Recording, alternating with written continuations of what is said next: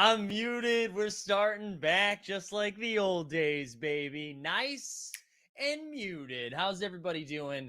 Happy Tuesday. Happy Tuesday. We're feeling fresh. Let's get a little coffee. Actually, I'm full disclosure. This isn't coffee. This is tea. Let's get a little tea sip here. Suck it, Damon Fat. Good to see everybody. We got guys. Buckle up. Wait, what's the phrase? Well, how does Scott Hansen do it? I just tweeted something out, and now I can't remember exactly how it said. Here we go. Let's do it. Get ready for 7 straight hours of commercial-free NBA content. The Octo Box.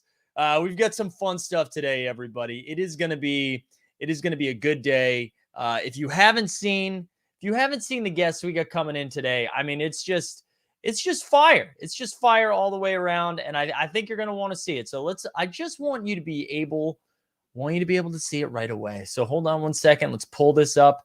Let's see the little show notes, see the little notes that we got here. Here we go. Ready? Are you kidding me? Here we go. So in just a little bit, right? Just a little bit, our man Raptor News, Dan, is going to be joining us. We'll also be joined by producer Frank. We're going to rip some packs. Then we get Kevin Forch coming. We got Maicy coming. The Club Top Shot gang is coming in at 2 o'clock, followed by Top Shot Hot Boys. We're going to get Austin Ken in there as well. Steve Baller's Blockchain, the 89 Cavs, the First Man. What's up, everybody? It's going to be great. I'm really excited. We've got some fun announcements. I wanted Tea Time saying no best ball. Tea Time, that's the thing. We're just going to be drafting throughout the day. There's going to be a lot. There's going to be a lot of drafts. So get ready for that. I also want to say something else, guys. You know, what we do here is we get an opportunity to, when we check in the marketplace, right? There's a way we go about things. So let's go over to that right now. Hold on, let me stop sharing that. And let's go over here. Just for a second, right? We do like to come over to Own the Moment. Actually, let me switch my banners a little bit too. I get too much angst and excitement right now. And I just want you to know that right now, this website we're looking at right now, the official sponsor of Team Hold. Own the Moment, the go-to resource for Top Shot tools, analysts, and other sports entities. Analyze market trends. Use OTM, baby. We use it all the time for the morning marketplace. And guess what, y'all? Official sponsorship. So shout out Own the Moment. We love to see it. This is what we're doing. We're just dropping news today. So we're going to go back over to that in a wee bit. Now I need to see who's here. You look at Top Secrets. Mind blown. This is the right reaction. And I got to tell you what, it's not the only sponsorship we're going to talk about today. It's not the only one. We're going big. We're going home. Oh, I guess we're going bigger. We're going home, right? It's not, you don't do both. You don't do big and then go home. All right, let's see. I've been ignoring the chat. Let's see who's here. We got Mavericks here, Jay Worley, Schnapper, Stachunkster, Topsy. We already talked about CJ, Frank, Ryan, Daniel D's here. I see Daniel D. Actually, you know what, Daniel D? I might have you come on in this first hour if you're look, I like that I shared mute. If you're able to this first hour, Daniel D, shoot me a DM on the Discord. I'll send you a link because I would like to get you on here to rip a pack. So we're going to be ripping some packs. So it's happening. It's happening right now. Own the Moment or not cowards. You're absolutely right. Look at Own the Moment right there. Let's do this. Let's do this. You know what's been really cool about them using them as a sponsor is we were probably doing it anyways without official sponsorship because I use their site all the time. I just think it's the easiest one to go around. I think the other platforms do some cool stuff, but for me, it's the easiest to move around. So it's cool to actually get a sponsorship for something we use already. So thank you, Own the Moment. Love to see it. All right, we're going to be when OTM Coffee coming out, bring it all full circle. I love it. Artemis says, watching this while getting a root canal. Listen, I'll come to you wherever you need, Artemis. But, I mean, if we're talking root canal, are we talking like actual root canal? Or are you just preparing yourself for the Chicago Bulls defense this year? Too good. I got to save some of this stuff. You know what I mean? I'm too hot right now knowing that we have 7 hours and 25 minutes to go. Let me Let me tell. Also, Stan loves a great comment. Justin, TJ, Bach, and Cooper washed. Welcome to the wash team, y'all. Welcome to the wash team. I got to tell you something else. A little behind the scenes of what today's going to look like. We've got one little issue that we ran into today, but I've workshopped around it. I ordered an adapter for, so I didn't have to use my camera anymore. My battery. We had an adapter supposed to be here yesterday afternoon. It is now noon, and it's not here. So what we are going to be doing is going for 2 hours, and then we're switching computers. I'm going to just be transitioning to another computer, and we're going to keep cooking while the battery goes. And if anyone sees the Amazon guy come through the window, just let me know. Just let me know. Oh, man. Damon Fat says, behind the scenes, Mike is annoying. Like, I'm really becoming less of a fan of Mike. Damon Fat, I want to tell you something. About 6 weeks ago, when I decided I wanted to do this show, right? I decided I wanted to do a full ass day, 7.5 hours. I wanted to build up to the season. I thought we could get a lot of great guests in here. And I was trying to think, like, what could we do today to, like, really make this a monumental occasion? And I dug deep, right? I thought about giveaways. I thought about, we upped the VIP. I thought about mixing it up with the Discord. And then this cool thing happened to me. I like woke up in the middle of the night and I said, bye, Damon Fat. You've been blocked, bitch. We're blocking people 10 minutes in. Your jokes suck. You're not even a good troll. And now you're gone. Now you're gone, Damon Fat. And I know you'll come back as like Damon kind of in shape, or Damon, I've gone to the gym once. But you know what? Damon Fat is gone. And it feels good. It feels good. Wow. We're rocking and we're rolling. This is what we're talking about. Premium content right here. That's right, tea time. Whoo! Take a sip for Damon Fat. See you never. See you never. Saving that for a while. I almost did it earlier today. I'm going to block you in the Discord momentarily. It's going to be great. It's going to be absolutely great. We just love to see it. It's trimming the fat today. Trimming the fat today. That's right. All right. I feel like we're going to talk about some Top Shot stuff, right? Look at this. Just, you know what? Why do I feel like I need to rush? We don't have an hour. We got 7.5 of those hours. Eagle Putt says, how do I change subscription levels? I think if you go to join VIP on ours, I think you should be able to, that button should still be live for you to make the adjustment if you want. There we go. Whew, the tea's feeling good too. A little housekeeping to start things off right. It feels good. It feels good.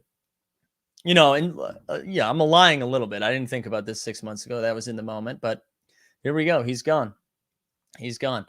All right, this is what we need to do. We need to get some friends on here. So in a few moments, we're going to be ripping so much stuff. We got some Run It Back packs today. We've got some Flowverse packs, some mystery packs. I got mine today, so we're going to rip that. I'm excited. I'm excited to rip some stuff. Also, I guess, so it looks like we're not doing the trade ticket pack today, right? I was excited to follow along with that. Then you know what we're going to do right now? This is what we're going to do right now. Let's join an Underdog fantasy draft, right? Okay, let's get in there. Let's get in there. We're not going to follow this too much live, but we're just going to be doing this throughout the day, okay? We're going to be doing these throughout the day. I'm going to drop a link in here, so if you haven't joined Underdog, we got a fun little link to get in there. Use promo code HOLD. Actually, if you click this link, you don't even have to use promo code, right? It's going to be good. And I just want to say, listen, I'm obviously like Underdog, their sponsor. We're going to go to the small ball right now. I don't know if we can see it, if we can see the basic tournament info. It's 44% filled. This thing ends in a few hours, right? So let's get in here. We get a $5 draft. We're waiting for 5 more people. If you want to get in. Get on in here. Goblor says, spin-off show of Mike just blocking people. I like it. I like that idea. More content, right? More content. Oh. Here we go. All right, that filled fast. Almost immediately. 5 more. Now, if you didn't get in this one, you want to do another one later, don't worry. You'll get a chance. All right, I'm going to slide into some DMs here for a second to let him know. To let our friend Dan know whenever he is ready to jump on. And I'm just excited. I'm excited for people. Also, shout out to people. I know the Top Shot Hot Boys over here. our friends Jay Skeets and Trey Kirby, they still haven't ripped their packs yet either. They're running backs. So and Maicy Woj is coming on. She's going to rip a run it back pack. So we've got at least 5 run it back packs ripped today. So I'm pretty excited. Stachunksta. Look at Stachunksta. Imagine coming in here at 1240 Jackie Daytona, which is a fun name. Jackie Daytona is a fun name, and being like, Mike, where's my, like, oh my God, we got no time for this, man. I love the idea of like coming at me for blocks, for masks. Like, come on, what are you talking about? Don't worry, we're gonna have more tea time. We're gonna have more. So it looks like I'm on the 7th pick. Oh yeah, Beamer, let's talk about this. Thanks for that reminder. We're gonna talk about this a bunch today, I think. So, dude, I know there was some frustration about this. Eagle Putt's here. Yeah, baby. I know there was some frustrations with this pack drops. I mean, with this challenge specific, right? Because it's got some throwdowns, it's got some run it back, it's got a little bit of everything. It's a cross series. I get it. I think it's pretty limiting who can participate in this. It's an expensive challenge, but like, okay, sure, you'd want to participate in this and you can't. And that sucks. Let's go bigger brain on this though. I think the real takeaway from this is that we're seeing them use multiple series in a challenge. I think I'm like on record saying I doubt we ever see that, right? Because that's so beneficial to people who have already been in it in a while. And I know a lot of the common sentiment is that, well, that again, they're pumping Series 1's bags again. I get that. That's frustrating, but let's go further. Now, Series 2, some of the moments we have in Series 2 might be used in showcase challenges again or challenges again. It just further provides more utility for Series 2. I actually think that's pretty exciting. That my takeaway was, shit, I can't go get that moment because it's too expensive, but pretty sick that this is happening. So those are my overall takes. Would love to hear everyone else's take on this too. Oh, Joker Rocks a member, Topsy Kretzum. You know what's sick about these two? I'm pretty sure you guys are already in the VIPs from other stuff that you've done, and that's pretty cool. Oh my God, Herzbot. No, I didn't want that. I don't want a Herzigbot in here. Oh, come on. I want to say if Kevin Durant falls to me at 7, that's a crime. That's a crime. That's a crime if that happens. Shout out Joker Rock. Good to see that, man. Keeps the mint in super low for reward too. I like it. Yeah, I know On the Moment was just, I know Herzig put out something today. I think that they're speculating around, what was it, 750? That number might be wrong if it's 750, but something like that. All right. I know I've been pretty anti-bigs on here and would take Tatum over Towns here, but I'm going to take Towns just for a different build because wait till I show you my projections later. Okay. My projected ownership later. My percentage, my exposure. Oh, thank you. Mihal says 1,200 completion, 750 price. So, it's nice to have big showcase challenge again. I like the mixing, but hope they get some easier ones planned for this set too. Yeah, and I think they will. This is the first one. I'm very surprised by it. I didn't think this was going to happen. I didn't think we were going to see a challenge like this, and so now I'm kind of excited that this is the direction they're going. I don't know. I think it's pretty cool. Pretty cool. All right. Anything weird happened in this draft yet? Curry at 9 seems crazy. I guess I probably should have taken Curry at 7. I should have taken Curry in 7. Oh, Greg Lucas. You spelled your last name wrong, dude. See you later, Greg. I don't need that much engagement. You know what I mean? I don't need that much engagement. Borland says 1,200 seems high. Yeah, I originally thought it was going to be sub 1K. I thought it was going to be in like the 900 range, but I'm also not someone that does projections or breaks numbers down. I kind of do that on my own. So I that's garbage. You know what I'm saying? Is there a team hold promo code for Underdog? You betcha, Rock and a Roll. It's hold. It's just HOLD, or it's the link that I shared earlier. Enough of that, though. You're not going to see my next pick because instead we're going to see Mr. Hot himself, Dan, a.k.a. the Rap God. Oh, God. What's up? How you doing, What's going on, man? How's it going? I'm doing well. Excited to rip a pack, come back on, and hang out NBA tip-off. Can't believe you held the pack as long as you did. I was a little busy, so I was like, I'll just wait. And then turned into a couple days. All right, so low key flex on having stuff to do, having a personal life. I like that. I like that. Yeah. So, and I don't even know if I told you this, but I do now have access to my my pack as well, my mystery pack. Whatever order you want to do it. I have a mystery pack as well. I mean, dude, hopefully there's a legendary LeBron in there or something. Yeah, I think so, right? And it would only be fair. You know, Dumbo knows we're streaming today, so the least Dumbo could do is throw us a legendary LeBron. Right, we got to get it going, start it off hot. So, all right, what do you think the order of this should be? Would you rather do you think we do flow pack to lead to our run it back? You think that's the correct that sounds good to me. Okay. Yeah. Okay. Let's do it. Let's get some stuff up. So you saved your run it back pack as well? No, but what I opened mine on the first time we did that stream.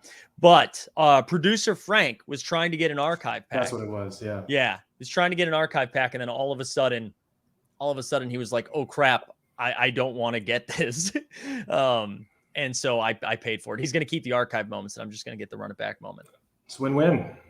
I'll take it. You know what I'm saying? Yeah. I'll take it. Topsy Kretz 2 says, I think it's still possible to pull a legendary Trey as well. I would take that any day. Yeah, I would take anything that I know what it is. I feel like that's I'm seeing a lot of the stuff from the flow packs, and there's a lot of stuff I don't understand, but I'm into it. It could be worth something. Who knows? Other projects coming down the pipeline. It's true. Roham has not led me astray yet. Say that again?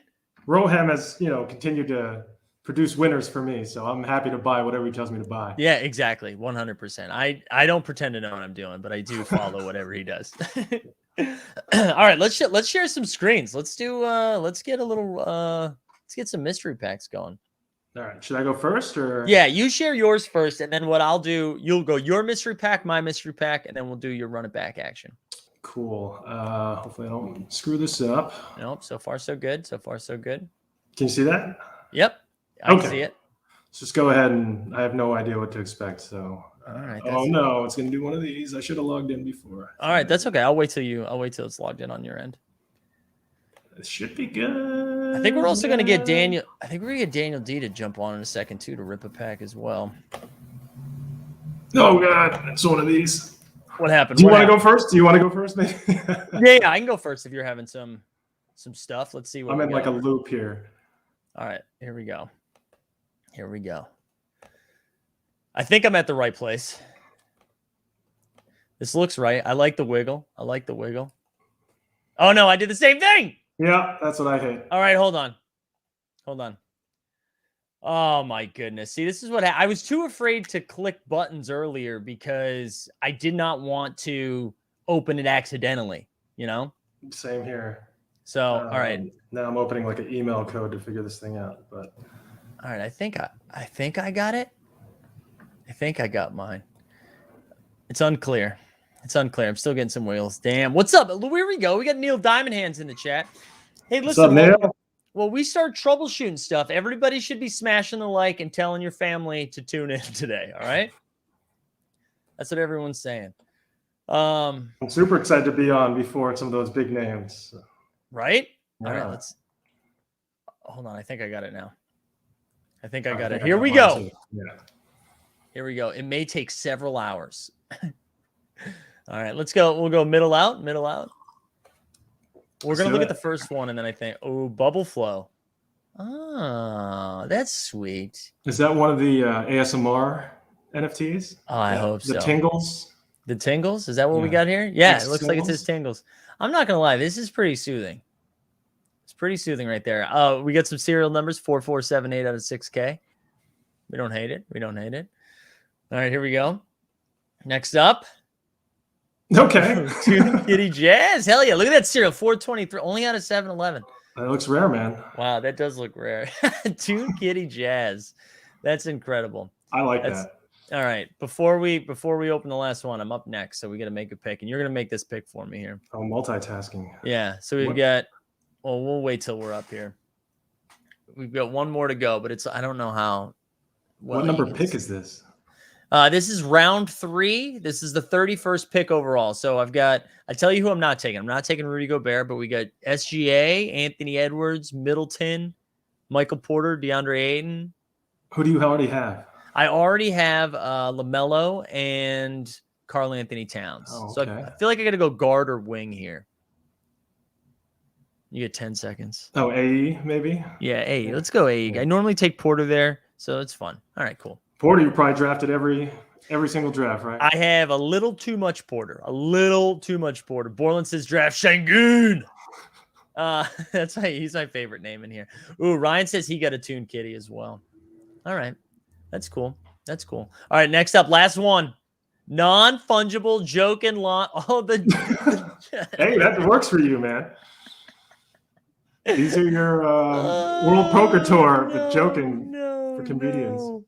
That's too funny. That's too funny. Also, did we get breaking news? Did Ben Simmons get suspended for playing basketball with his phone in his pocket? Can somebody confirm that? Wow. All right, we don't hate it. Listen, I'll take these. I need to know more about that. I'm just curious what that even leads to.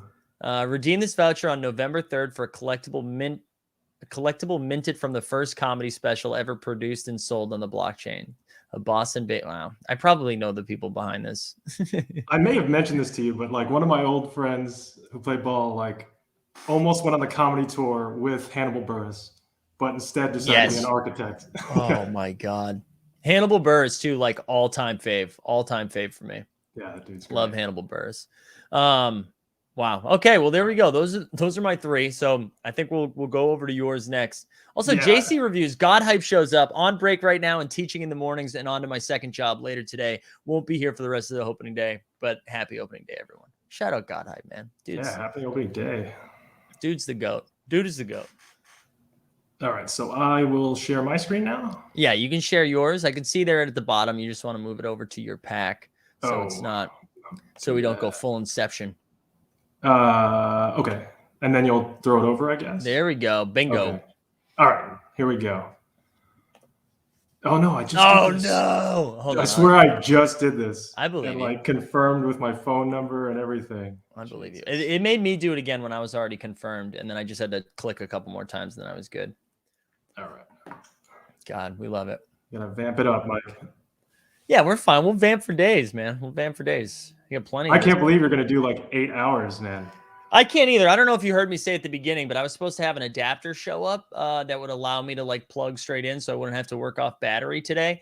And it's not here yet. So I'm really hoping Amazon man comes. Otherwise, we'll be switching to laptops halfway through.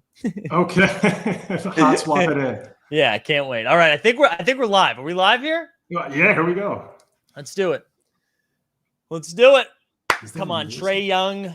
Oh, this one's a different color. I'll say that for last. We'll just go left to right. What do we got? Are you kidding me? Are we going to get something? That looks cool. It does look cool. It doesn't look worth anything, but it looks cool. It's not worth anything right now. Probably because there's like no way to remove your money, but someday. Very true. Very true. All right, what else we got? It's a sports icon. Oh my goodness. All right. Wait, sports icon. Oh, wait. Is that the thing that Roham's involved in? With the Lions? Yeah. I think so. Nothing came up. Like I'm seeing a black screen, but yeah, I am too. But the sports icon, I'm pretty sure is what that is. All right. So I'll just move on to the last one. this feels like it could be amazing. All right, here we go. There you go. Okay. It's rare. It's rare. It is rare, and that's what's important. It says it. It says that it's rare. It has to be. I will trade this for a Trey Young or a LeBron if anyone's listening. Legendary. That's right. All right. Wow. Should I go to the rib? Yeah, let's go to the rib. It's run it back time. Although, wait, hold on. Before you rip it, here we go. Here we go. Next up. Oh, okay. We got, you know who we're taking? I'm not even going to let you pick this one. Kevin Porter. If we can't get Michael Porter, we'll get his brother. One of the Porters. Yeah, legally, we're required to have one Porter on every Underdog team. And I do not want Otto Porter. So it's got to be this one. Where is Otto Porter? I mean, how many of these drafts have you done? Last time I saw it was like 40 or something. Yeah, no, I think this might be my 43rd, I think. My 43rd, maybe. I know. Impressive. All right. Here we go. Next up, somebody says, "Is this intentionally blurry, Zach?" I feel like that's on you, man. Because it's pretty clear on my end, and usually I see it when it's blurry. Here we go. All right, run it back time, dude. Let's do it. Let's slam down a Shaq one time, huh? Oh my God, it's not going to let me open because the market. Oh my God, I thought the marketplace is back open. let me refresh. I thought the marketplace was back open. No, the marketplace is temporarily down still. Son of a gun. They changed the banner. I'm surprised they wouldn't let me rip it still, though. Yeah, wow. Gosh darn it. Oops, sorry. That's okay. Inception, baby. Wow. Well, you tell me. I can always come back when it's back up. Yeah, we might have to, dude. We might have to. And Daniel D, if you're still watching, same goes for you. Man, we had like so many packs we were going to open in the first 90 minutes. Top Shot's building up for, big day today. Exactly. 2-3 says pivot. Have you been, so the last time we talked to you, right? The last time we had you on talking about Minimizer, which shout out. Minimizer. Yeah, thanks. You were like, I think it's time to start getting back into the Top Shot streets. You were like starting to itch. You were itching to get back in. Have you started messing around with it? Or are you waiting until tonight? Like how have you been interacting with it? I mean, I've bought everything that's come out. So I'm ready to go. But then as far as like buying and flipping, I got like a couple Gerald Wallace's archive. There we go. It's supposed to be a bottleneck, but then I don't know. We'll see what happens. I got a Manu. I had to get a Manu. And then I tried for like the first 30 minutes, an hour. And then I'm like, oh yeah, now I remember what this was like after a pack drop. So then I'm like, I'll come back later. Don't miss that part, but it is exciting to like get back in there. Yeah, it always feels like a good problem when that stuff's happening, when it's starting to get when like everyone's trying to buy stuff at the same time. It makes me feel good, even though it's hard. Like I'm like, okay, good. Yeah, people are still excited. Yeah, I miss getting the 100 emails of failed buys and stuff. But I'm like, who are these people? Like, like someone listed an Iverson for like 500. I'm like, rip that guy. Oh my God. Yeah, because I was, in Cooperstown for the wedding, I really wasn't able to mess around with anything too much. So I didn't really see how the market reacted, except for like early in the morning when I woke up, I bought a couple archive moments, but I hadn't really seen, it seemed like everything came down and then shot right back up again. Like the people, I saw the LeBron come down to almost 2K and then shot back up to like 25. That's where you want to get in if you can snipe one, but I know it's too hard. Now I'm ready to rip these packs. I'm like, oh, who has these Vince Carter moments or the challenge moments and like go in. Yeah. That's right. Now, are you someone going after this Vince Carter challenge? No chance. I'll be like, I have one throwdowns too that I could pool, and then I guess this run it back is not going to be in time. So I really have nothing to offer, but I would love part of a Vince Carter. I know. I was kind of excited to go. I went and looked at the challenge and I wanted to see how many of the 10 I had, like of the 10 pause. And it was just 0. They were like, you have none. You have none, no moments. You have provide no insight or helpfulness to this challenge. Go home. I was tempted to rip these like WNBA ones just for the Aces. I know challenge, but yeah. Well, hey, here's the thing: you can't rip anything right now. No, certainly not. I really, when we get the announcement, we're back on the clock here. We're back on the clock. I think, all right, let's narrow it down, and then I'll give you a pick here. So, actually, I think it's OG Anunoby. I think that's the play. Let's see if there's anybody else. RJ Barrett, Colin Sexton, Gordon Hayward. Anybody you liking that? You're looking for a guard or wing. Again, I've done no research this season. Yeah, let's do go with what you feel. Let's do OG. All right, I've got a bunch of people coming on that can't open packs right now, which is going to be kind of fun. So I'm going to bring them on to say hello. And then we can all realize that the market is down. So sure. let's bring them on at the same time. We've got producer Frank, Good Morning NBA, and Daniel D. What's going on, fellas? Good. Good. Thanks for being here, guys. I hate to disappoint, but marketplace is down. We can't open anything. I know. I saw. Devastating. Frank, I got you on mute too. I don't know if you know that. I don't know if you. Oh no, you're back. There he is. No, I'm back. Yeah, it's down. is down. Yeah. So as of right now, let me open this up. I'm not sharing screen, am I? Here we go. We'll share screen. And I'm pretty sure we'll do a little refresh. I don't even have packs, so I couldn't check, but Marketplace is temporarily down. Top Shot is getting some under the hood maintenance to run as smoothly as possible. We'll be back soon. Brutal. Mainly because we had Daniel D here, which means it was just going to be W's across the board. Listen, man. Mike, I don't know if you remember, but back when we did the March show, remember we was opening up the Seeing Stars pack.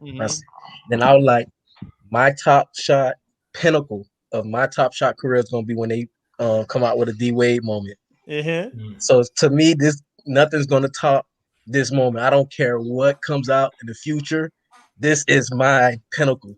It's D Wade or bust. It was all leading up to today, and it feels. I mean, I don't want to get all conspiracy on us. But it feels like the Top Shot man is preventing us from getting our Dwayne Wade on right now. Listen, man. If I don't get D Wade, man. But the thing is this: if I get a Shaq or LeBron, it's getting sold immediately to go get that D Wade, and then you get some profit, right? So there's more than one avenue there. Frank, can you take us through your journey on Friday? Oh man, Frank, sorry. Yeah. Friday was wild because, and this is just all my fault. I clearly don't read the emails well enough, but I thought that the queue that I was sitting in, because I looked at the collector's score and I had it, and I was like, all right, cool. This is as I told you, Mike, I'm a little fish. You're a big fish. I'm a guppy over here in these top streets. And so I was like, all right, let me get in the queue. Let me go ahead and stay for the moment. By the time it came up and I was getting ready to buy, I clicked buy, and it said it was the 169 moment. And I was like, oh, damn, I'm in the wrong queue. And I was like, what? But I knew it was too good to be true. So I immediately got to the cell phone and was like, hey, Mike, I got in the wrong queue, but hey, I don't want to waste this meal over here. So, what do you want to do? And we worked something out. We did. And I told Frank, I told you this, Frank. I don't think I've said this on stream, but I was up at Greg's wedding, and Cooperstown's in the middle of nowhere. We were on the way to Cooperstown. No service for like 2 hours. No service and no highways, which I did talk about the highway thing, which was alarming. It's just back roads the entire time. Oh, wait, hold on. We're on the clock. We got to make a pick. So let's do this together. Oh my God. I'm going to have to take Kyle Lowry because you're on stream, Daniel. Yeah. Come on now. This is going to be the only time I've drafted Kyle Lowry out of Kyle Lowry. Let's go. Good God. But yeah, no service. Took forever to get there. The first message I get when we come into bars is from Frank being like, hey, what do I do with this? I was like, buy it. I'll send you that money right now. Buy it. But we did. We made out a pretty good deal. So Frank's going to rip this hopefully today. And we'll keep all the archive moments. And then I'm going to take the run it back moment. Feels like that was a good business deal on your end, Frank. I mean, it worked out fine. I'm still sitting here like, is that a business? Is that a business, getting in queue for things that you don't really want to keep? Yeah, I think as long as you're only selling to people probably. I think that could get pretty hairy if it's not me, Frank. But yeah, this is not financial advice. Yeah. Oh God, we haven't played a drop yet. Let's get the financial advice here. Where is it? Here we go. None of this is financial advice. Do what you love what you do. Something like that, right? Also, I just want to say Beamer immediately came to your defense. He said, no, the emails are confusing. It's not just you. Thank you. Man, I have my pack here if you guys want to open it. No, that's the thing. We can't. You want to open? Can't open packs yet. No, we can't. Try to share your screen. We'll see if we can. Maybe because you're newer to Top Shot and they want to make sure you have a pristine experience. They will let you open it. Someone tell Jeb to talk to somebody at Top Shot. Yes. Well, okay. Right. While we do this, this is going to be a fun. I think this is a fun. Speaking of Jeb, actually, let's invoke another video. Where's our tinfoil hat himself? Oh, come on. I got to get better at finding these faster. I really do. We've played him so many times. You'd think it'd be easier. Here we go.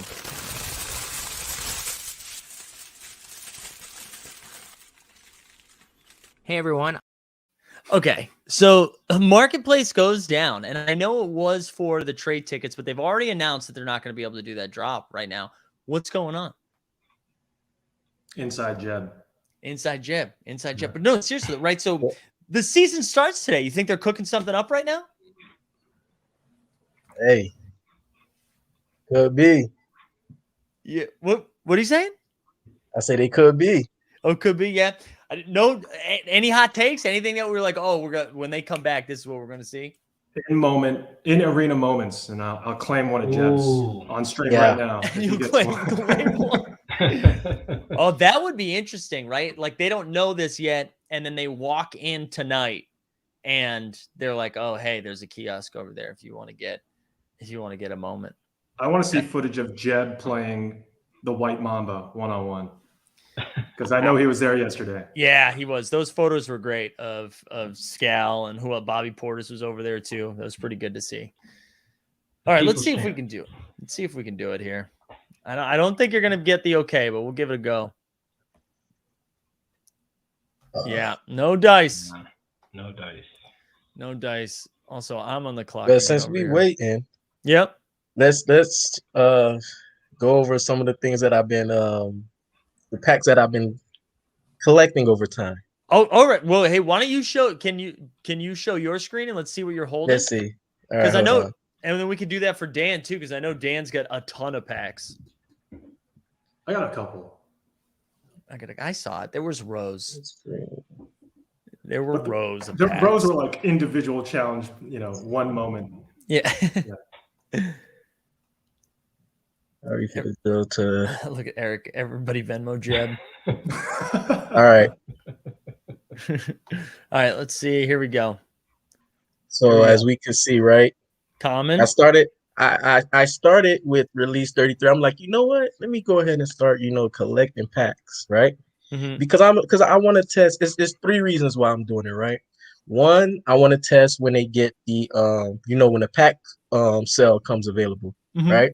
And then 2, hold some for the future. And 3, just the maybe for content purposes for Team Hove. So when we're in Series 5 or Series 6, I can come on and be like, hey, let's open up a Series 2 pack. I like that. I like that. So I got these is a few. I got the throwdown pack. Some hustling shows, regular base. Playoff. I got all the playoffs. Wow. 1, 2, 3, and 4 release. Wow. I got the fandom WNBA. I got 1 year. I got all the locker room. I got right there running back. Couple so I got like WNBA. 17. Now this pack, right? Okay, so I got 2 running backs, right? Mm-hmm. This one right here on this page, I'm gonna hold for a little bit, and then I'm gonna open the one on the one of my other pages. But it's not mine. It's a family member's. That's what okay. All right, that's what we're gonna go with. Oh, careful! You're live on air. It's a family member. It's a family member running back. So yeah. Wow. So I'm with Pookie. Pookie says I can never hold these packs. I'm ripping 100 out of 100. Listen, the only reason I'm able to hold because I got a lucky family member that let me open from the other page. I get you. Packs from the other page, so it's kind of easier to hold. Dude, you are gonna get yourself in so much trouble. You gotta be careful. No, it's not what. It's my sister page. Yeah, I'm just saying. Yeah, but when you're saying you get to watch your sister open the packs. Yeah, I get to watch my sister open. Yeah, there we go. Exactly. Go. That's better than say like I'm opening them. Oh, okay. No. I'm gonna watch my. Yeah. That's what we're gonna do. Frank, as somebody who's a new collector, could you ever see yourself not ripping them right away? No. I'm ripping I saw that comment. I'm ripping 100 out of 100. I gotta see what's in it. Gotta see what's in it. Yeah. I do wish they switch the music up a little bit though. Make the moment experience a little bit more. They do. They will mix it up sometimes. I think that is something you want a little Series 3 hot take. I think that's something that we're gonna see pop off soon. We're gonna see like more artists get some shine. I wouldn't be surprised about that. I think so. Here's the thing. I think we're gonna have one more special guest up here. I think that's gonna happen. Dan, I'm gonna take your Oh, no, I can't do it. I was going to stop sharing your screen for a second just so I can see the boxes a little more clearly down here, but you're good. You're good. We're going to have one more guest pop on. Frank, I also know you didn't have so much time. So whenever you need to bounce, feel free to bounce, and then we can find another time to rip. Hopefully today. Hopefully we get Dumbo, Jacob, anybody of power here. Listen, you guys, you can keep it in maintenance. Just let your boys rip some packs. Let us have some love over here. Okay? We got 7 hours. I know. What the hell I'm gonna do if I mean, not that packs take up that much time, but at least there's like build up to a pack, breakdown of a pack. That's at least 20 minutes. At least. Yeah. It's okay. We're gonna be at least I know I'll be here the whole time with you, Mike. It's all right. There we go. You're locked in for 7.5 hours today? Yep. Hell yeah. All right, let's come back to the board here. Back to the board. We've got 3 guards and 3 wings. Let's see who's available. Oh, I'm sorry, guys. I'm picking this one, but it's Nickeil Alexander-Walker time. Nickeil Alexander-Walker. What about Tyler Hero? Absolutely still on the board? Not. Absolutely not. He can't be. He can't be. But you know who is on the board? Actually, Jeb Book. Yeah. Yo, guys. Mr. Milwaukee himself. How we doing? In there from the hotel room. See you. Burn it, you casual. I mean, I'm a big Giannis fan, so I had the jersey already. Just not a Bucks fan. But yeah, it's been a crazy last 24 hours or so for sure. Yeah. Hey, I got a question. Do you all have to say that line when you talk about this experience in Milwaukee? I feel like I've heard 3 people that Top Shot has brought to Milwaukee say like, yeah, I'm actually not really a Bucks fan, but huge Giannis fan. I'm a fan of another team. Love Giannis, though. Pumped to be here. Yeah, so the first thing they did before we actually got to any of the festivities is they took us into this dark room. And I think it was one of those kind of Men in Black, like flash pins, because I don't remember a lot, but I was just like, why am I wearing this Giannis jersey, and why do I love Giannis Antetokounmpo so much and know so much about him all of a sudden? There you go. No. There you go. Yeah. Did you fight anyone last night? I did not. Okay. However, Dan will love this. I met Jacob. We started talking, getting to know each other, and it led to maybe a bit of an argument about Kobe being better than LeBron. Of course. But insane. Yeah, it was Jacob. It was so nice to actually meet Jacob. He's such a great guy. Like, he's a good sport too. I don't know if you've been following him on Twitter with this whole free Fleo, this whole saga. But the next chapter I just made and posted like 5-10 minutes ago, and the fact that Jacob's just like down to even do it is like hilarious. No, Jacob's fun, and I know he said it when he came on the Morning Marketplace for the first time, where he was like, yeah, sometimes this job, I'm paraphrasing now. So sometimes people get really mad, and I'm the one at the face of it. That's essentially what was coming out, and I was like, yeah, that's a nightmare. That is a nightmare, and he is a good sport with all of that stuff. Did he mention Pablo Prigioni or the Knicks? No, he's talked about the Knicks a bit, but I've kept it at a minimum. So we actually had a breakfast this morning, and the Top Shot economist and Jacob were like fielding questions, and my first question was, so Jacob, you're a diehard Knicks fan. You like eat, sleep, like bleed Knicks. So why are the Bucks about to repeat this year? And he was not the most excited to answer that question. Jeb, when you were watching a few, I don't know, were you watching a few minutes, or did you just get to the computer and you're like, oh, I can hop on for a second? Yeah, I wasn't watching. I was. All right, then let me give you another introduction to a question I asked that no one came with a hot take. The floor was open. I was ready for a take, and everybody. The only thing we learned is that Daniel D might have multiple accounts. That was the only thing we learned. No. That explains his love.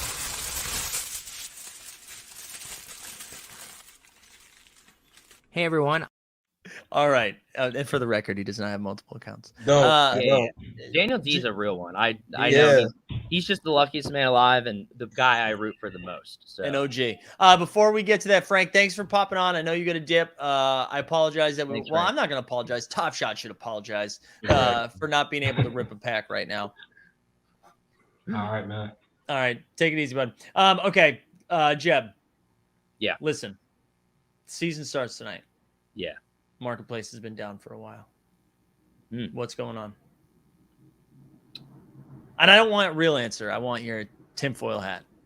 So I don't know. I don't know the real answer, to be clear. Yeah. I don't. We didn't get any inside information, unfortunately, about what's going on. I didn't really know the marketplace was down. I saw them tweet that they had an unexpected like maintenance, and so but I do assume that it's not some like oh, like this popped up and we had no idea. Right. I think someone in the marketplace on Twitter would have been like, yeah, this weird bug popped up and we would have seen it. That happens all the time. So there's no way they don't do something big. Here's my hot take. DFS. Yeah? Ooh. Tonight? I think so. I think Top Shot is rolling out DFS. Because, look, they talked about it with the NBA Finals. That was something we found in the back end of the code. Hey, we might be doing some sort of DFS structure with showcases for the NBA Finals. That didn't happen. So I don't know if it didn't happen because of testing purposes and they weren't ready, or because they decided, hey, let's wait until the beginning of Series 3. But I think it's DFS, and that's off the top of my head. I got no one. inside information. Can I one up this for one, and not even one up, but this is more of like an alley-oop to this. I think this is what's I think you're right. DFS is coming, and the reason it's down is because Moment Ranks found out and is furious because they just told everyone that the game's back. They DDoSed the website. Exactly. I think that's what happened. I think Moment Ranks is behind the marketplace being down, and that's why we can't open packs today. How about this one? I got one. Let's go. How about we're getting our first legendary W pack today? Ooh, you think so? Legendary today? Could be. Could be. We get a first Jeb Dad sighting, by the way. Yeah. I'll have legendary finals. He's having a call, but I'll have him hop on real quick and definitely. Yeah. Wow. Okay. I like that, Daniel D. So you think we get? Yeah, that's not a bad take either. I mean, so my take like a while ago was that they were going to do the run it back pack tonight. Like I thought tonight was going to be the night they were going to do it, because you can't start Series 3 when we have no games to pull from. But you got to do something tonight, right? You got to do something. So I like that, Daniel D. I like that little legendary action call. And I would like that more than like a pre-order pack for like Series 3 tip-off if we see something like that. I like the idea of getting something right now. This is good. These are good takes. It took a few minutes, but then we get now. Your turn, Dan. Yeah, Dan, you have to make something up now. When rake back, when's that happening? That could be possible too. I do think that. So I'm not the person who came up with this idea. Shout out to Moments Nerd. Shout out Moment Nerds. But he was saying that he thinks rakeback could come in as flow, like flow instead of Dapper credit tokens, right? You actually get flow. And so we've seen, and I think as soon as he said that, I was like, yes, 100%. I think that's what's happening, because, and we're seeing more indications of it. Flow, the problem has been like, flow is not like legal in the US. Well, flow just got listed on not Coinbase, but a different crypto website. They now have a flow slider on the website. So I do think when rakeback happens, we'll get flow tokens, which would be such a great way to help, kind of just to be like, hey, all you guys beta users, you're even like, we're helping, like we're thanking you and giving you an investment into not just Top Shot, but flow as a whole. Yeah, I like that. I like that. I like that a lot. Although we should not call it rakeback, because Dumbo will come for us. He will come for us. I forget. I think the official term now is rewards. Rewards. Yeah. Oh, rewards. I like that. Rewards is good. Topsy says that would make sense to help to help drive demand for the token, drop people some flow, and they want more. It's dope, right? That's why we always lose our mind for airdrops, even if it like doesn't have value. It's like, but because I own these two things, I got another thing. So pretty cool. And I think that would help build some hype around it. I like these. These are good takes here. These are good takes. Ooh, it took us a while, but I'm glad we got there. But it got to be something big, though. They gotta, you know what I mean? come with something big. It's opening night. Got to be something big. Exactly. There's no way they don't do something today. Do you think you're going to see any IRL stuff there tonight? No, we got confirmation there will not be a kiosk. There's a chance that there's some sort of like twist. Like I find it hard to believe that there's not some like crazy thing that'll happen. Yeah. But there will not be a kiosk. That's been confirmed. Son of a gun. You're not going to spend all of your money on moments. For those of you who weren't tuned in at the beginning, I'm going to go full screen just for a second because as I stated earlier, I am in need of an adapter. And you can almost see, right? You can almost see there was like a little bag out the window. And it is that Amazon dropping off my package so that I don't have to switch devices. I can't really tell. They've been at the door for a while. I haven't seen anyone come down. I wonder, is someone burglarizing my building right now? Because he's been there for too long. Anyways, that's where I'm at right now. I was wondering why you was paranoid. Yeah, I was supposed to come here yesterday. I need this bad boy so I'm not switching devices like 4 times for the next 7 hours and charging stuff. So we're really hoping that's Amazon. But if I thought it was that crazy lady who was kicking tires that day. She moved. She's gone. She's gone. She moved. She moved. I'm glad Daniel D keeps up with the team hold lore. Hey man, I'll be here. I like it. I like it. Oh, okay. Man, I think it was somebody upstairs. What's up, Jeb? Do we want to have actually George Bush? Have actually George Bush. Come on. Just let's do it. You want to talk with your dad?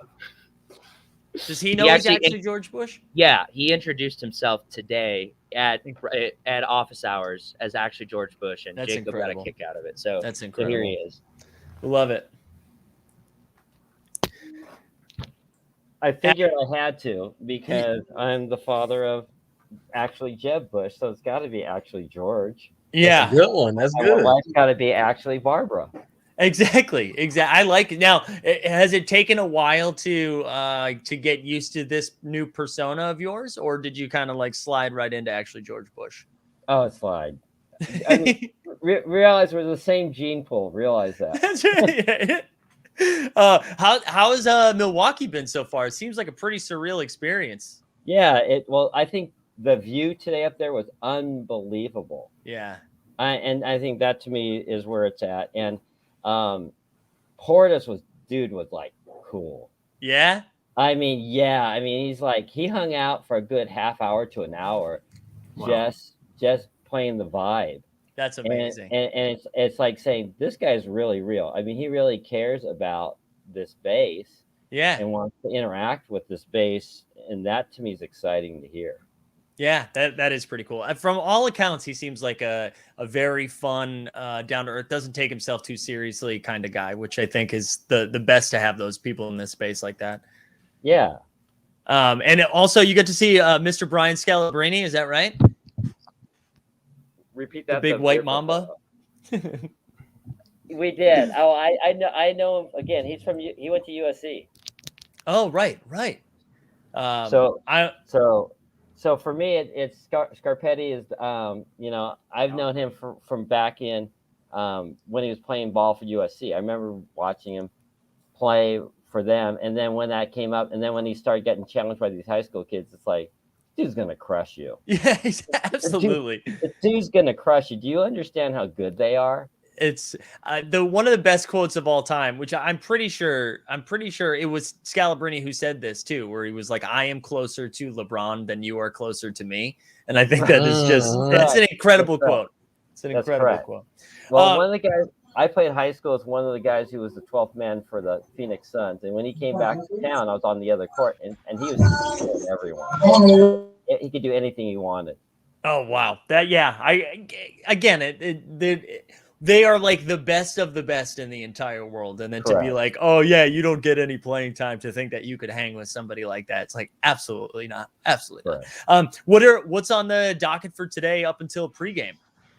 Well, we're just going to hang out. It's one thing he and Jeb and I haven't discussed yet. We're going to spend some time maybe visiting some historical landmarks to keep with the presidential traditions of the That's fantastic. Well, I'll get you out on there. I won't make you stay on here. I won't take any more of your time. We really appreciate you coming down. Honestly, this is so great. We love Jeb, Mike. He's such a great dude, and this is pretty cool to meet you. Yeah, it's fun to watch him. Way back when, to see that didn't surprise me when all this stuff came out and how it fit well with them and stuff like that. And I appreciate Mike. He talks about you a lot. So that's great. Especially I loved his bit with the H&R block that he pulled on your show.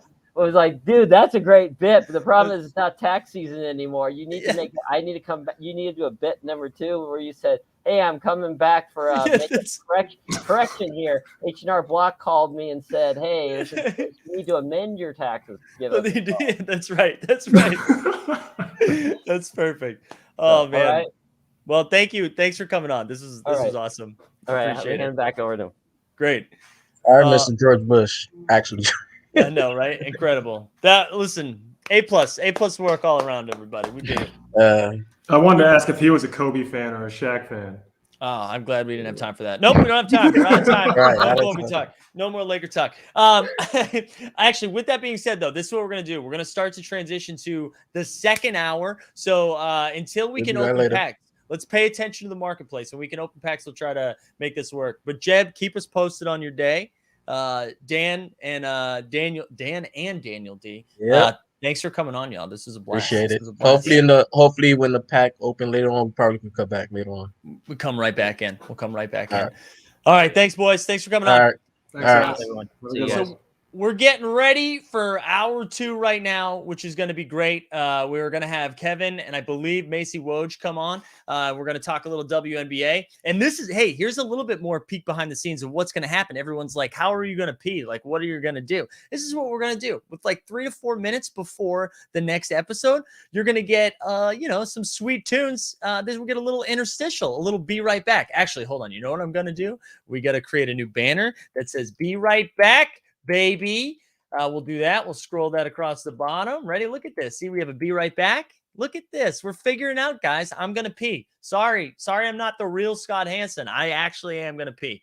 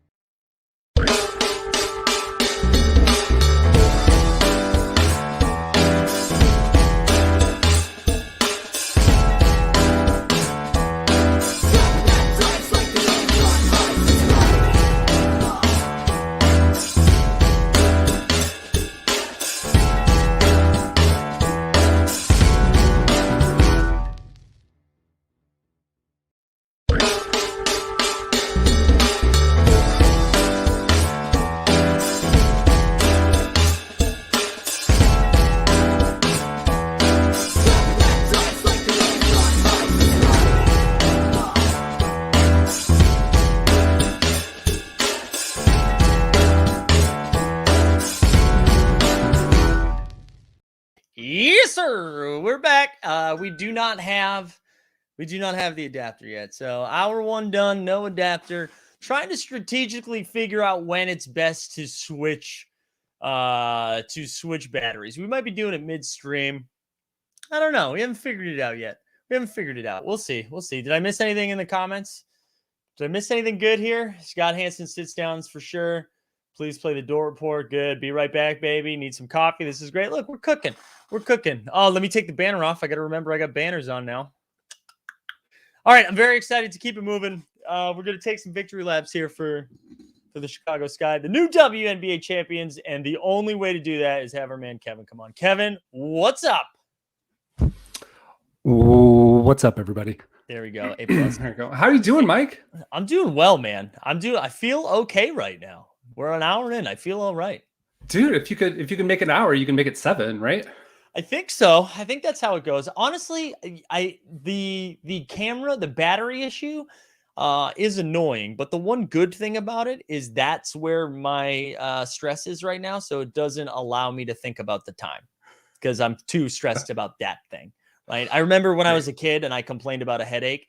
I was in like 7th grade and I was like, oh man, my head's killing me. And they're like, oh, my friend was like, I know this great thing for getting rid of headaches. He was just like, just lift up your arm like that. And then he punched me right there.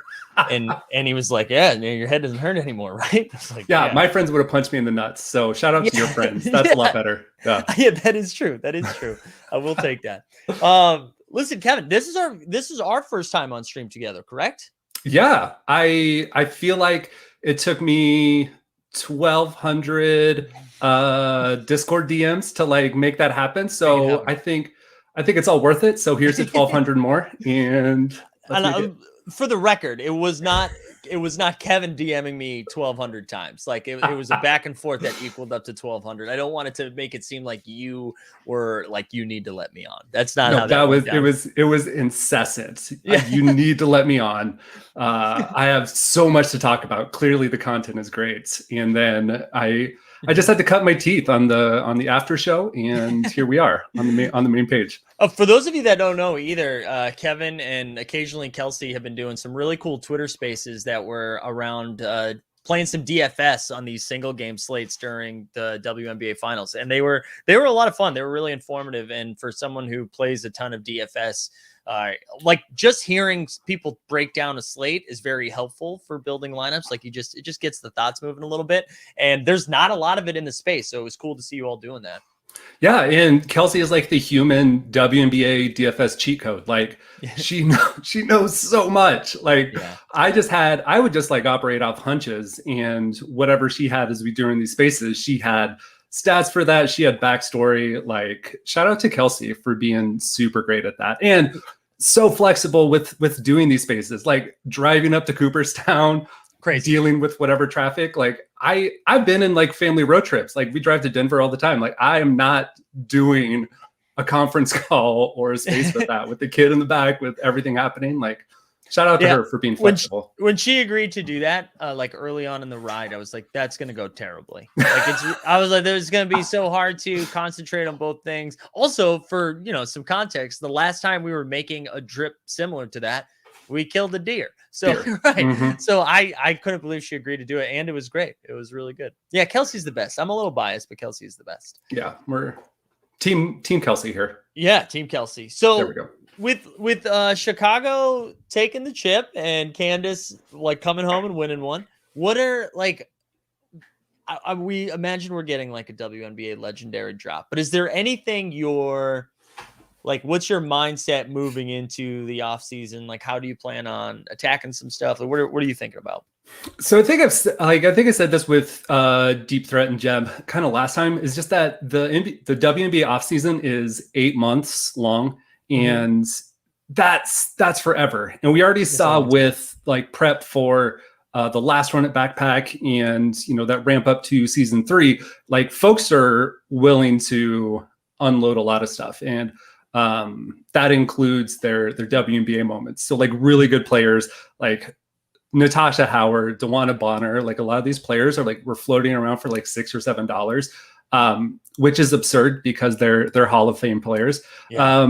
And so if you think like what's going to happen, like as we get into like early January or some of these like dog days of NBA season, those things can be pretty cheap. And we've already seen just with what the utility looks like for this last showcase challenge, with having like a pair of season 1 throwdown with like season 2 and some rando team, assist, dunk, jump shot, whatever. I didn't pay attention. I'm not doing this one. I think just continuing to snipe at and scoop those moments, I think is going to have a lot of payoff next summer when we ramp up for that next season of the WNBA.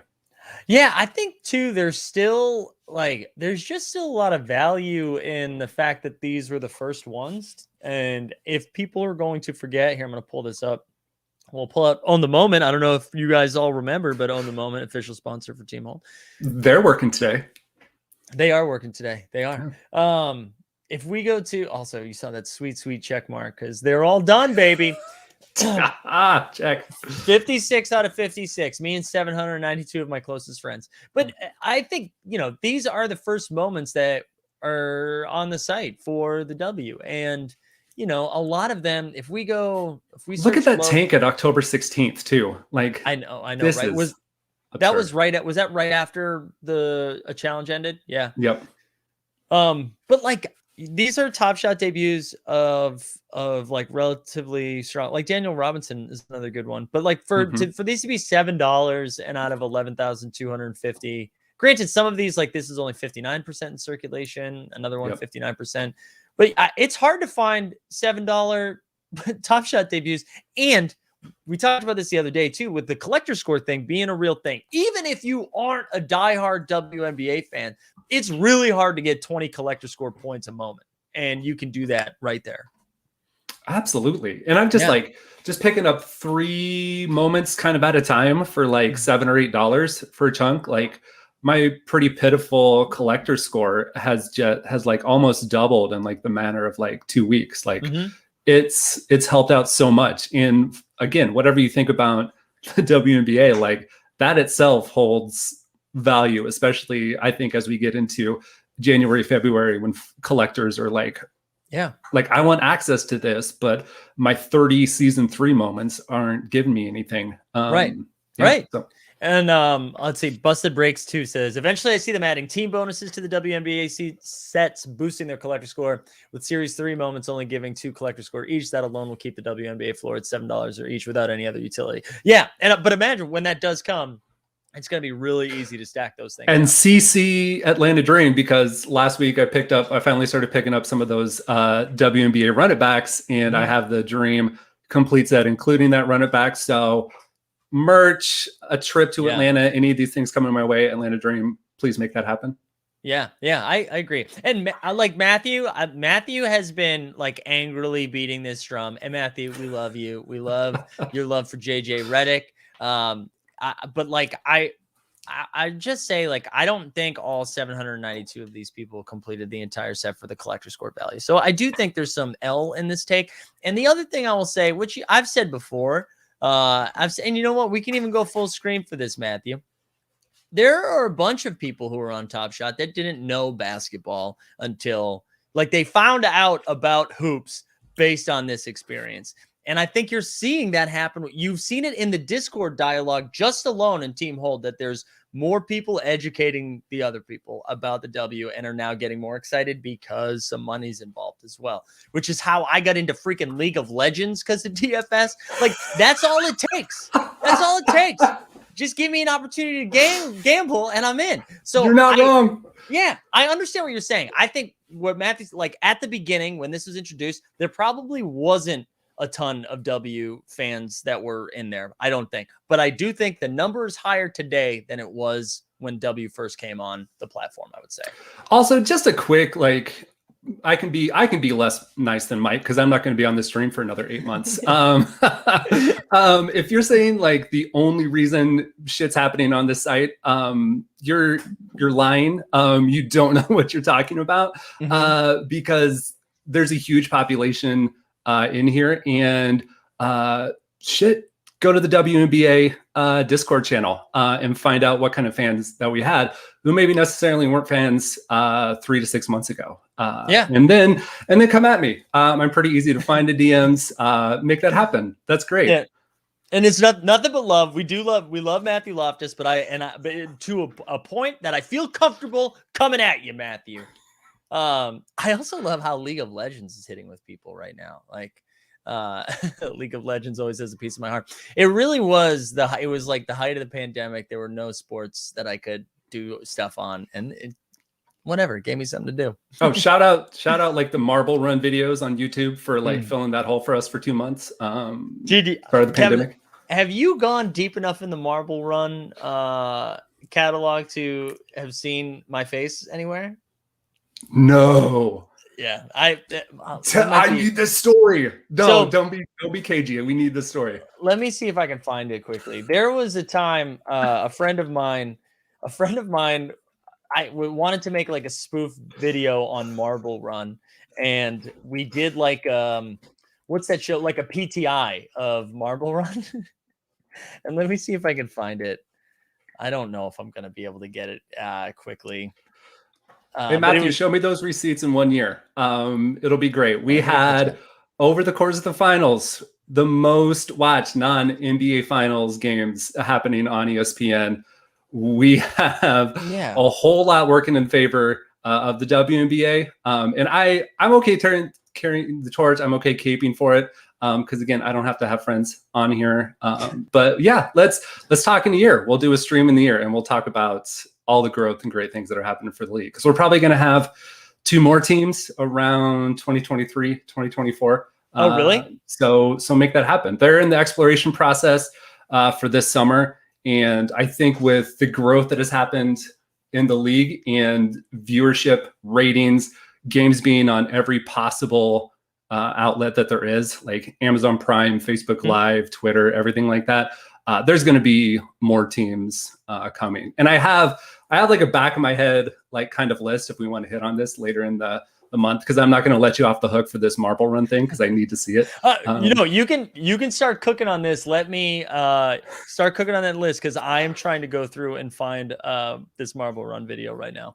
Okay, so I'm interested in what chat has to think because I've talked a little bit about this with Mihal, I think. I think that Toronto, Canada is my hot take is that Toronto, Canada is going to be the next home for a WNBA franchise because they are just a market that I think is begging for women's basketball. They are already going to have this built-in kind of 36, whatever the population of Canada is, population that's going to have that audience. When you see what any success that the Raptors have had in NBA land, the entirety of Canada has gotten behind this.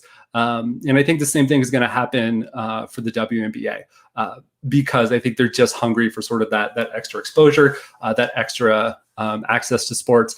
I think there are maybe 2 or 3 kind of other markets that are kind of looking for this to happen.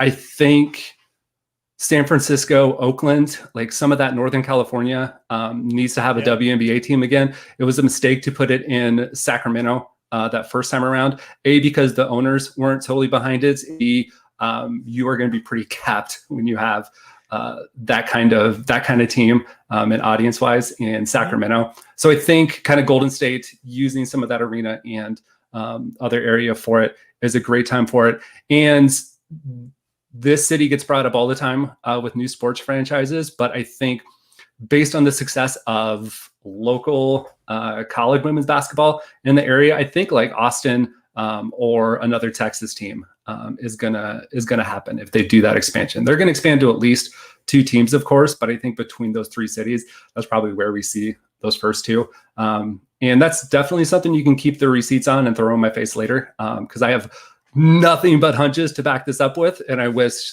we were on Spaces again so Kelsey could bail me out with actual statistics or anything. But there we are.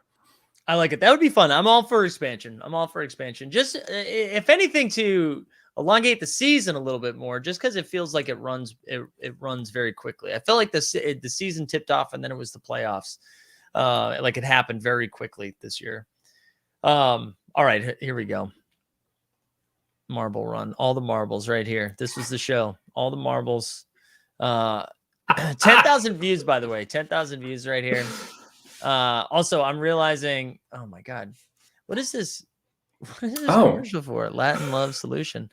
Hold on. Let me reshare this. Tell me about your targeted ads, Mike. That was great. Yeah, I know, right? I want to do this so that we can get some audio here. Here we go. This is wild. This ad is wild. Ladies and gentlemen, I'm Mike Zakarian. And I'm Max Geyser. Welcome to All the Marbles.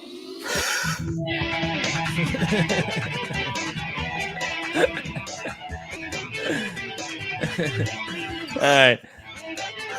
Let's skip through this. Let's quickly. This is incredible. This is Christmas for me. Again, this had like 10,000 views. I thought there was something specific I wanted to. Oh, this is. And Jonathan Haston, soccer is getting paid. The women's national team, they have that agreement that it's happening. Yeah, I'm pretty sure. Am I wrong on that? I don't know. I don't. Okay. I don't have. I apologize. Okay, we're not going to watch any more of this. But this is all the marbles. Check it out. This is where. Is this? This is like first take of marble shows. I love this. Yeah, I think we ended up doing. I can't remember how many videos we did of maybe like 3 of these, 2 or 3, and that was it. That was it. It did not have legs. For the best. Oh man, look at this. Look at I like every once in a while he pops back up under a different name. Chair 15. Good to see you, Chair 15. Goodbye. And yes, I am, but you don't have to tell me that. I'm well aware. I'm well aware. I know I've got the receipts for that. I don't need that. Anyway, yeah, Liam is right. We lost 10 viewers the second we shared the marble stuff. Oh my goodness. So yeah, can you talk to me a little bit more about the offseason? So and I guess this goes back to the elongated season, like lengthening out the regular season would help solve this, but because of the shortened season, we really do have such an off season, correct? Yeah, and that's one of the things talked about, because they're the next season we're going to have in the WNBA is probably going to be even more rushed than this one is. We're going to have a FIBA World Championship next fall, and the sort of the current, I think, calendar has a lot of folks concerned just with the number of games that players are going to be asked to do over the course of sort of like that 3 to 4 month WNBA season that we have. That it's just going to be an absolute just like breakneck speed, and they're going to keep the Commissioner's Cup, and they're going to keep kind of a lot of the other sort of calendar things that they worked on this year. So I think sort of that's going to be kind of a problem between players and owners over this year. And I think we've already seen it this year, like the 2019 Finals MVP, Emma Meesmith from Belgium didn't even like come over to join the Washington Mystics this year because of an international playing schedule, and didn't want to, I guess, take part in like what the WNBA season was going to be. So if players are going to be making more money overseas and still going to be asked to do kind of national team duties, there may be some folks who are sitting out of this season. And you think like a worst case scenario of that happening is like, what if Liz Cambage decides to set out the season because she wants to play for the Australian national team in FIBA and make more money kind of overseas? That's a huge frustration to not be able to figure that out. I mean, whether it's breaking the season up, right? So we have a first half and a second half that goes outside of FIBA, or like, I don't know. There's got to be a way to work around that. I mean, we've seen it happen with baseball forever ago, right? With not the World Cup, the Classic. We've seen leagues try to figure this out, but I wish that you should be able to do both. You got to be able to do both, I think. Oh, damn. The Chicago Sky Parade is today. I have not been paying attention at all. Oh, I didn't know that either. Yeah. Yep, there we go. Chicago is drinking early, says Daniel Rosenbaum. Chicago is drinking early. It takes zero excuse for Chicago to drink early, but like, way to go, Chicago Sky. I just want to say too, apparently the marketplace is back open. So I will say to our guests that came on a little bit earlier, if you would like to jump on again, we can rip a pack. So just the link is still good.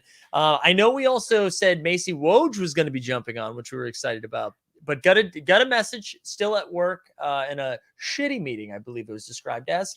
So when they have the opportunity, they'll pop on, and whether it's today or another day. But just, I don't want to be, false advertisement in the streets over there, in the Twitter streets. Kevin, did you participate in the Run It Back pack drop? This last week? Mm-hmm. I did.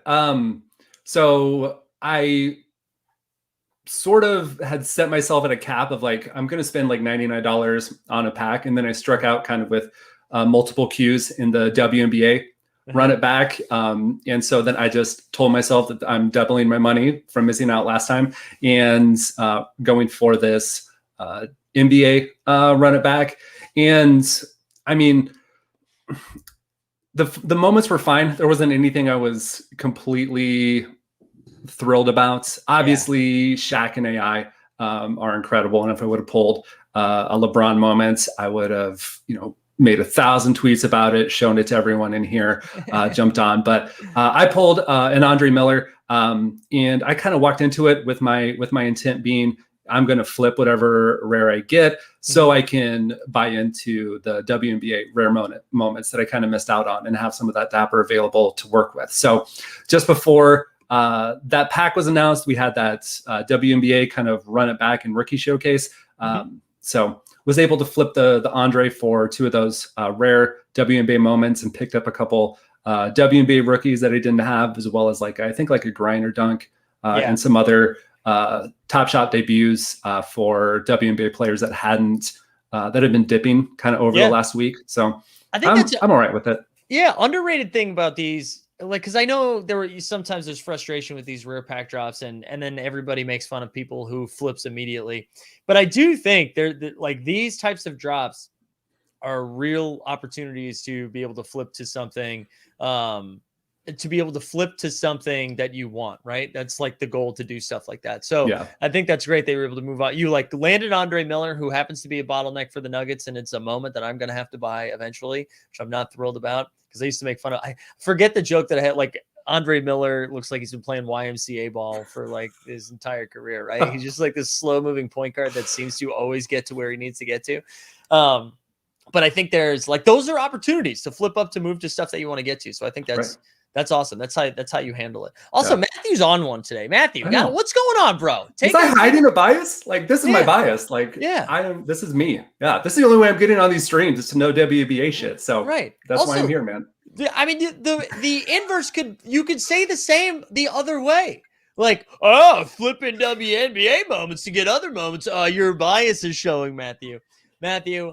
Listen, I saw JJ Redick in person and you didn't. So what are we going to do about that? You know what I mean? That's a flex. Yeah. That's a grind-rest flex. Way to go. Yeah. That's honestly, it's an aggressively white flex is what it's like. And Daniel had a question earlier too about there we go. We're back to a happy place. We're good. Yep. I'm glad we can fight and get along. This is great internet. Exactly. So the question about WNBA rookies, their rookie scale contracts are so weird and so different from what the NBA ones are, that someone who is a top draft pick can basically get cut without notice in that rookie scale deal, and either be gone from the team or be brought back for these 7 or 14 day contracts. It's a really kind of weird and messed up situation. If you check out the WNBA channel in the Discord, I posted something kind of the other day about sort of these what does the WNBA need to address in the off season, and one of those things was this collective bargaining thing is a mess. We have players that are legitimate stars right now. We have Sue Bird, who is recognized kind of across any kind of sports stream. We have the same thing for Diana Taurasi. And Candace Parker is, sitting at the desk for TNT nightly shows and, bringing actual legitimate, intelligent commentary to a show that has lacked it for a long time. On those shows. And it's just not hot take central when Candace Parker is there. So I think that the players are kind of in a prime position to assert some of that strength for guaranteed contracts and rookie scale deals that make sense to want to be a player and stay in the league, because they have legitimate international competition in terms of pay and playing players' rights essentially. So a lot of that needs to change for the WNBA. Yeah, that it's only a matter of time, and especially as those they're slowly becoming more of a groundswell of support for the WNBA, and you're seeing it just on social media. You're seeing the support from NBA players. And as that information becomes more public, I mean, it's already public, but as it becomes more talked about in the pop culture of Twitter, I think there'll be more pressure to get stuff done, because we're just going to see a little bit more of there's going to be more heat. There's going to be more of a magnifying glass on that stuff. And I think that's going to be important. Here we go. There's Daniel with another good question too. Will someone like Paige Buckner, who is the LaMelo of her game, that's fun, be able to move the needle? Or is LaMelo the Paige of their game? Because damn, Paige is great. I think I think absolutely. Like you've seen like from her SB speech last year, the year before, something like that, where she basically like gave a pedestal to Black women and, really, really stood up for a lot of sort of gave voice to a lot of concerns that Black athletes have, especially in like women's college sports and things like that. Like she has the right kind of head on her shoulders to kind of move the needle in that direction. And I think if she digs heels in and kind of takes that stand, I think she would absolutely have support of other players. And I think she would absolutely be able to make some waves in the WNBA in terms of progress for the players. That was a great question. Mike, you're on mute. I know. I realize I'm moving stuff around and then dropping a bunch of things. It's chaos over here. It's absolute chaos. I think what I'm going to try to do, oh my God. Listen, Matt Kors. Oh my God. This is great. This is great, Matt. You know what? I'm glad you're here for this. I'm glad you're here for this, Kevin. And I think we have to go full screen. And then I'm going to need your help with something in a second. Oh, I hate people. Kelsey is a New York-based girlfriend and roommate. Yeah, I said it, roommate. They live together. Who has overheard enough of Mike's DFS talk that she's decided to take a shot at it herself. She rode the bench on her high school basketball teams and has done multiple book reports on Rebecca Lobo and feels these qualify her to be good at daily fantasy basketball. My name is Matt Cars is Clueless, okay? Jesus, Matt. That one wasn't even fun. That's the thing that sucks, Matt. I couldn't even have fun with that because your ability to troll is like a little bit lower than Damon Fat. Honestly, if I could, I'd go unblock Damon Fat so we could have a more intelligent back and forth than you listing the only WNBA player you've ever heard of is Rebecca Lobo. So congratulations on being 48 or 49 and watching me talk to you about sports, you goon. All right. We're back. Also, the book report, if I remember right, was Lisa Leslie, not Rebecca Lobo. Yeah. So come on, dude. If you're gonna get 300 words in caps lock, like get your facts right. Come on, man.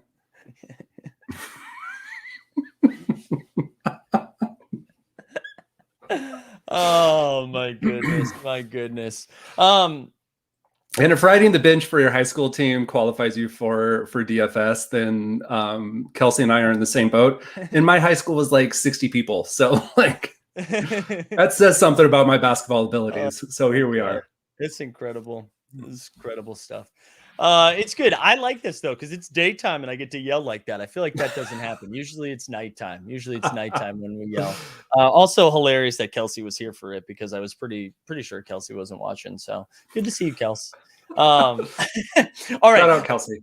This is what I'm gonna try to do because I wanted to do this now so I get a feel for what it's gonna look like. Is I'm gonna try to switch. Cameras and see what this looks like. So I want to, did we cover most of the stuff you wanted to talk about, Kevin, or is there any, while you dip out, I am happy to talk through, and possibly get emotional over some of these possible retirements that could be coming over the off season. Oh, wait, I like retirements because that usually gets a nice, even if you're looking to flip, that usually gets you a nice little spike. Yeah. So there are some marketplace kind of implications for this. So, all right. Floor. How long do I have? I also like that's a drunk tree says bookmark, but this is the best part of the show. I'm gonna be right back. It's gonna be 2 minutes. I'm not even. So go for it. Ready? It's yours. All right. So it looks like we could have some all-timers, some GOATs possibly retiring in this offseason. If I'm gonna refer back to the WNBA channel in the Discord to talk to you all about what some of the things that could be happening this offseason. There's been a lot of speculation. Sue Bird is going to be retiring. There's a lot of speculation that kind of with the life changes that have been happening and the age with Diana Taurasi, having that first kiddo, being 39 years old, does her priorities in life kind of change?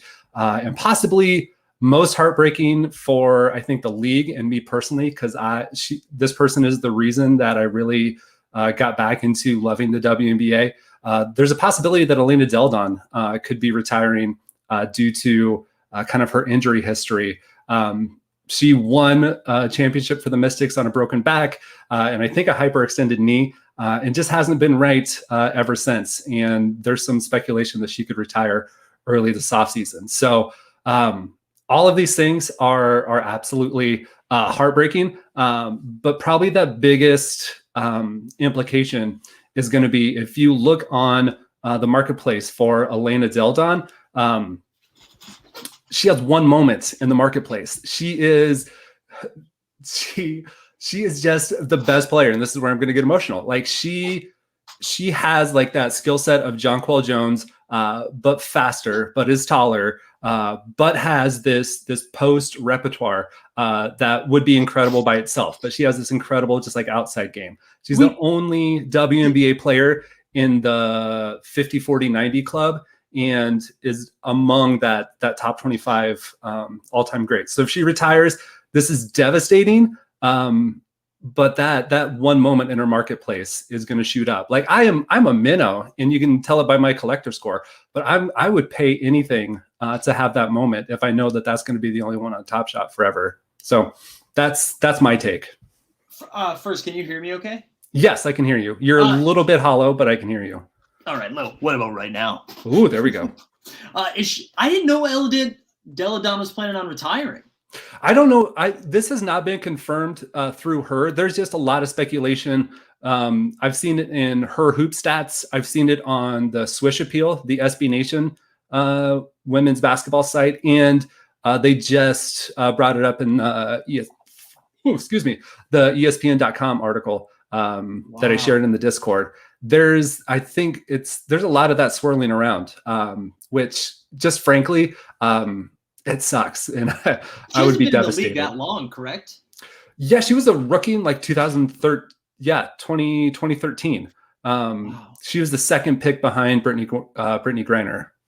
Wow. Yeah. She went to Delaware, is that right? Yep, she went to Delaware. She has just had this incredible story. She started at UConn, #1 recruit in the country. Her sister has had some medical conditions, and she did not want to be away from home. So she went to her hometown school at Delaware, made them a powerhouse while she was there. I mean, freaking Delaware, like the Blue Hens, and left and became second overall pick, took the Chicago Sky to the finals, lost to the Mercury, kind of maybe sort of forced her way out of Chicago when they weren't doing so great management wise, and then took this Washington Mystics team to kind of back-to-back title games, winning the second one again on like this broken back, like total kind of Giannis style. Like it was an incredible thing to watch. I like that Daniel hasn't let it go yet, though. Yeah, demanded a trade. I have friends that are UConn fans and haven't let go that she left UConn like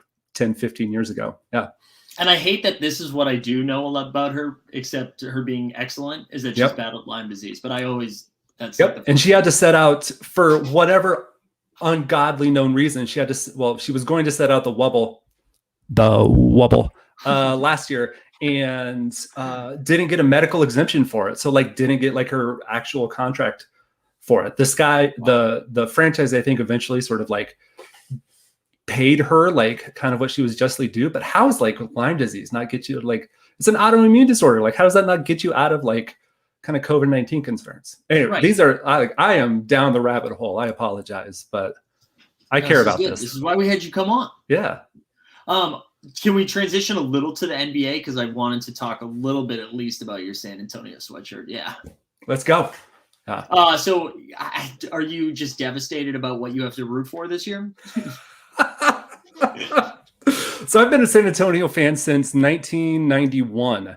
And if I have to root for a lottery team twice in that period of time, 3 times in that period of time, I'm counting this year, this is not the worst thing in the world. Mike, you and I are about the same age. I know what the Celtics were doing kind of in that mid-90s period, which was my like peak basketball loving time. So if you can survive what the Celtics had gone through, I can probably survive a year of watching DeJounte Murray, Keldon Johnson, and Lonnie Walker kind of figure it out.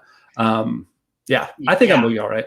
I would say I was just going to share FF Doom's comment because I'm also a Patriots fan. And as a Patriots fan, I totally get that, where we were excellent for 20 years, and it's okay if we just sucked for a little bit. And do you know what?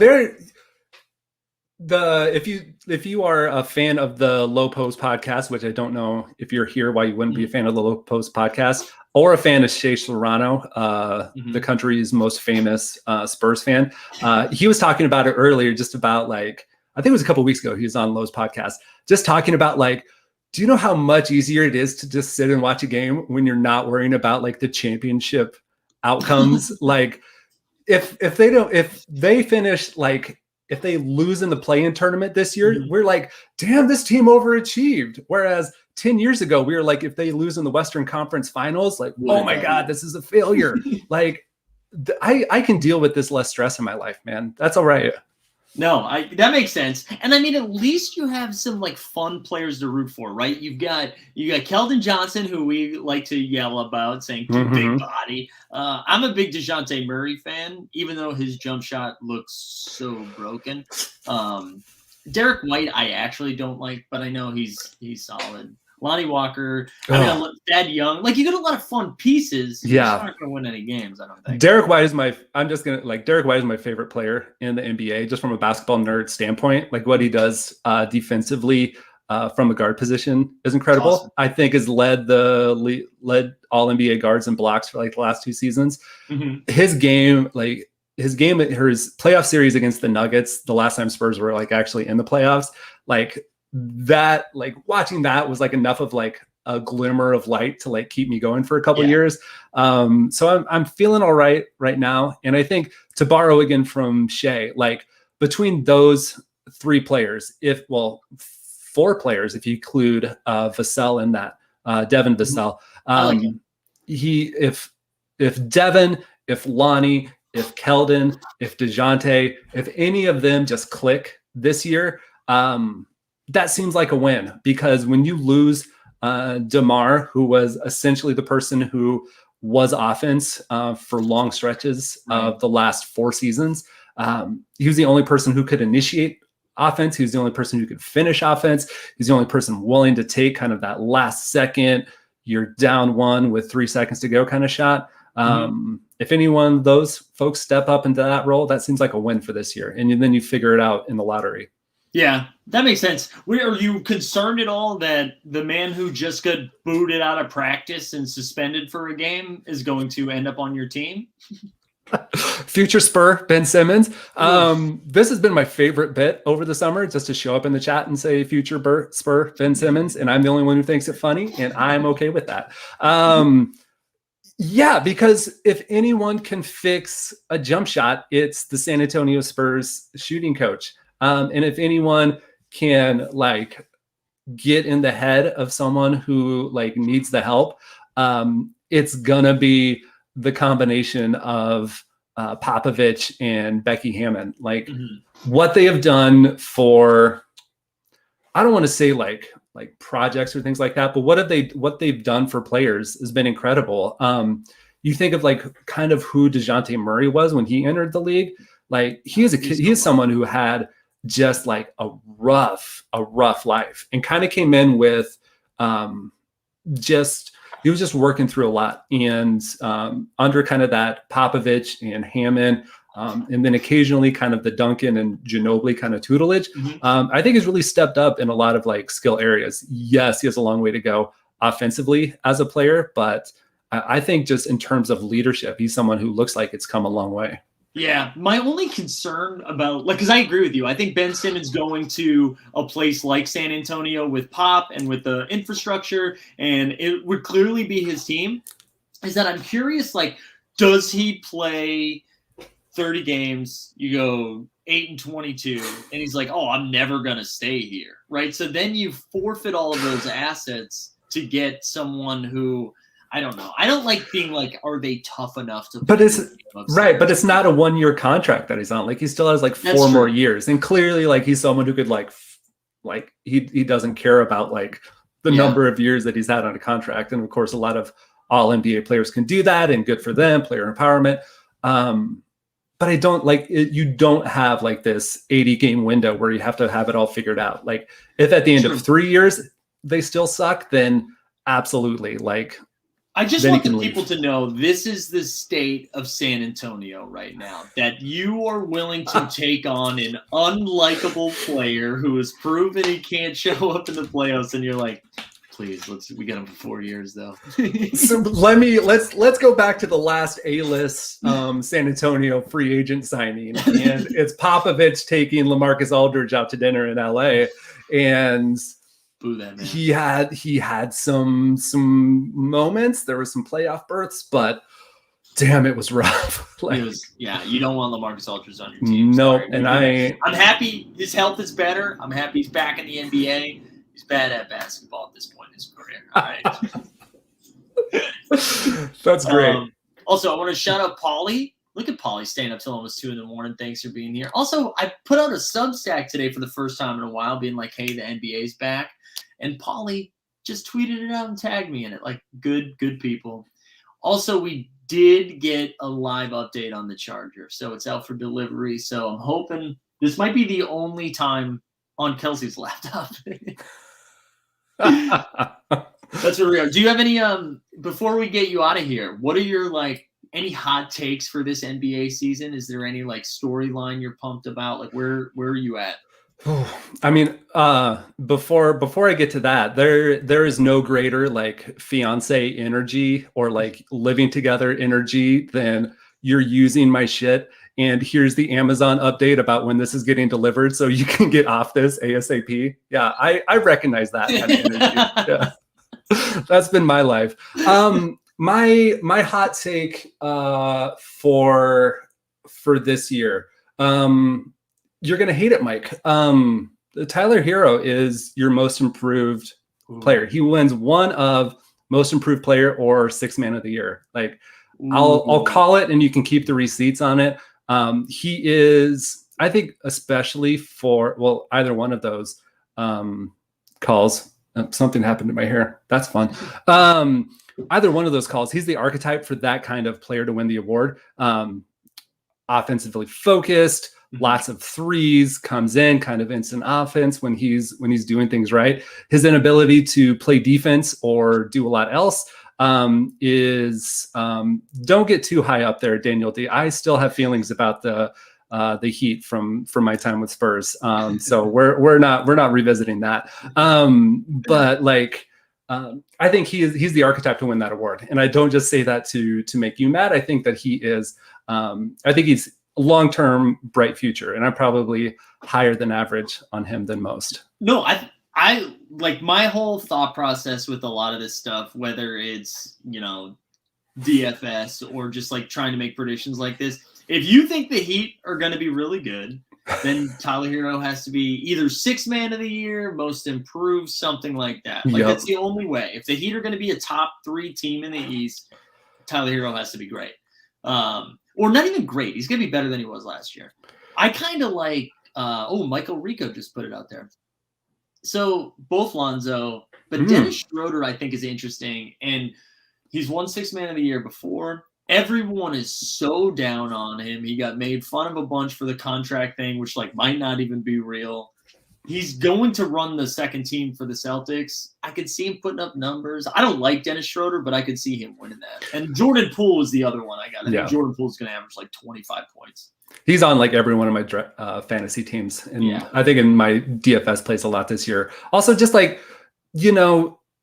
didn't get everyone making fun of Dennis Schroeder, except just we know what you walked away from, but the dude bet on himself, and that's at least respectable. And so I would root for a Dennis Schroeder redemption story, even though personally, I don't think I'm a huge fan of him as a human being. But I think my other hot take that'll probably get me booted from the Discord is I don't see the Nickeil Alexander Walker love. I don't see it happening.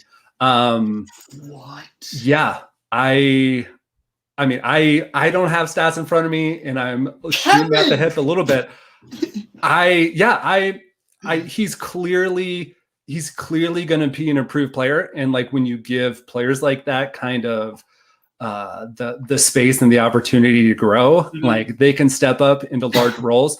But when we're doing when we're doing this stuff in the marketplace Discord saying he's going to average 21 points a game, 7 assists, all this. No.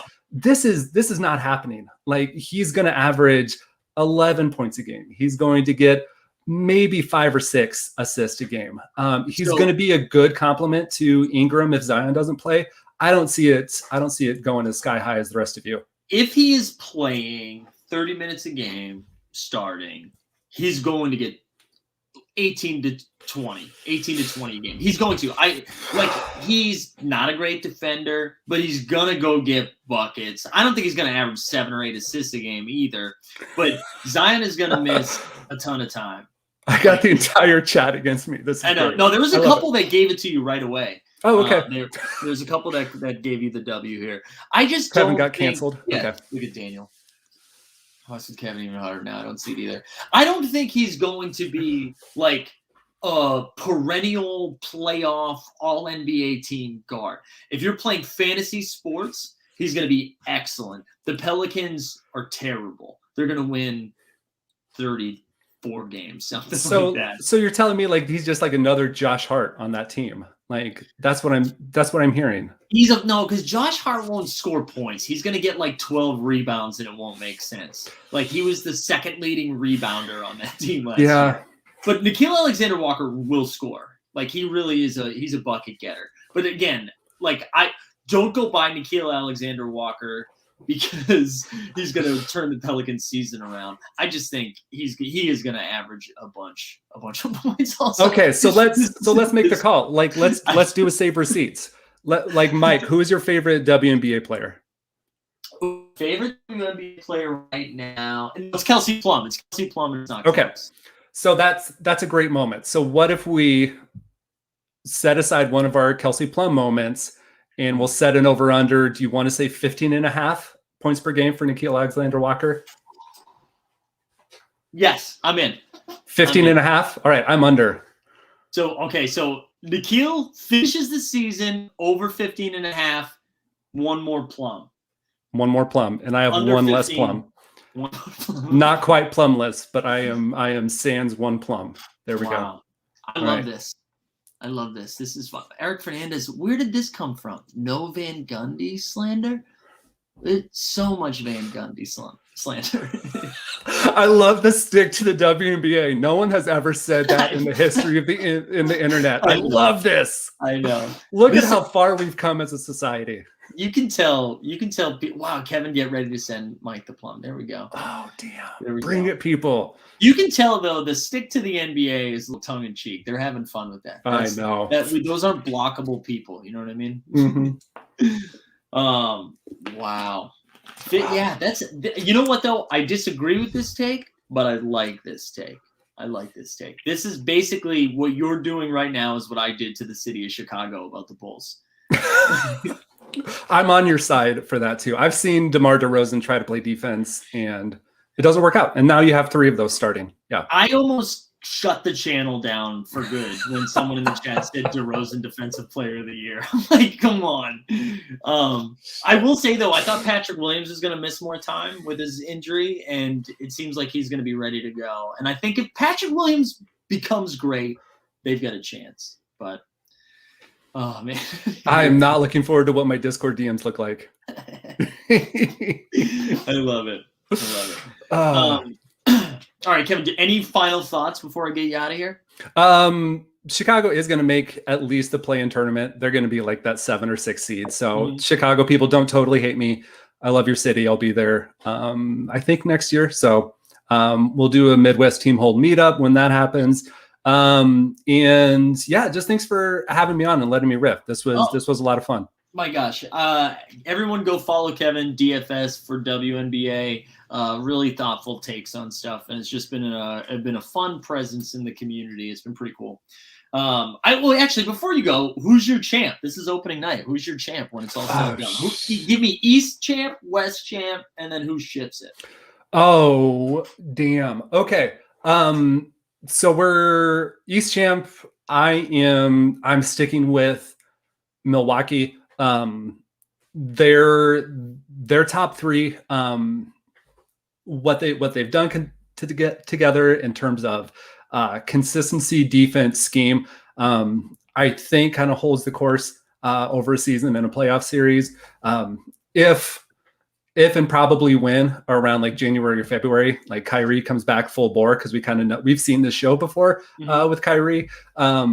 Then I would probably get scared if we have a full bore Nets team to make that happen. And with Patty Mills, my longtime love, Patty Mills, former Spur, as a backup role on that Nets team, I think they could be really dangerous. But I'll stick with Milwaukee. And in the West, I cannot say Lakers.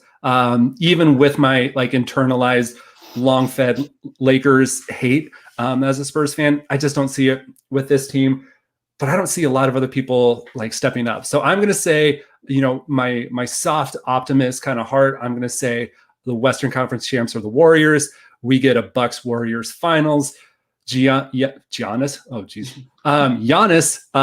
repeats as champ, repeats as finals MVP, and cements himself as an all-time great. And then we finally put to rest all the Giannis has no bag folks on Twitter, because I didn't like him in the first place. And I feel like all these takes are going to blow up in my face in like 6 months. So here we go. Yeah.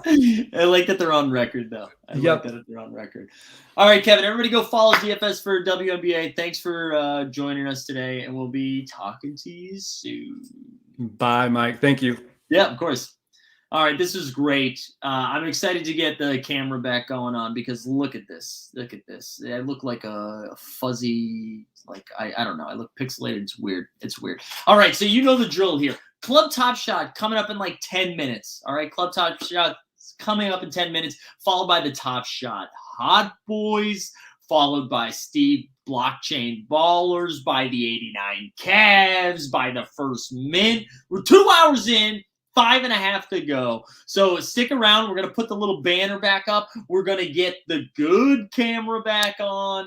We're going to probably take a pee break, because you can never pee too much. Never pee too much. All right, let's get the banner going, and then let's get some tunes. We'll see you in 2 minutes.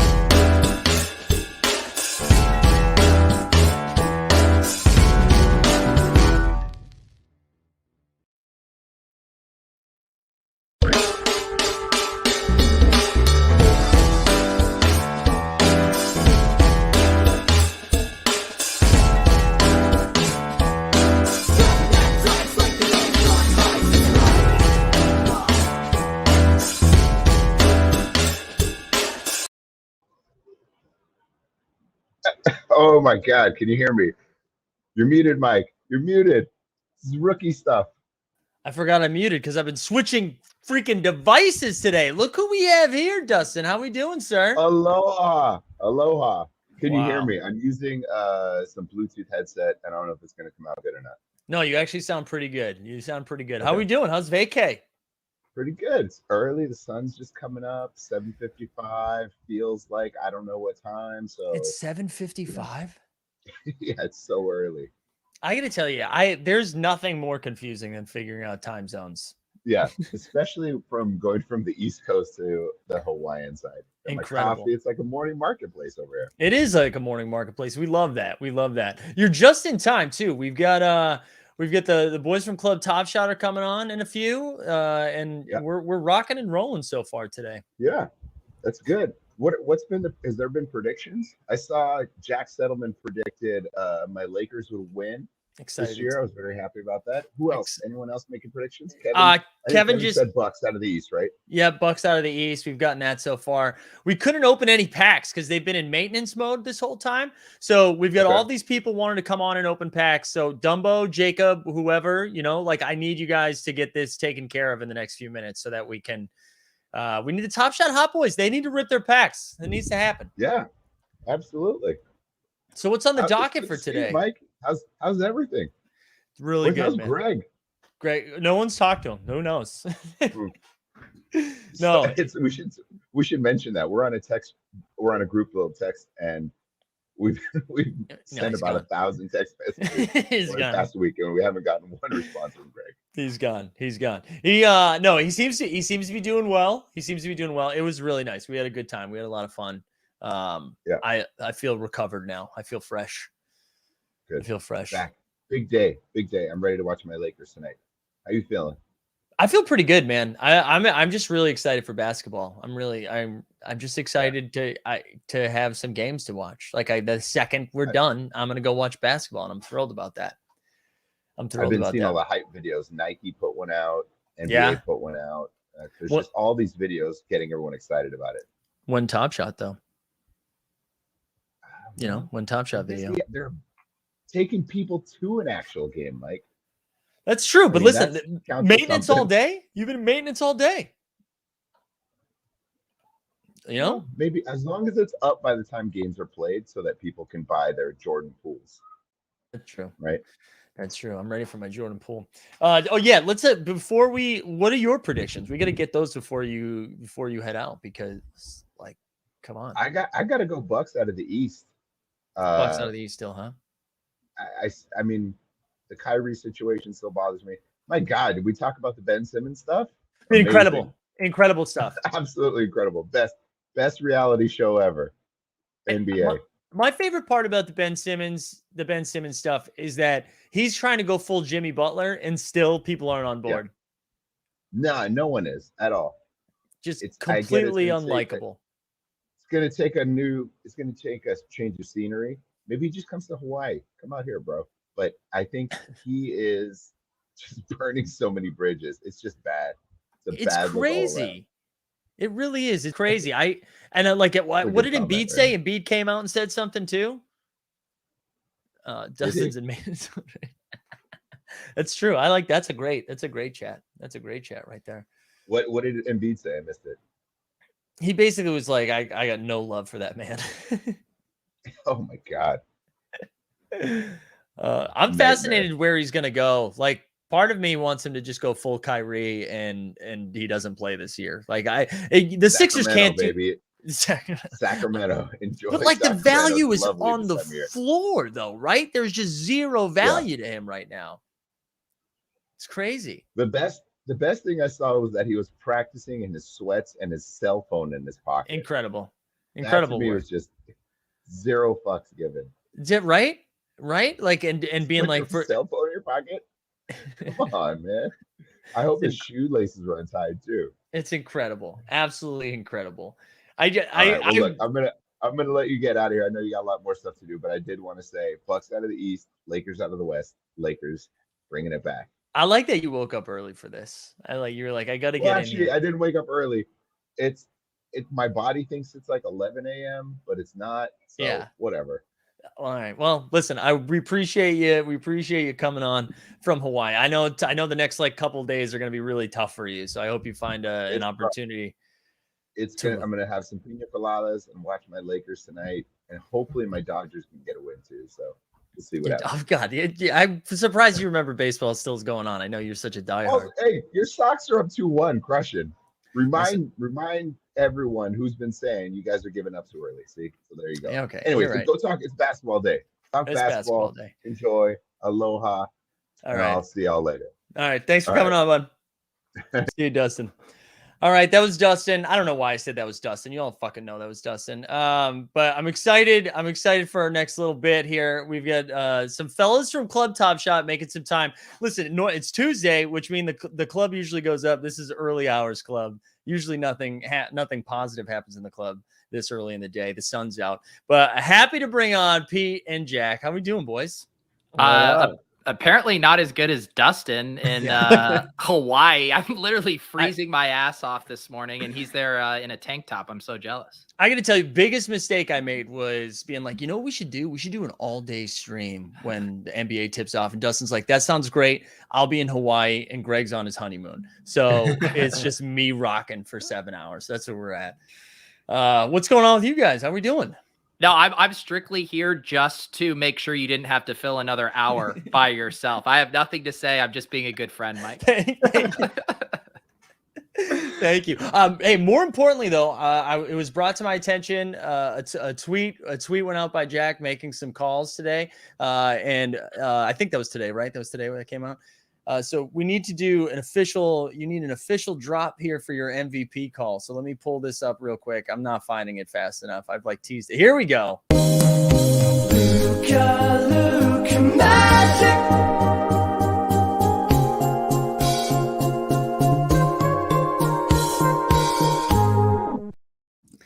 Listen, that was at the end. That's amazing. That was created after we went after that hollow reward during the challenge during Series 2. So hey, if you're gonna call MVP, I'm here for it, man. I think he's gonna have a year. I'm excited for it. I'm excited for the NBA season. It's a little too quick though, right? Like the NFL's we're not even in the witching hours of the NFL yet. And NBA is like, all right, I'm back. Like I was gone for a month. I'm back. I know. As excited as I am for it to be back, and I've talked to Pete about this before, but this month is where I lose the most money because I'm excited to play DFS basketball. I'm still excited to play DFS football and don't put the right amount of time into either of them. So it's just straight punting money for the next month. The best is that it bridges the gap. Now we don't have the Tuesday, Wednesday, no football. I mean, still no football, but basketball Tuesday, Wednesday, back into it on Thursday. Yeah. Are you guys? Did you guys put any tinfoil hats on today with Top Shot being down all morning, the day that it was supposed to, the season kicks off? Do we think we get any fun takes about that? You think they're gonna launch NFL on the day the NBA kicks off? That would be absolutely wild.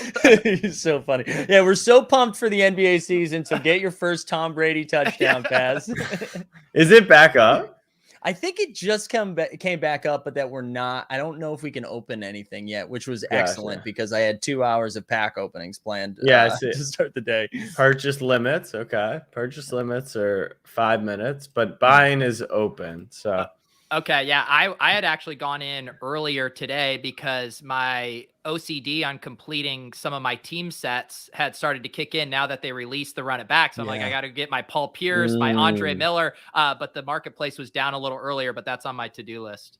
Yeah, I have to buy that Andre Miller too that I'm not thrilled about. And Pete, you said you were gonna buy the LeBron Cosmic, but the marketplace was down, and now you're not liquid anymore. I wasn't liquid. I have just money in all these different accounts, and it's just kind of a hassle to pull that together. But that's also on my to-do list. Yeah. What were the things? Assuming you had liquidity for the LeBron and no longer do. What were all the things you have purchased since then?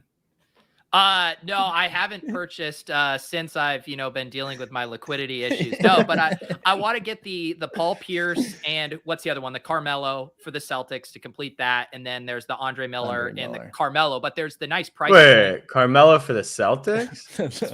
the Nuggets. Okay. Yeah. I was like, oh boy. but the with the Carmelo in the Paul Pierce, there's the archive one that's cheaper if you're trying to just get the player. The Andre Miller, though, you have to pony up for the run it back. Yeah, I lost like 12K collector score. I guess that the Knicks team set. Did they? That's what happened. I think it must be. It must. Because I say who was the new Nick? Who was from the archive? Didn't they have somebody from the archive? How do I get the team sets? Let me see. Yeah, 0 sets completed. What a world! What a world! You got rug pulled on the set. I literally got. Wait, can you not do team sets anymore? You still should be able to do it. No, yeah, you can. Yeah, if you click collector score and scroll down. Here we go. I think I got it. It was Nate Robinson. You need the. Let me pull this up. You need the Nate Robinson. Wait, I'm missing 19 players now. Nate Robinson, Quentin Richardson, and Stephon Marbury. Oh, what a nightmare. So do we think, Mike, like when I'm looking at mine, it shows my series 1 complete, my series 2 complete, and then it says, I'm missing a player. Do you think they're going to add a third tier there for like full completion?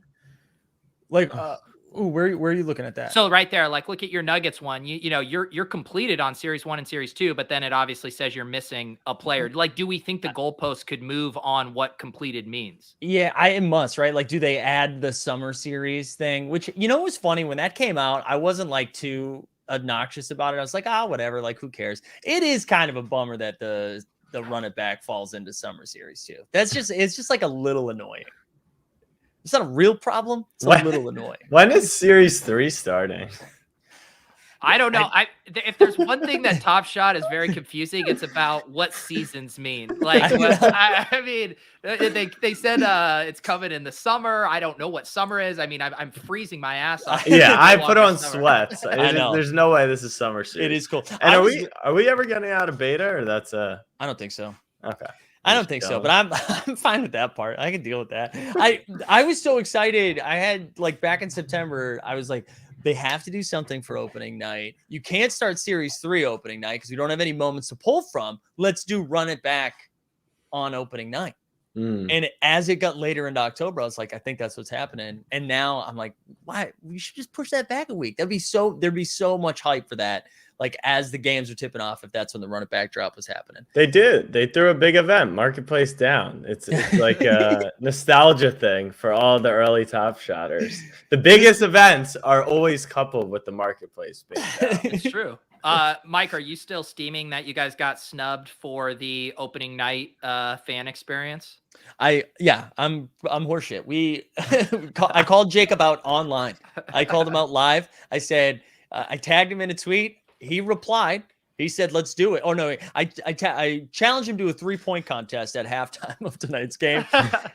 He said no, but because he had seen my shot, and he said, how about a skills challenge? And I was like, okay. Oh. And then I booked the flight to Milwaukee because I thought that was a shoo-in.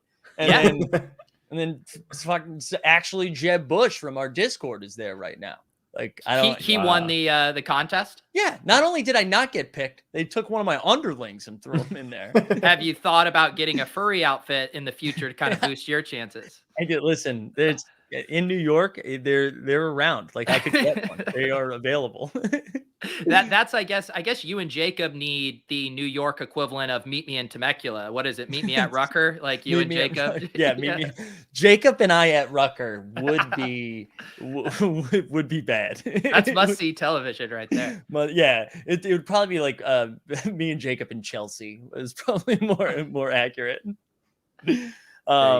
The supposedly there's some talks of the NFT NYC week of there being some games happening that week, which I am going to have to lurk into. I think. Are you coming to that, Pete? Are you in the city for that? I'm starting to get FOMO. Jack and Clay were telling me about a Knights party. I know Andy's having some fractional parties as well. The early week is brutal for me. Why can't we be partying on the weekends? Some of us have to work on Mondays.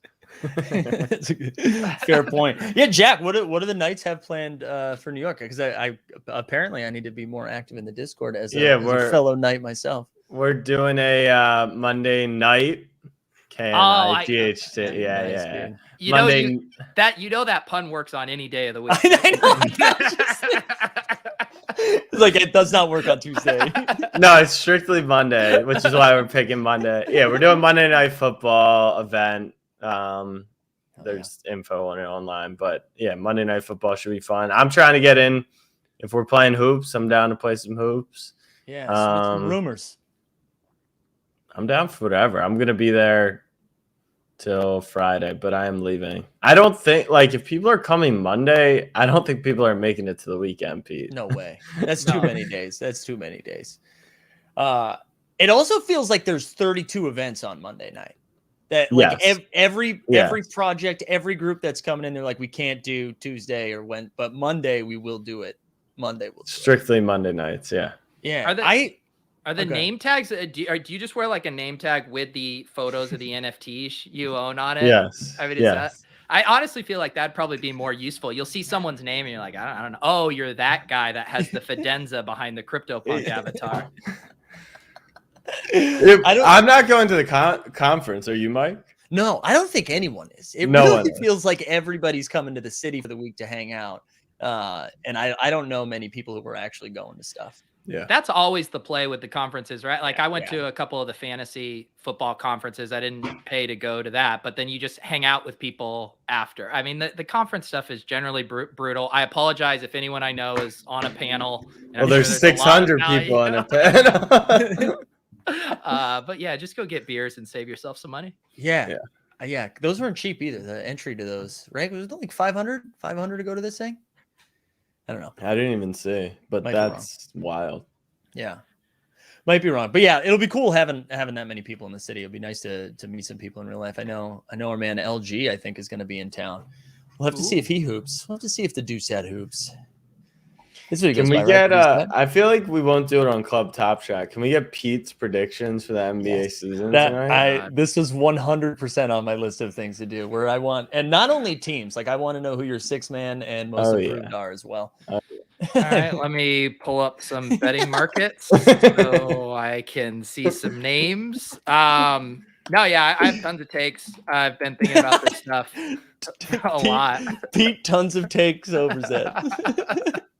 I know. I'm very excited for the NBA to come back. I mean, one of my kind of big calls this year is I do think Luka is going to win MVP.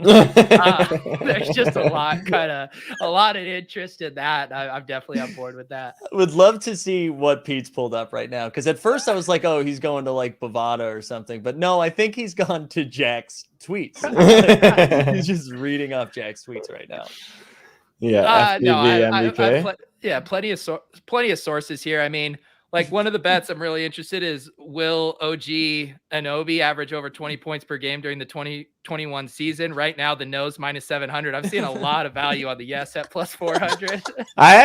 That's like hilarious because I kind of love that bet. I love that bet too. Oh, that me too. That's dude, Siakam's going to be out for they have such a weird report on Siakam right now where they're like, he's going to miss a decent chunk of time. Like, what the hell is that? They lost Lowry. Mm-hmm. Scotty Barnes is the rookie, but like OG, I picked him to win Most Improved Player last year, and he obviously went through some injury problems. But I could easily see him score. He's not like super aggressive and doesn't shoot a high amount of threes. Yeah. But who else is like to get to 100 points? Who do they have? Siakam's out for a while. Barnes is the rookie.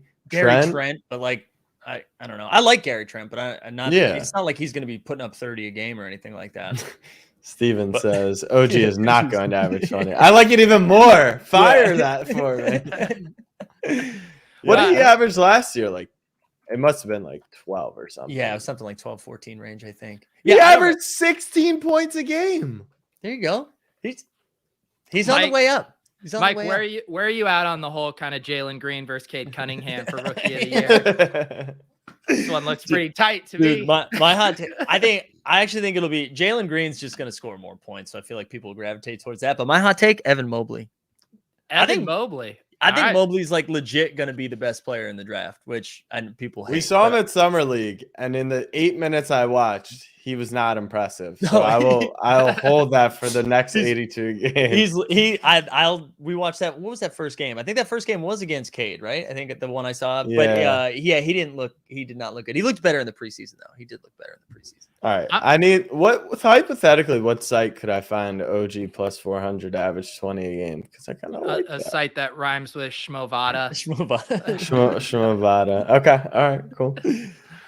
Yeah, I'm still tilting that we didn't overlap with you guys in Vegas in August. That would have been very fun. I know that trip blew my mind. I will do that every year now. Summer League was so fun. It was like the perfect mix of I like hung out and did stuff. I went to games and played poker, and that not one of those didn't like smother the rest. It was like the perfect amount. So you played poker. How do you? I have a hard time in social like trips, just being able to pull myself away for 4 hours to go and sit at the poker table. But you must have been really jonesing to do that. Or just not liking the people you were hanging out with. No, it was really weird. I give Kelsey, my fiance, all the credit in the world because I was not planning on playing. I really wasn't. I was like, I'm not gonna go play 1-2 at the MGM for like 6 hours or whatever. And we walked by it, and she was like, "You're really not gonna play?" And I was like, "Nah." She's like, "I'm actually gonna go do this other thing if you want to play for a little bit." And I had not met Dustin, who we just saw, who was in Hawaii. I was meeting him for the first time there, and this was like 5 hours after I had sat down to play cards. He came over and he was like, "Hey, what's up?" And I'm like, "Hey, dude, I'm crushing over here. So it's really good to see you. I'll like check in with you in an hour. We're meeting up for dinner." But yeah, I ended up just playing early in the day too. That was the key to it. I played. That's the key is early day poker. I've never heard that before. I know. Well, no, I mean, it's probably more profitable, but in order to do everything, that was the key because no one else is doing stuff in the morning. But I will say the poker ended up paying for the trip. So it was worth it. And that's a good sesh. We weren't going to go to the second day of Summer League. And then I was like, well, if I go down and win the tickets, then I'm like, we'll go to the second day of Summer League. And so that's what we did. Yeah, that's how a lot of people go broke in Vegas with that logic is I'll just go pay for dinner tonight at the craps table. We'll be fine. Yeah. Was that had you been, Jack, to Summer League before? Or was that your first time? That was my first year. A bunch of the content creators like in the basketball Instagram world have been going for the past couple of years. And that one of them was there. He said it was, and it's crazy because it was the most dead it's been, obviously being COVID. So next year, and like it was the short off season from the final, like everything was just weird. Next summer will be so fun now that everyone kind of understands, and there won't hopefully be like a split when people are going when Top Shot's there versus not, and they could maybe announce it ahead of time this year would be cool. So I anticipate we'll be back in August. Yeah, well, because I think we both Club Top Shot and Team Hold said we were going to Summer League before Top Shot did. I feel like it was like August 1st, and Top Shot was like, "Hey, by the way, we're going to be there." Yeah, which they ended up doing a great job. It was fun, but you're right. Like if we knew that ahead of time, that'd be nice. Yeah, I think next year, with more planning time, it'll be awesome because they'll have more events and stuff because you could really see them using Summer League to build out kind of a big Top Shot conference where everything kind of revolves around Summer League, but there's other stuff. There's a conference you don't pay to go to, and you just go to hang out and drink with other people. Like it sounds great, honestly. To say we're gonna get Club Top Shot on a panel, is that what we're saying right now? There you go. I mean, we'd be a liability for sure. I was going to ask Pete, but I'm not going to. Jack, have you been messing around at all with Underdog here in the best ball streets? Crazy amount of overlay. I don't know if that falls under my roles and responsibilities to fill these contests, because if so, then I would probably be fired. But I fired one today. To be honest, I don't even know what the rules are for the whole thing. But I just started drafting players that I thought were going to have good years. I think that's the key. Who do you have so far? Hey, right real quick, are you doing a live draft while you're supposed to be interviewing us right now, Mike? Yeah, absolutely, dude. I was trying to help. Promo code Jack, promo code Pete. This is for you, and promo code Hold. I was trying to help us all. I was just gonna say, I mean, now you are part of the Underdog family. Yeah, it does. And it feels good. It feels good. No, but like Jack said, there's insane overlay in this right now. So now I'm just trying to get through as many as I can. But we're rolling with hold on, let me blow this up a little bit more. This looks like my mom's cell phone font right here. How much you have this zoomed in? Wait, can you? So we got Beal, Ja, Kevin Porter, Halliburton, Durant, Hayward, Keldon Johnson so far. So I've just been drafting. No bigs. Dude, that's the thing. Like 0 RB, 0 big. Is that a thing?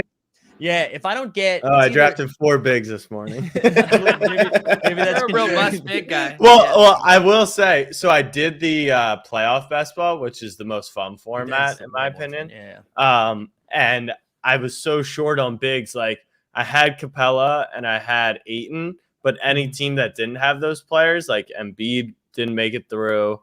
You needed like it was Lopez or Portis, but like if Lopez or Portis, you didn't make it.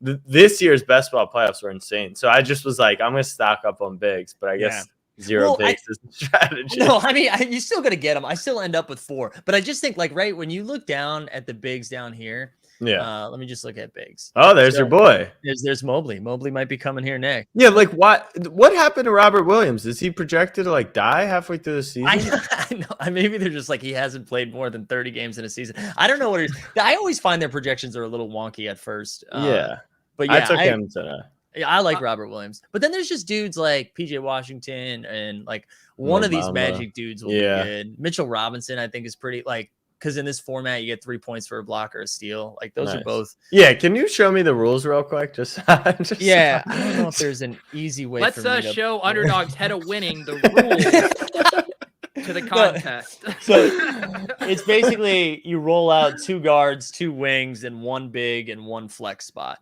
Okay. And then I don't know. Let's see what we got. Got here. it. Time Lord is injured. Interesting. He's not really. What's he injured with? Hit the eye over there, Mike. He's fully practices. He's fully yeah, Robert Williams is coming over. He's on. Oh he's yeah, on you were board drafting. Now. All right. Wait, hit the eye where? Jack wanted to know Next. the rules. Yeah. What is this? Traditional fantasy scoring? Yeah, no. Ooh, so it's 50K first place. 50K. That's what I mean with like all this overlay. Oh, it's those round things again. So what's funny is I drafted an MLB team and I crushed it. I had Shohei, I had like incredible team, but my pitchers were all supposed to come back in the second half of the season. So I earned like no pitcher points and I didn't realize you get kicked out like a quarter of the way through. Yeah, so we still got the rounds, but yeah, so it's just like, fantasy points. Is it 3-point bonuses or no? No 3. It's just a point per point, 3 blocks. I mean, 3 for a block, 3 for a steal, -1 for a turnover, and then 1.5. Are you sure it's 2-2? I thought it was 1-1-2-1 or something. Okay, 2-2-1-1, 2-2-1-1. All right. I'll get him one later. Guys, I'm going to the Celtics game on Friday. Could you guys give me some takes that I could just kind of have, just small talk with? I'm going to the Celtics game tomorrow, so if team set rewarders get rewarded, let me know. They play the Knicks. Celtics takes. I need Celtics takes. So this has gotten me roasted multiple times. I think they're going to finish 4th in the East, and I think. And really, I don't think they have any bad players. I don't think they have so they're going to roll out Tatum, Brown, Marcus Smart, Time Lord, and then Horford maybe at the 4. And then, Smart playing point guard? Yeah, I think Smart's going to be the starting point guard. And then Schroeder's coming off the bench with Aaron Nesmith, who will be there. And then you got Josh Richardson, who I hate. But they just don't have a lot of guys who suck. And I think that's going to make, because I think the Sixers are going to be that's such good ammo to have, Pete. You just walk up. We have no one who sucks. No one who sucks. Team is. Everyone put a smile on your face. We got no one who sucks. No one who all right? sucks. We don't, and we might not have anyone great either, but we don't have anybody that sucks. All right. So new coach. They have a new coach, Pete. Mm-hmm. Okay. Stevens, who was the head coach, moved to the front office. Oh, okay. All right. Yeah. And so I could say something like, I actually think Brad Stevens is just more suited to kind of a front office role. And I'm excited about this change in direction that the organization is changing right now. That's good. That's good, dude. Okay. That's really good. Hot. Thank So you. you've got Tatum and Brown. Those are 2 all-stars. Mm-hmm. Tatum could, if he takes the next step, could be in the MVP conversation. So get that. Mm-hmm. You've got Schroeder, who refused the 4-year, $100 million extension with the Lakers. This is tough. Signed up for 2 for $20 with the Celtics because his stock dropped off a cliff at the end of last year. Mm-hmm. He's my pick for 6th man of the year. So a resurgent, you'd be like, they got Schroeder on an incredible deal this offseason.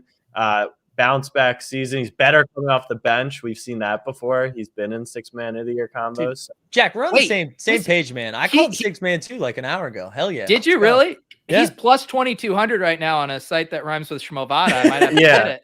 No, so the reason why his odds are long like that, in my opinion, are two things. One, a massive overreaction to like 7 games in June last year, and then a lot of people think he's going to end up starting, so it would essentially knock him out of contention. But right now they have Smart starting, so I picked him to win 6th man of the year. I'm rooting for him. Like, he got destroyed. It was like one of the biggest botches. Like, Ben Simmons got the bag and then decided, I'm going to stop playing basketball. Like, Schroeder was like, I don't want any money. Was that his agent that kind of made that call, or no? was he, apparently it was him, and he like posted on Instagram about it. Like, it's been crazy. It's also like, it's one of those things where Fred VanVleet, everyone is like, that is the cool. Yeah, sorry, Fred VanVleet. That is one of the coolest things, man. He bet on himself and he got rewarded. And then Schroeder does it. We're like, what a fucking dude. I was worried you were about to talk shit about my. No, I love Fred. Not possible. Not possible. Yeah, no. Mike, what's your beef with the Knicks? Oh yeah, there's just the chat going up. No, I see the chat. This is it started last season. All I did was say I was pretty sure Atlanta was going to beat the Knicks, and I like Julius Randle. Yeah. But I just thought the Hawks were a lot deeper. And this season, I mean, I think they're going to be like in the play-in game. I just don't think they're going to be a top 4 or 5 squad. I wouldn't be mad if it happened. They're projected to win 42 games, so it's not a bad take by any stretch. Yeah. I think, the Knicks were the 4 seed by half a game. By 1 game last year, and it was because they were the healthiest team, which is ironic because Tibbs ran the guys 40 minutes a game. It was a shortened year. Celtics were hurt. Miami had a fluky year. Atlanta should be better this year. So it's not unrealistic. I could see the Knicks going in any range. I do think the Knicks improved over the offseason. Originally, I hated what they did in free agency, but it seems like they improved all around. And we do have the upside of like, could Barrett get better? Could quickly get better? The downside, the only real downside is like, would Randall fall off a cliff? He's not going to be second team All NBA this year, but could he be an All Star again? As long as he maintains an All Star status, they should be fine. Yeah, Jack, I think go ahead. It just reminded me. I actually have to make a confession to Jack that I've been meaning to make. I traded my Emmanuel Quickly Top Shot moment for a Becky Hammond run it back moment. Sorry, man. Becky Hammond's my girl. Someone came in. You did have dinner with her, right? Yeah, no, yeah. She's had Thanksgiving dinner in my childhood home. I mean, look, I cannot. I was walking through the tailgate lots for the Ravens this weekend, and someone was wearing an Emmanuel Quickly jersey. Wow. Because he's from Maryland, so I knew I was home. Yeah. But a lot of people are betting on IQ to win 6th man of the year. He's like 33 to 1. I don't see it. We're way too deep at the guard position, and Tibbs doesn't play young guys. But that's the thing. The Kemba thing's weird, right? If Kemba actually stays healthy, then there's some real upside. I think there's some real upside for the Knicks. But you're banking on him staying healthy. You're banking on Nerlens Noel and Mitchell Robinson staying healthy, which I think that's a little scary. Well, Noel's out tomorrow, so there he's already out. Yeah, he's already. But I did bet Robinson to win Defensive Player of the Year, 60 to 1. I love that. Like, the path is there. The thesis is he's going to be the starting center, block over 2 shots a game, and we'll have the number 1 defense. That's like an easy argument, in my opinion. Yeah. The counter. My reasoning is people are going to bet on Joel to win MVP at like 10 to 1 or 12 to 1. I'd rather go 60 to 1 for 2 guys who will probably miss 35 games each. Right. You can't. I can't bet Embiid MVP because I just don't think he'll play enough. I don't think he'll play enough. And I don't think the Sixers they're going to be. Think they're going to be good. 5 seed max. I had Boston 8 and Philly 7. I think Philly, unless they get something for Ben, I don't think they have a good team without Ben. No, they don't. And everyone's like, I like Tyrese Maxey, but everyone's ready to be like, dude, Maxey was sick in that one game in the playoffs. Yeah, my Sixers friends think he's like going to step in and be 20 points a night, which he could, but I don't know. But he's also not a point guard. Right. Like he's a scorer. He's a scorer, right? And they need someone to facilitate. Yeah. That's him. Can we talk about the Simmons stuff for a minute? Like that was Pete, did you see what happened today? No, I saw Davis had a tweet about something. Davis's tweet said, "I don't want to be here," and it was a Ben Simmons Photoshop. That's all I know about the situation. So you know about the general situation. I assume he's unhappy in Philadelphia. Okay, so in the playoffs, he shot 38% from the free throw line. He did not attempt a shot in the fourth quarter of games 2 through 7 of their series. And then in game, was it 5 or 7? I think in game 7, yeah, they're down 1 with 3 minutes left. He is under the hoop for a slam dunk with Trae Young like coming for help, and he like drops it off to another wing. He gets booed. They lose the series. Post game, Joel Embiid and Doc Rivers are like, this guy, like, we can't win with him. Like, they're like coming at his neck. So all summer he's like, I'm never playing here again. I want to be traded. Philly local TV is literally comment. There's a video of a trash can floating down rivers. They're like cutting to him and be like, there's Ben Simmons. And so then last week, out of literally nowhere, it starts circulating that Elton Brand, who's the GM, got a text that Ben Simmons is outside the arena in the middle of a preseason game. He hadn't contacted them once. He's like waiting to be COVID tested. It's really the greatest reality TV show ever. Well, what I love so much about it, right? The way his contract was front loaded is he got a shit ton of money, I think in July. Yeah. And then he was scheduled to get another $8 million October 6th or 1st, whatever it was. And so he was like, whatever, I got half my salary, then I'm getting another whatever. Like, I'll punt the rest until you trade me. Well, Philly got wind that he wasn't going to show up, and they're like, "That's a breach of contract. We're not paying you." So then he's like, "Okay, guys." So they put $8 million like in escrow, and they're pulling like $300K every time he doesn't show up to something. Yeah. Anyways, so he finally gets COVID tested, cleared. He's going to rejoin the team out of literally nowhere. Yesterday at practice, he's going through drills with his cell phone in his pocket.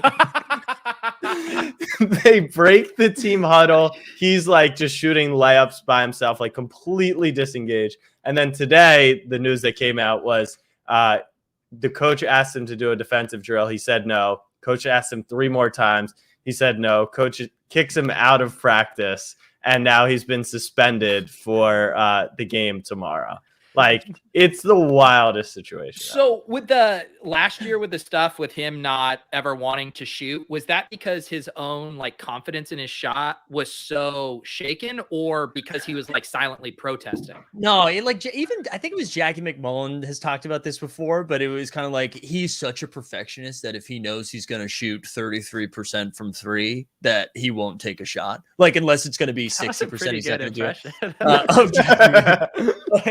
it. Really of both of them, of an Australian 25-year-old or of a 60-year-old woman from Boston. Mike, did you see the story that came out about him potentially like throwing himself under the bus for Game 7? Yeah, so that I think NBC Sports, somebody tweeted that out this week, where he's almost like faked a positive COVID or exposure to COVID, so he would miss Game 7.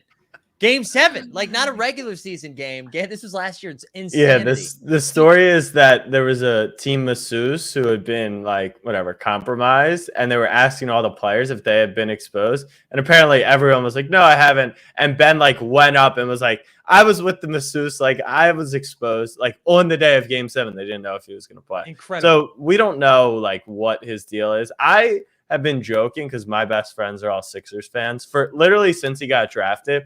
I've been like saying I never trust anyone who's a top pick that can't take their team to the NCAA tournament. Like there's 68 teams that make it. And so for years I was just like, Ben's a beta. He's this, he's that. And it is literally playing out that like he is not very mentally tough. Yeah. And even today, I don't know if you saw the story from today, but he got thrown out of practice and suspended a game, and then I think fined $1 million too, because they were trying to sub him into drills, and he was like, "Nah, I'm good. I'm good." It's insane. Incredible.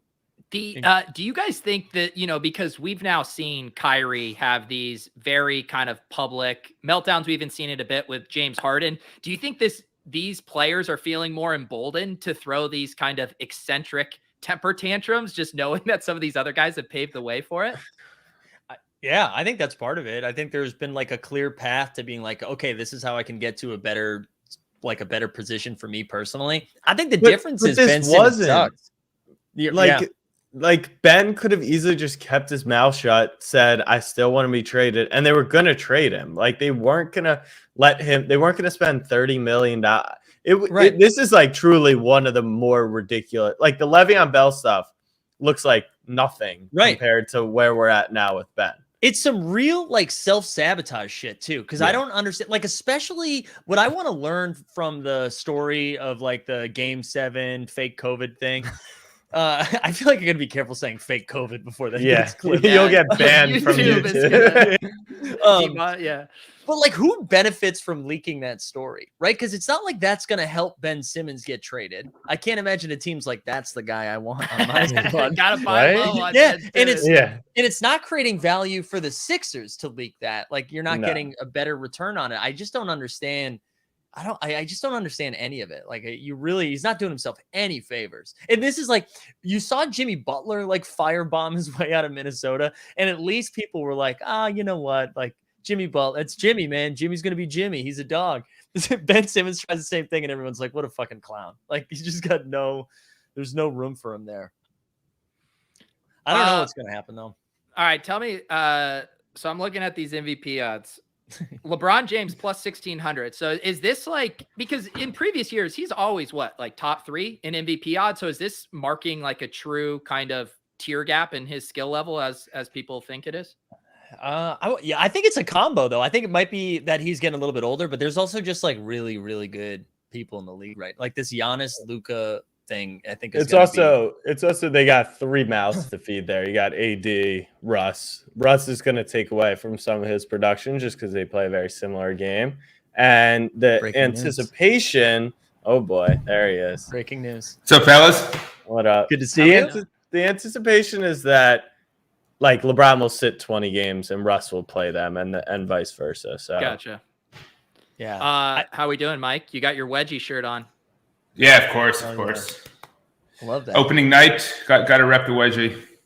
I like it. Hey, I'm glad you're here, MBL, because I wanted to. I was thinking about a back and forth or a Twitter thread from, I don't know, maybe a month ago now, between the Ja Zion conversation. Oh yeah, and I think it's interesting now with another Zion injury. Right, we've got another one where it's just kind of like a murky timetable too of like when he's gonna come back, and I have that Zion moment too. But I'm slowly getting a little bit more nervous of what his actual career is going to look like now. Yeah, I'm happy you brought that up. I thought Jack made a lot of good points when we were debating the Zion Ja Top Shot debut moment in particular. But the point I kept coming back to was Zion is almost guaranteed to have injury issues throughout his whole career. You can't be that heavy, that dense, and playing the way he plays and not suffer. Did you see the new pictures that came out of him? No, I didn't see. Healthy. Oh my God. It looks like he's put on 80 pounds since his rookie year. It's like insane. So, that's the issue. And so, the way I presented it was, if you could tell me with certainty Zion stays healthy, then undoubtedly Zion is the better prospect, the much better probability of being an all-time player, being the face of the league. But I'd say he's almost guaranteed to be injured. And even though Ja plays pretty recklessly, there's at least some hope he won't get injured. And, for that reason, Team Ja. I know. I went back and forth. I really like both of them. And Zion's so much fun to watch. I feel like he could average 35 in his sleep if he wanted to. And I was really excited to see it this year. And it's a bummer. But I am starting to get nervous that it's just not gonna pan out that way. We're not gonna get to see him do it, or either that, or he seems like legitimately hurt, but I wonder if part of him is like, just get me the hell out of New Orleans. Oh, you think so? No, I think that's a little too tinfoil hatty, but there's part of it, right, where he does seem like unhappy there, and his family. He wants to be a Knick. Just say it, Mike. We all saw the video. Oh, of course, I remember that. I remember that that press conference where he said he wouldn't mind being in New York. Where can you imagine the Knicks with that many good lefties in one lineup? I made fun of that so much when everybody freaked out about that, because I was like, what was he gonna say in that moment? Like, you know what? I actually hated it here. Did you today, see the look at his eyes? Yeah, that's exactly what I was gonna say. The body language. I haven't looked at my girlfriend like that in multiple years. The way he looked, the way he was talking about MSG. It's because you post photos of her sleeping all the time. Yeah, I know it does. I'm walking it back though. I'm walking that take back. I feel like he's gonna be a Knick in the next couple of years. But yeah, I don't know. I'm bummed out. I was like really pumped to just see him cook this year, and now I'm happy I own both of them. I'll say that. I'm happy I got Ja too, because I like Ja. Well, I saw in the sports card world, very big overreaction, but a reason why I don't own a ton of Zion and Ja is like so much has to go for them. Right. Like so much has to go for them. And now people in the sports card world are like, all these Mahomes buys might have been a little presumptive. Yeah. Like whatever, Mahomes doesn't look as good. You know, Pete, what's the word on Patty Mahomes? Like, is there an actual level of concern? Pete, are you out on Mahomes? Yeah, I'm very concerned. No, I mean, I think you got to take advantage of those situations too, where people are just very short-term blips. I mean, how many times did we see it with Brady in the Patriots? They'd have their annual, what was it, like 3 or 4 years ago? They went to Arrowhead and just like got blown out, you know, and everyone's like, Brady's done, the Pats are done. So it's like, now that we have some markets, like the sports card market, whether it's Top Shot or whatever, where you can take advantage of those short-term overreactions, just knowing we know who Mahomes is. Like, you don't have to panic on that. Yeah. He has like the second QBR in the league. Like, he's doing just fine. Oh, yeah. Okay. The thing that concerns me, and it's what we always talk about on our podcast, is like this window, right? This championship window. And Breeze won one. Rodgers, who like the same exact shit that gets said about Mahomes was said about Aaron Rodgers 10 years ago. He hasn't won one in a very long time. People forget that with Tom, like there was a 10-year gap from 04 to 14. Like they didn't win a Super Bowl. And so now you paid Mahomes literally $500 million. You see what happens when you can't pay the defense. I would think at some point Hill or like at some point you won't have the best receiver and tight end in the league. At some point you would think, no matter how much he adds to it.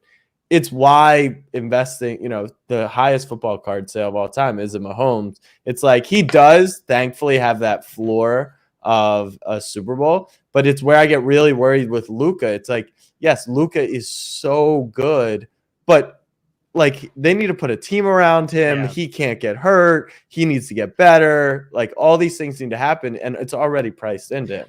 Versus you buy LeBron, it's like LeBron. I could totally see the same thing that started to happen to Giannis last year happen to Luka this year. If they do a similar like 6 to 9 seed and then one and done out of the playoffs. Because like right now, real honeymoon stage with Luka, where everyone's just like, that team sucks and he's bringing the Clippers to the brink every year, right? Like, so we're giving him a pass. But if this happens like a third time in a row, I could see people starting to turn on him.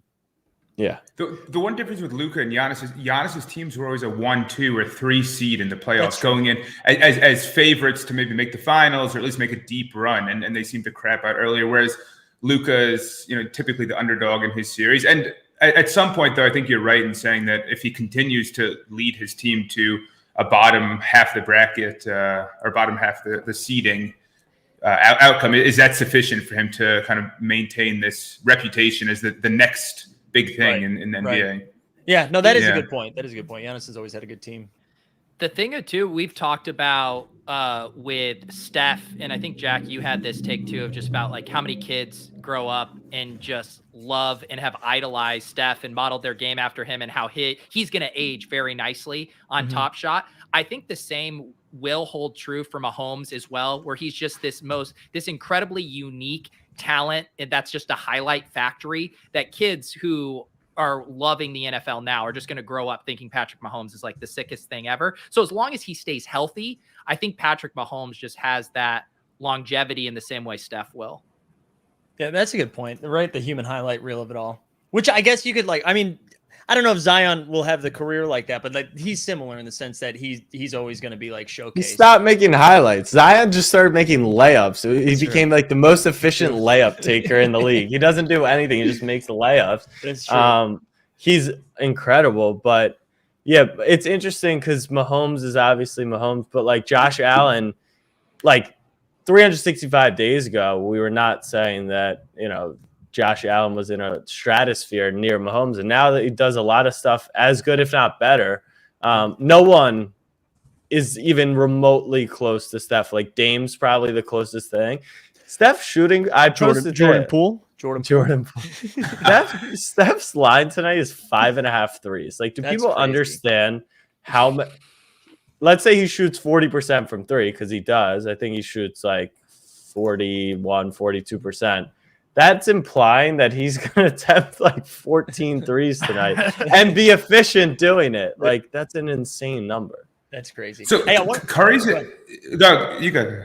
No, because I was gonna pivot a little bit. So go talk about Curry. Okay, so this is going to be a weird comparison, but work with me. Curry to me is similar to Mahomes, where early in his career, Mahomes seemed to have, no matter what was going on in the game, he could just kind of chuck it up there and somehow it ends up in the receiver's hands. And it seems like something that should work 5% of the time or 10% of the time. And like it worked really well early in his career, but it's not sustainable. And like he's still an unbelievable talent, but for him to have kind of near zero interceptions, playing the way he played, throwing across his body, throwing blind passes, somehow finding himself down 10 points deep into the fourth quarter and coming back every time. It's just like, all right, he's obviously a great player, but like that's not sustainable. I felt like that with Curry early in his career, post ankle injury, but 4 or 5 years into his career, where he's making these half-court shots, and I'm like, all right, like that's fun, that's awesome, but like he can't keep doing that, and he has kept doing it over and over and over again, and I'm just like astounded by it. Like I don't like Curry is a unique thing in sports where he is just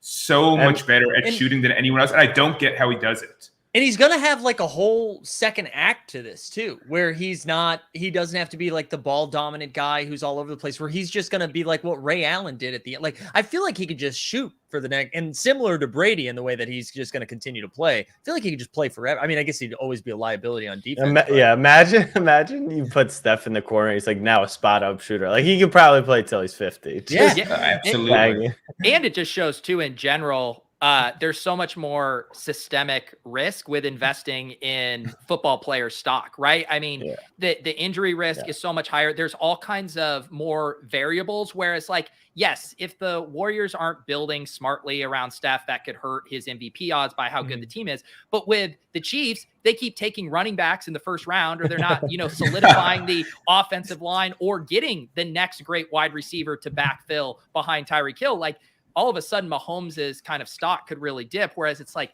it's hard to see what you can do to really sabotage Steph over a long horizon. No, yeah, you can. I don't think you can. He's solidified. I feel like he can only go higher. You can only go higher, right?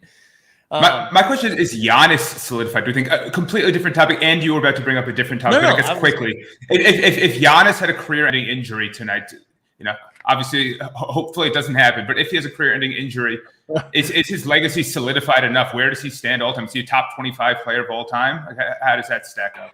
So I'll pull it up right now. He literally, so in his career, NBA Finals MVP, NBA champion, 2-time MVP, 5-time All-Star Game MVP, 3-time first team, 2-time second team, Defensive Player of the Year, 3-time first team defensive player, second team defense, NBA's most improved player, and second team all rookie. Unbelievable. All before MJ or LeBron ever won a ring. Wow. Which is bonkers. And so I think that's an interesting comparison, is him to Mahomes. Both have the ring, but are super priced in. I think Giannis is way less priced in. And one thing, like I feel like it's fair to almost say we've seen peak Mahomes. Like if he exceeded, he could get better than that. Right. He could get incrementally better. There is a world, it's probably a 5%, 10% chance, but there is a world where like the Giannis we saw in preseason draining 3-pointers, and it's on record. Like if he becomes a good jump shooter, it's over. Like why do you think only 5 to 10% chance? All he's got to do is be able to make a wide open jumper.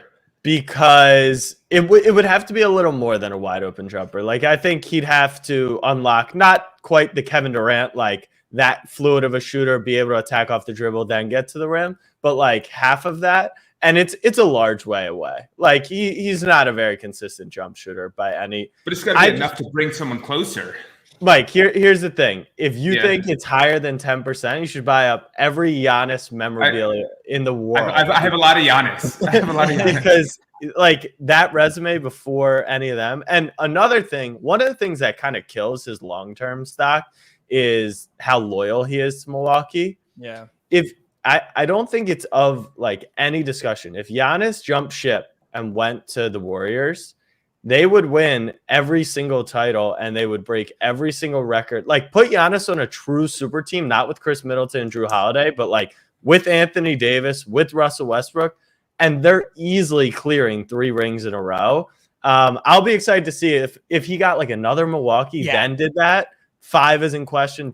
Like he could win 1 million rings. Well, and that's what I was just going to say. I think if they go out, because I mean, really, with what's happening in Brooklyn right now, they feel like the favorites to win it. And if they do go out and win, if they like goes back to back in Milwaukee with Chris fucking Middleton as your second best player, like I do think.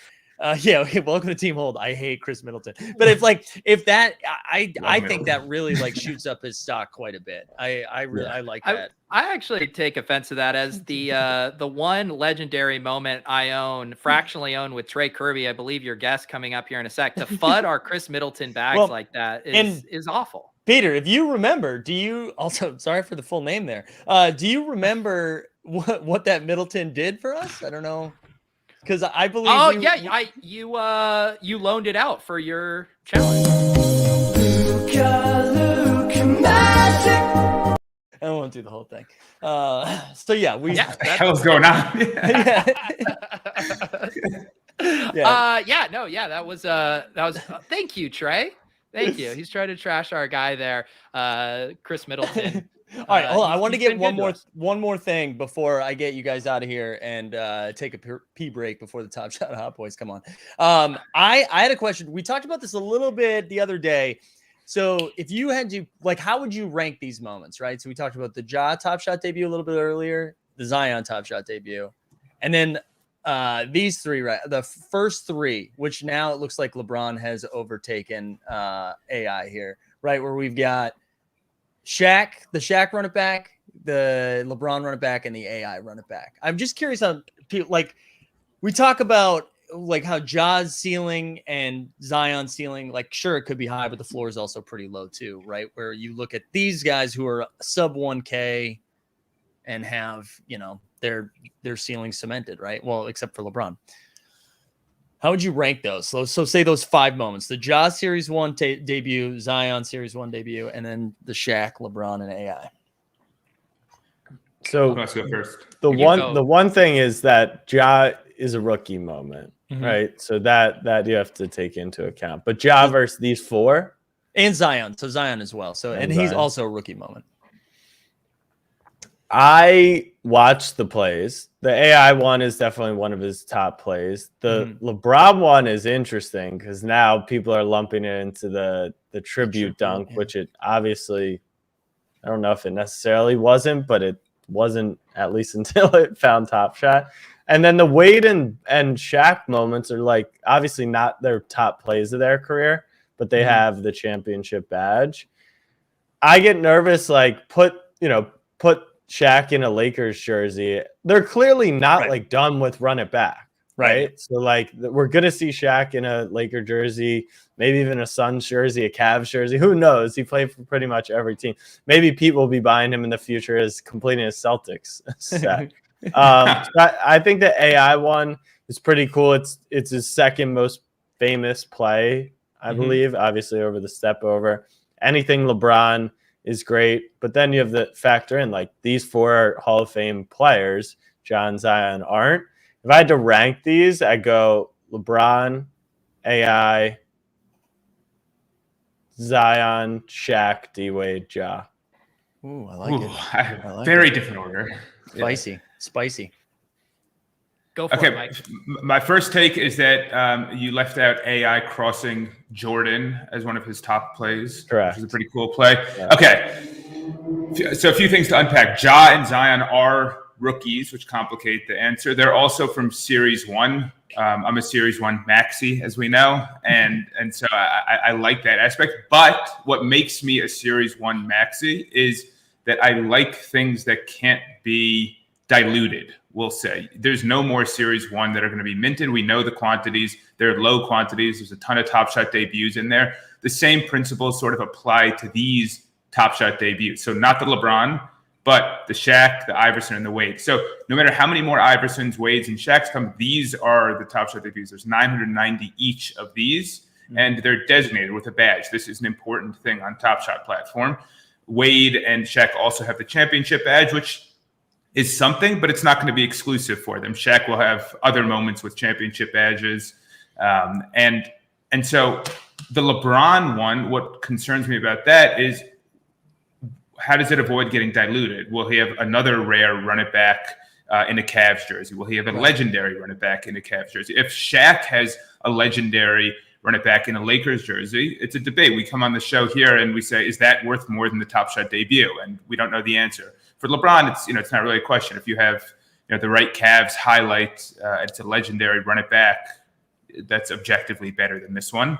And AI and Wade have similar principles. So this is actually an interesting thing because I have currently listed what would be my two largest ever Top Shot sales. One Ja Top Shot debut and one Zion Top Shot debut, because if they sell at current prices, I would go out and buy 2 more Wade run it backs. I've bought 3 Wade run it backs.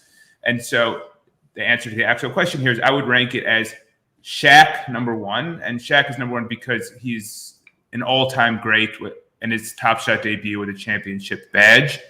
Then it gets a little bit murkier. LeBron is actually probably last for me out of all these, interestingly. But it gets a little bit murky between Iverson, Wade, Ja, and Zion because they all have different things in their corner. Ja and Zion, Series 1 and rookie, very high ceiling, probably the highest ceiling among all these because if they turn out to be superstars, their rookie Top Shot debut moments are pretty cool. Iverson has the edge of the cultural icon, kind of more of a fan favorite than Wade. Wade, on the other hand, is going to be involved with the Top Shot platform, which means fans of Wade will see Top Shot way more often. More fans of his will end up on the platform. He has the championship badge, and he's probably, I don't know, maybe this is debatable, probably a better NBA player in history, Wade over Iverson. Not by a ton, but Wade's probably a better player than Iverson was. So for me, Shaq, a lumping of 4 of AI, Wade, Ja, and Zion. What a cop-out. What a terrible cop-out. You on it? Okay. Yeah, rank it. Shaq, Wade, Ja, Iverson, Zion, LeBron. All right. Okay. I like that. Daniel D. Wade was second. I'll just say, ranking LeBron last in any scenario is a losing game. And there's no one on the entire platform who owns more of LeBron than I do. I'm just saying. No, yeah, come at it. But you'll just never win that way.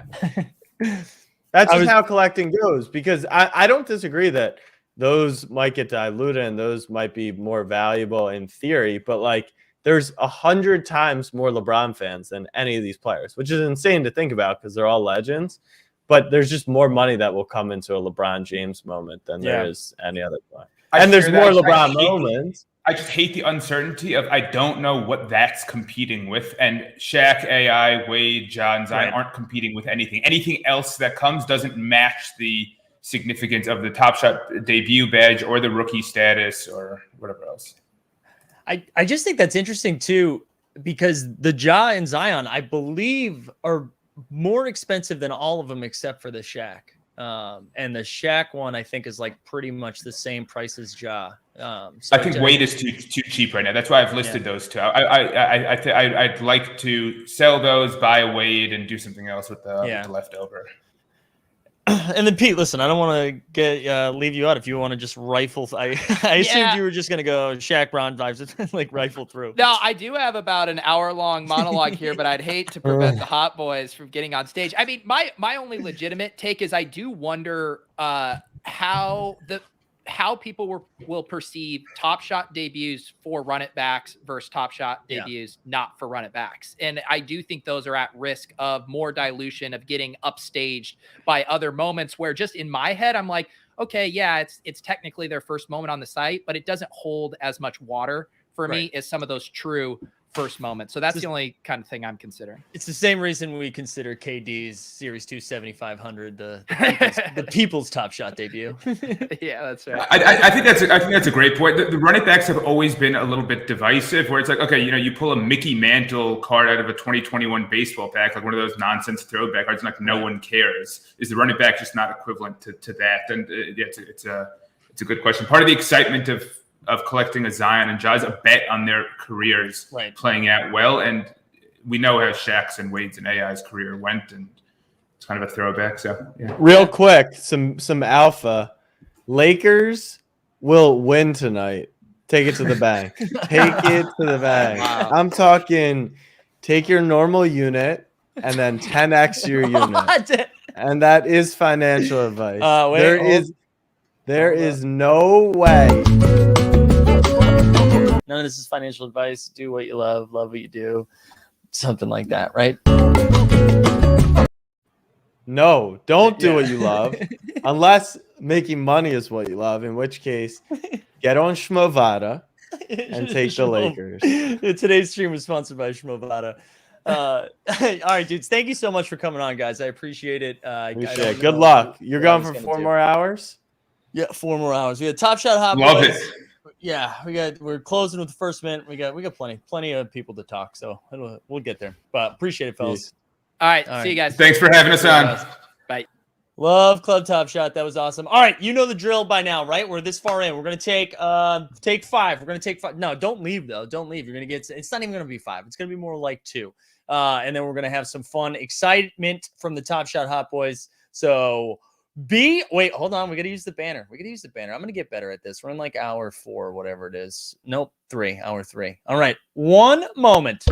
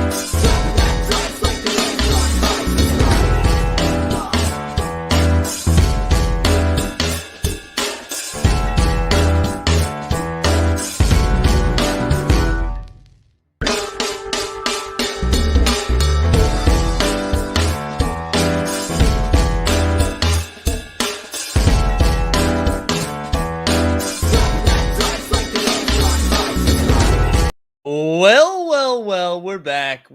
We're excited. So hour 3, it's happening. I have emptied the bladder, so we're ready to rock for another hour. Where it gets exciting right now is, as discussed earlier in the stream, Amazon has still not made it with the adapter. I think we got like another hour and 15 before I have to switch devices midstream to keep this going before the battery dies. The literal battery, not the metaphorical battery. All right, we're gonna keep it rocking. I'm very excited to have the Top Shot Hot Boys on here.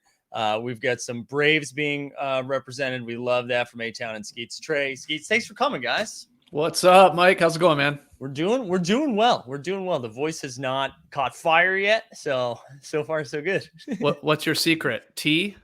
We did. I had some tea beforehand, and I didn't talk yesterday. I thought that was also pretty helpful. Just trying to take the day off. Save it. You gotta save it for the next day. Handing out little cards. To yeah, people? just like little doing? cards. We tried to keep the conversations very minimal, and then I imagine we'll have to do something similar tomorrow as well.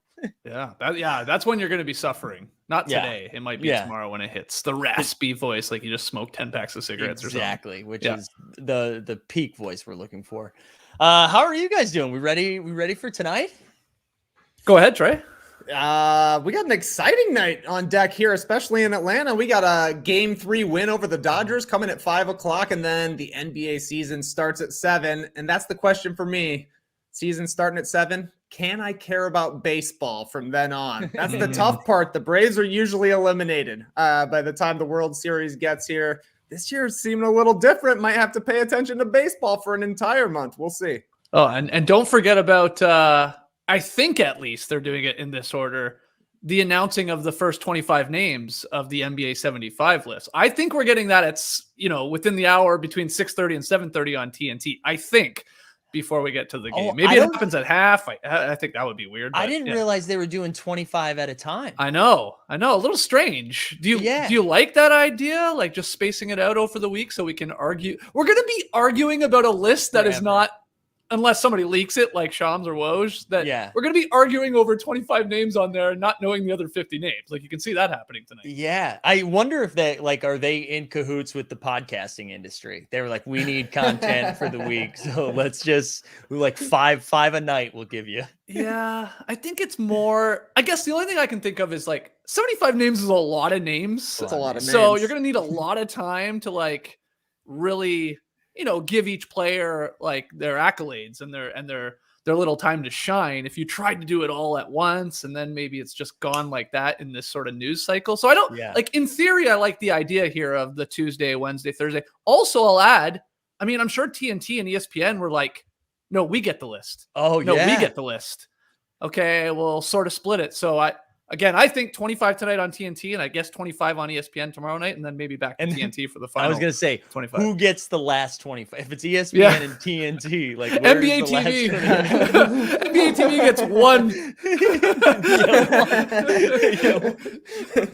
They get to pick 1 out of 75, and they're going to nail it. I do like the people, though, that are saying, if this all comes out alphabetically, at least then you can order or argue about the snubs then, right? True. So if you get through G and you haven't heard Hal Greer, you're like, tough day for Hal. Greer off? Are you kidding me? Yeah. I love so I feel like I need to dig in deeper then. Are they ranking 1 to 75 or are they just saying here's the top 75? No, from what we've heard, they're not ranking them for sure. Okay. And the latest we know, correct me if I'm wrong, Trey, is they are doing it in alphabetical order. So the first 25 will be, A through whatever, however we get up to G, H, something like that. And then we'll go from there. So I would have liked if they did eras or something like that. Yeah. I think that would have been a little bit more fun, but that is fun. Wow. So we really will know. That wasn't even a bit. We really will know snubs alphabetically. I guess so. Alphabetical snubs. Yeah. I guess that's the only way you can do it. Otherwise, if they just release 25 names, you're like, well, here's a potential snub, but we still got 2/3 of the list to come. But I don't know. It should be fun. I like that in the WNBA, when they released their top 25 players from 25 years, they had a vote for who was the GOAT. They had a GOAT vote. And it went to Diana Taurasi. Right. Haven't heard anything about it for the NBA. It kind of feels like they're going to stay away from that one. But that'd be cool to see if they get some people voting on who they think the all-time greatest is. I imagine it would go to LeBron. He probably has more fans on social media apps than Michael Jordan does at this point, but I don't know. I would love it. We need a GOAT vote. We absolutely need a GOAT vote. Oh my God, no! I don't even think the NBA would do that. My goodness. It would just, Twitter would just explode. It would just self-combust if it was given to LeBron or Michael, I guess, at that point. Well, it's already happening because Corey H is like, Hal Greer better get in. Oh, the Hal heads are coming out already. We're going fucking insane tonight if Hal Greer doesn't make this list.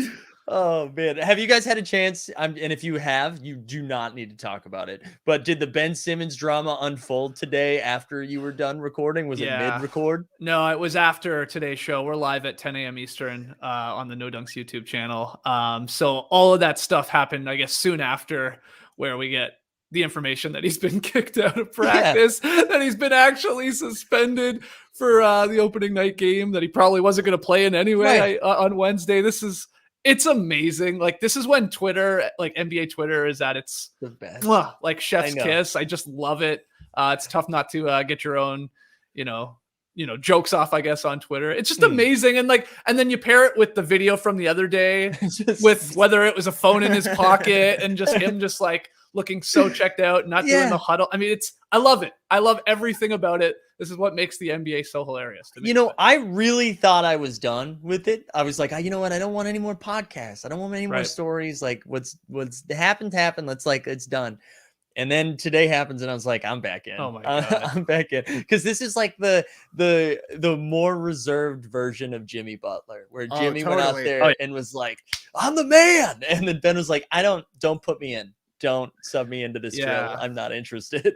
They're so different though because of that. Like, Jimmy's like, give me the worst guys on this team. We're gonna go kick the ass out of the stars on the squad. I'm gonna prove a point, make everyone look a fool, and then you have to trade me and get me out of here. And Simmons is just doing the I've only been told I have to be here so I can get my money. I don't want to be here. I don't even want to practice. And I think my favorite part of this whole story is that he refused to do defensive sets or whatever, like drills. And it would have been way funnier if it was 3-point shots or something offensive. But he's like, no, that's one thing I'm actually okay at. I don't need to do that. But it is different than Jimmy Trey for sure. Yeah, it's the difference between Jimmy Butler is aggressive, and Ben Simmons is just being passive aggressive. But I like to imagine he was in practice and Doc is trying to get him over there to run shell drill. He's like, no, you said you wanted me working on my 3-pointers. I'm shooting 3-pointers the entire practice. So he's just sitting there chucking them up. But I don't know. That has been great to watch, because it feels like something's actually happening with Ben Simmons. It felt like we were going to do an emergency trade podcast all summer, but every report was just nothing is happening. That was always the report. Ooh, they're all upset at each other, but nothing has happened. So Ben finally shows up. That felt like it changed something. Apparently not. He just is a little bit grumpy, doesn't want to practice. I don't blame him. They're not paying him money. So why is he actually going to want to be doing the practices? But now being suspended, it feels like something is happening. So that was a great NBA Twitter moment. Also great was the quotes coming from Karl Anthony Towns up in Minnesota, who said he's going to prepare for every game this season by watching 2 gorillas fighting to the death.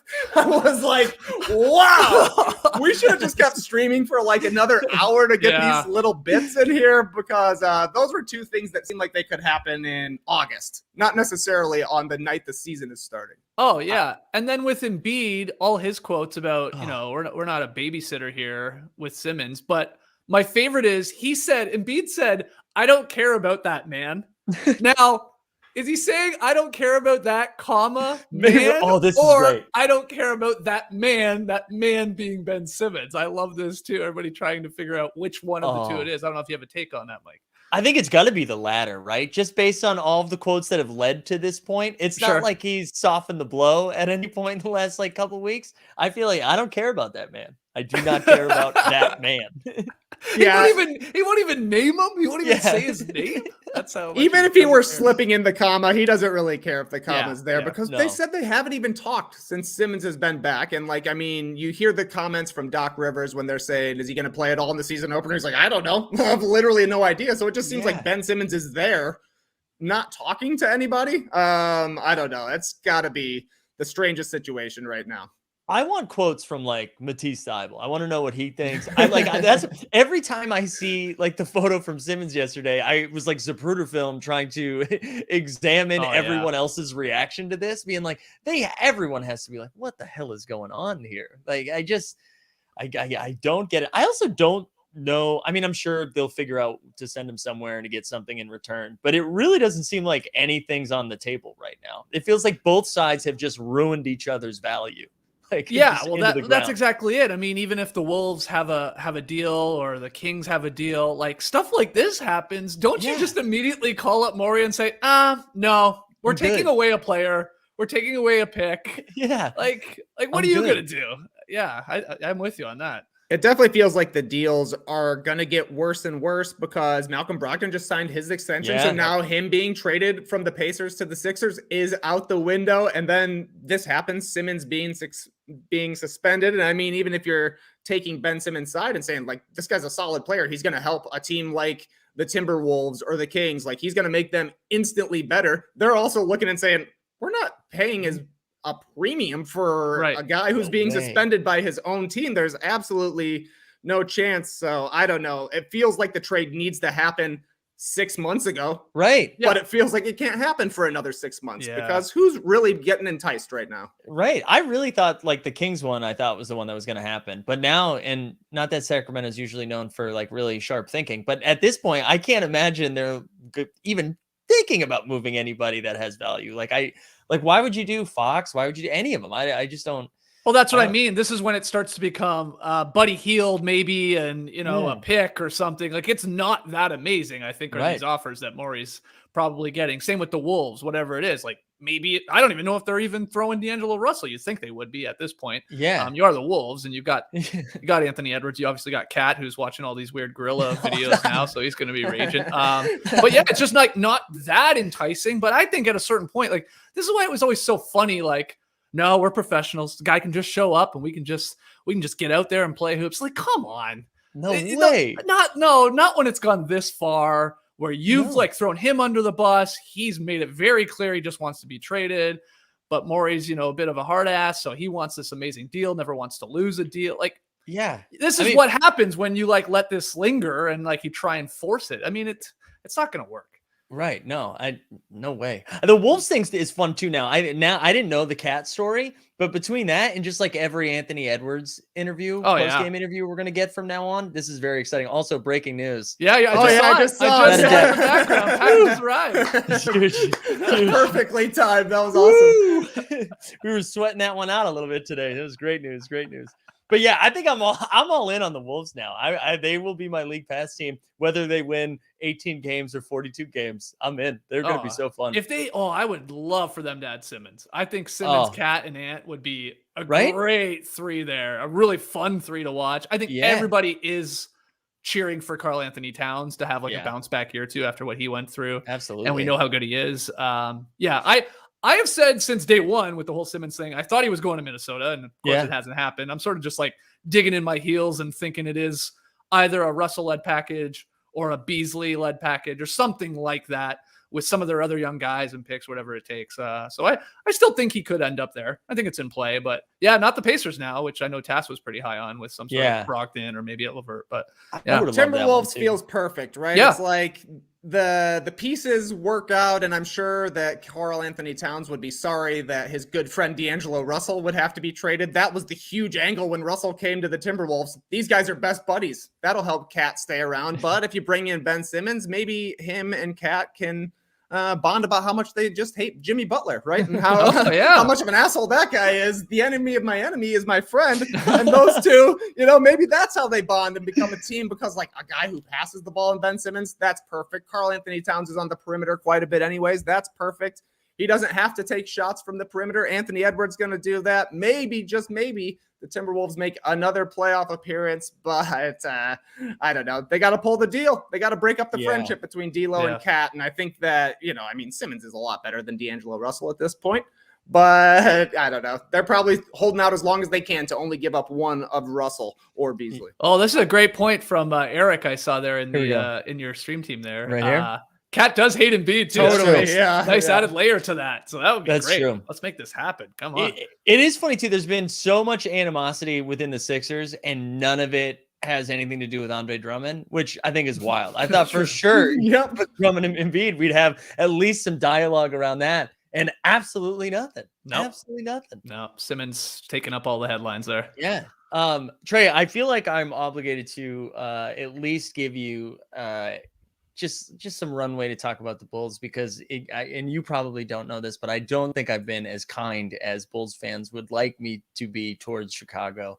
So I feel like I should just like to gloat a little bit or to be excited. I feel like I owe you, and also we have a lot of Chicago fans that watch who deep down like hate mail we're at that point now. So that's too bad. Well, as everybody knows, the Bulls are back since January 5th, 2021. They've been back. Had a couple of side steps along the way, mostly, completely whiffing on missing both the playoffs and the play-in tournament after making their biggest move in 4 seasons. That was a setback, but now they're really back. But I don't know. I hear a lot of positive preseason buzz for the Chicago Bulls from everybody, not just from our podcast, but from everybody, which kind of makes me a little bit nervous because the last time I heard that much buzz, they finished out of the playoffs as well. So I don't know. I'm very excited about this season. The Bulls have had the losingest record since they traded away Jimmy Butler. So it's nice that they're actually trying to win games now. Yeah.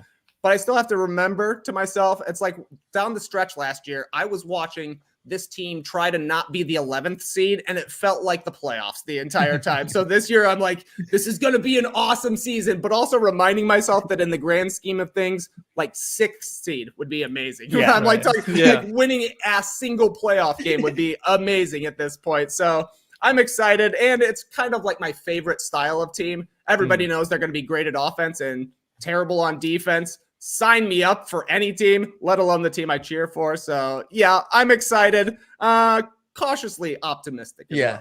Excited with expectations, though. That's good. Like realistic expectations so you don't hurt yourself. Right? Yeah, exactly. Realistic expectations. And honestly, it feels like basically since we moved from Toronto to the States, all of the Bulls stories have been bad stories, either injuries or their teammates getting in fights or trading their franchise superstar or having the most ridiculous coach in the league. At least they're now making headlines for doing the right things.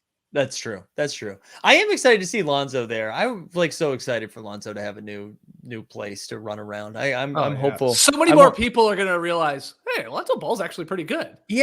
There's just not a lot of people watching Lonzo Ball play in Pelicans games. No, we're not. Very, very few. And I know he played for the Lakers before that, but that's I obviously early in his career. Games. No, probably not. And I think he will get a lot more attention, which is great because I think he's a great player too, or at least a really solid, contributing piece to a good team. And it's weird DeRozan's on this team, and it of course very Vooch weird. is there. It is a weird team, but apparently they're back. I think they're going to be battling the Raptors, and I think Jack's Knicks there as well. I think those 3 teams I can't really figure out. You could convince me they are flirting with 50 wins, or you could convince me they're definitely not making the play-in. I think it could go either way with all 3 of those teams. I know, definitely Toronto. I mean, I don't think, everyone's talked about it at this point, but just the fact that they're back in Toronto has to be worth something. That has to be worth at least a bunch of wins. That's got to be 5-6 wins, automatically, I would think, outside of playing at Tampa. Yeah, I think they're going to be, I don't know. Again, I've said it on our show. I'm not making any bets on my Raps this year. I don't know. I think they could pleasantly surprise a lot of Raps fans by being competitive, having a great defensive team, just getting by enough with, Van Vliet and OG maybe going to the next step, and Scotty Barnes, flirting as a rookie of the year. Or it goes bad quickly and they're just like, okay, trade Dragic, sort of lean into the building block a little bit more, the rebuilding phase a little bit more. And it's like suddenly they're just trying to get another draft pick.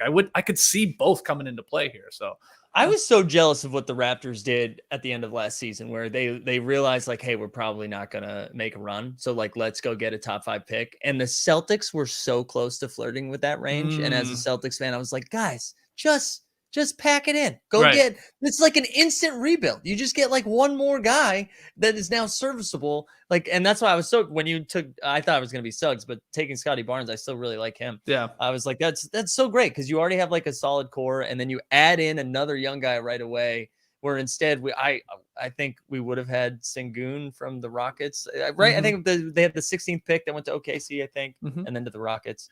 But yeah, I will admit, I know on our show, I wasn't loving it at the time with the Raptors, folding it up and going home, taking their ball and going home like Ben Simmons. And it was mainly from the perspective of being a giant Kyle Lowry fan. He is one of my favorite players of all time, that it was this is how it's going to end. It was just a bummer. It was you're right there. You could probably make the play in still. And they chose, of course, they elected to shut him down. And then he's obviously gone. And he's with the Heat. And it was come on. I would have just liked to see, I just wanted a couple more Lowry moments, maybe get in there, maybe a little scare for one of the better teams when they win a game or 2 in the playoffs. Who knows what would have happened. But in the end, they're looking like geniuses now. Got a high pick, and Scotty Barnes appears to be a great player. So I think they just come together and decide his last year with the Raptors was the year before. I think we just don't. We thought he was traded when he was waving at the camera. Right. Bye. We're like, okay, he's gone. He's gone. That's fine.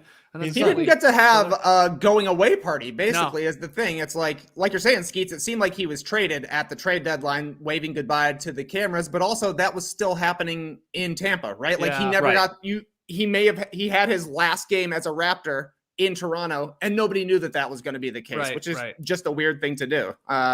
So yeah, I don't know. The question for me is, does moving from Tampa to Toronto replace Kyle Lowry? Maybe. I don't know. I have no idea what to expect from the Raptors. Like, their big guys are pretty bad still, which is the case last year. I don't think they're going to be better on offense. We don't know if Siakam is going to be able to carry the team or when he's going to be back, but it does feel like OG is better. And of course, they seem to be one of the teams that is always better than the sum of its parts. So yeah, it's probably going to be a Raptors and Bulls battling it out again. So great for the content. Yeah, that's exactly right. That Siakam injury is kind of weird too, right? It was just like he's going to be out for time. Yeah, like he's going to be out for a while, it appears. Yeah. And then it's like, well, how great are they playing? That's when you start to decide, are we rushing him back? Are we in any hurry to get him back? You know, it could be a month or two. So yeah, he won't be there, which is unfortunate because if anybody needs like a little bounce back year, it's him. Right. You could tell me that one could go either way. Like Siakam could average 28 and 12 or play 12 games. Like I could see that going either way. I think it's more likely he's only playing 12 games at 28 and 12, and I'm a huge Siakam fan. I was feeling it a little bit. Yeah, no, it's okay. Well, look, he had, like, if you look at his numbers when he was playing, of course, last year, I mean, they're not bad, but you wouldn't know it if you talk to Raptors fans. They're like, he's the worst player in the league. I mean, he got handed the keys to be like, here, it's basically your franchise now. And he wasn't ready for it. And he may never be that player is what they may have realized too. And that's totally fine. That's the thing. Obviously getting the max deal though. Replacing Kawhi right after a championship's probably not the easiest. Good luck. Either, Good luck. Imagine, I mean, right? there's like 3 or 4 guys that could realistically do it. Yeah. Right. All right. I've made us talk about NBA stuff long enough. I feel like you guys have been sitting on running backpacks for not a week. For a while. So you must be ready for running back. Well, yeah, we're ready, but Top Shot ain't ready. You know what? Can we still not do it? Got a major outage. Oh, well, no, I thought we were back. Well, the good news is we can, I think we'll have somebody that can come on and just tell us exactly what you got, what's in the pack, so we can take away the pack ripping experience. And then he can break down how the moment itself was chosen. And I'm sure this person is absolutely thrilled that I started the introduction like that and is going to be very excited to come back many times. But we have Austin Kent joining us, which is awesome. Austin, what's going on, man? Hey, how you guys doing? Can you hear me all right? You sound great. Yep. Oh yeah. Good. You sound great. Thanks for coming on, man. Of course. Thanks for having me. Big day. Yeah. First question: why can't I rip my pack right now? Come on. I'll send some nasty notes and Slack. Come on, man. That's all right. That's all right. I was like, well, I'm actually happy we're not ripping the pack right now because I know for sure that I'm getting a Mike Bibby. I saw you call that out. Who's my least favorite player of all time, and I realized the moment is against the Raptors. Austin. Brutal. Yes, but double blow. You did that on purpose. I know, but the Raps won the game. They did. I saw that. You see me trying to dance my way around that in the caption. Like, it's a clutch bucket. They didn't win. It was a clutch bucket. They got 40. Sometimes it's just tough like that. So. Austin, how are you doing, man? That was like a huge drop for you guys. It was pretty exciting. I mean, especially with the archive moments too. It felt like everybody was throwing flowers. Like the moments themselves were great, and there were so many. I know for me, like being how old I am, it was like pretty nostalgic to see a lot of the players that I grew up like really liking or laughing about. So it was kind of cool to see all that. So how was that experience for you, man? Seeing everybody rip. Yeah, it was awesome. Like, I think you nailed it. The demographic of Top Shot, so many, like 2005 is right in that nostalgia wheelhouse, right? Like, either a kid, like I was in college when that happened. And anything that happens, I think, regardless of the sport or how old you are, the stuff that happens when you're like a teenager, like that's the stuff you're irrationally high on for the rest of your life. Doesn't matter if it was actually good. It's why I'm obsessed with the teal, like Pistons jerseys, and no one else on the planet is. And so I think that helped a lot. I mean, I'm happy to take credit on Twitter when people are like at me. I'm like, yeah, thanks. Meanwhile, it's just all the players for being awesome. And that was such a fun era. And it's fun to be able to really introduce a lot of the players from that era to this, more modern platform. And in some cases, fix some of the debuts that were on teams from other eras. The Steve Nashes and the Kevin Garnetts of the platform. It was fun to get them in their, more fitting jerseys out there. So it was just a ton of fun to work on. Been working on that for a while, and it's been real hard to contain my enthusiasm for it. I started bursting on Twitter. You could feel it. You could feel the giddiness like leading up to it. So congrats, man. That's awesome. The thing I love is that it's not just like it's cool to have Allen Iverson on Top Shot, but it's even cooler to have his double crossover. You know what I'm saying? Yeah. It's cool to Vince Carter has been on, but now you're getting Vince Carter's best dunk. And that's the thing to me. It's like knowing the players. We saw the players a long time ago. These are going to be who's joining the database at this point, but then to actually see moments that you've been watching for 20 years, and you're like, wow, okay, cool. We're not just getting a moment from Allen Iverson, we're getting one of the 3 moments from Allen Iverson. Yeah, and that's sort of what we had kind of slotted that in as we look at Iverson's career. I don't know if it's top 1 or top 2, but it's definitely that top 3. Jacob, there he is. Jacob's high on the Antonio Daniels crossover. So we're happy to make Antonio Daniels Top Shot famous. Yeah, I mean, that's on the short list of Iverson's best moments. I mean, crossover versus Jordan. Obviously the step over Lou. I mean, he had a huge putback dunk too when he was So it's it's so we got lucky. And that Vince, I will tell you, sorry to cut you off there, Mike. I will tell you, especially you Skeets, I was so reluctant to have that, the first time we go back to Vince Carter. I know it's not his debut, but the first time we go back to Vince Carter being on the Nets, I love Vince. My rational brain loves Vince, but part of me is still the 17-year-old or whatever. 100%. When he was giving away plays to the Sonics. You remember? I remember. Yeah. Never forget those things. And so I'm like, there's no way I can put Vince from that season when he just was amazing. And incredible dunk, incredible everything. And you'll see more incredible stuff from Vince. And it was just so tough for me to wrap my head around it. But then when I'm like, it's the Alonzo Mourning dunk. That's the dunk, right? It's one of his best for sure. At least it wasn't, and maybe I'm getting the years mixed up. When did he hit the game winner basically against the Raptors? That was that same year. Same year. Thank God he didn't pick that. Yeah. Legendary moment. Oh my God. I had to wrestle with that one. I believe there were some footage issues with that one, so it can't make it to the platform. Yeah, which I'm like, okay, you guys, you don't have to apologize for that. What a shame we can't get that one. Yeah.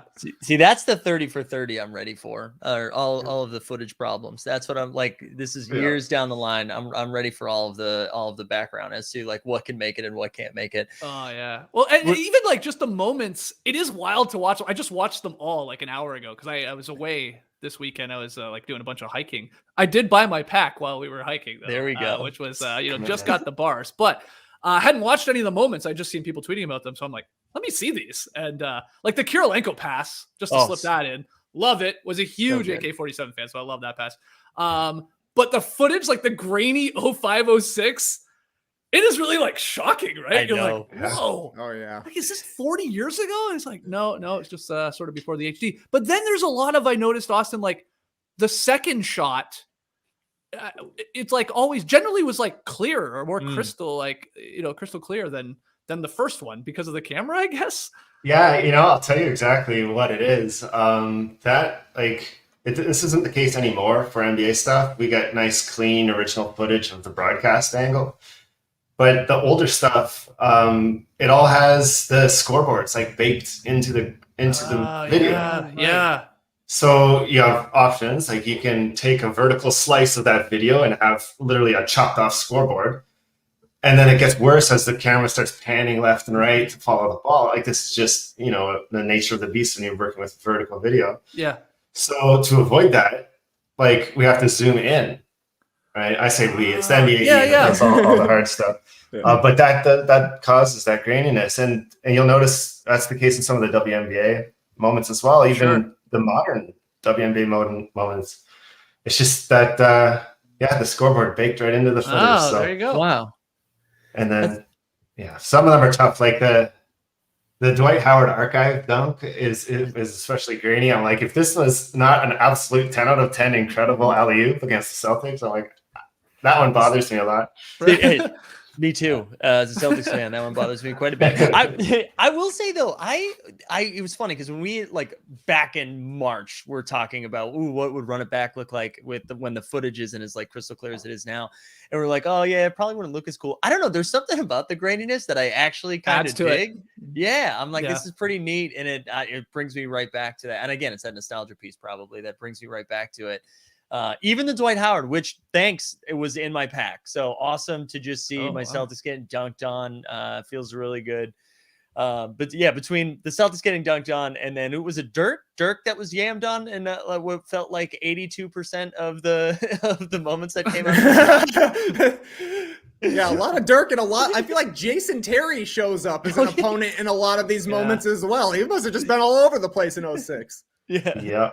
I know definitely a lot of Dirk. But I figured we could make some sort of a new defensive analytics metric, could just be moments featured in, not in the good way. Not in the good way. That goes back to my whole when I first started Top Shot, trying to get LeBron moments, but not actual LeBron moments, just moments that had LeBron in it. Just loading up on KCP. Yeah. And or the Reggie Bullock steal or whatever the heck that one was. And isn't there one here? Is it Caron Butler? Didn't he do a crazy spin on LeBron in one of these run it backs? Yeah, I think I have that right. Yeah. And I was like, well, gotta go get that one. Yeah. There you go. Skeets, I know there's about 2 seconds of Brad Miller in that Mike Bibby run it back. You want it? Oh yeah, just those 2 seconds though. Just that background. I guarantee I'm pulling it. I know it. It's the one I don't want, which means I'm going to get it, unfortunately. But Skeets, I was going to ask. So if we're out on Bibby, what are we in on? That's not like the top, not the the main, the Shaq, Iverson, Wade, right, LeBron. Right.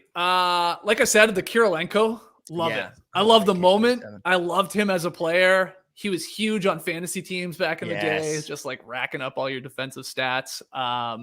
So I like that one off the top of my head. What else?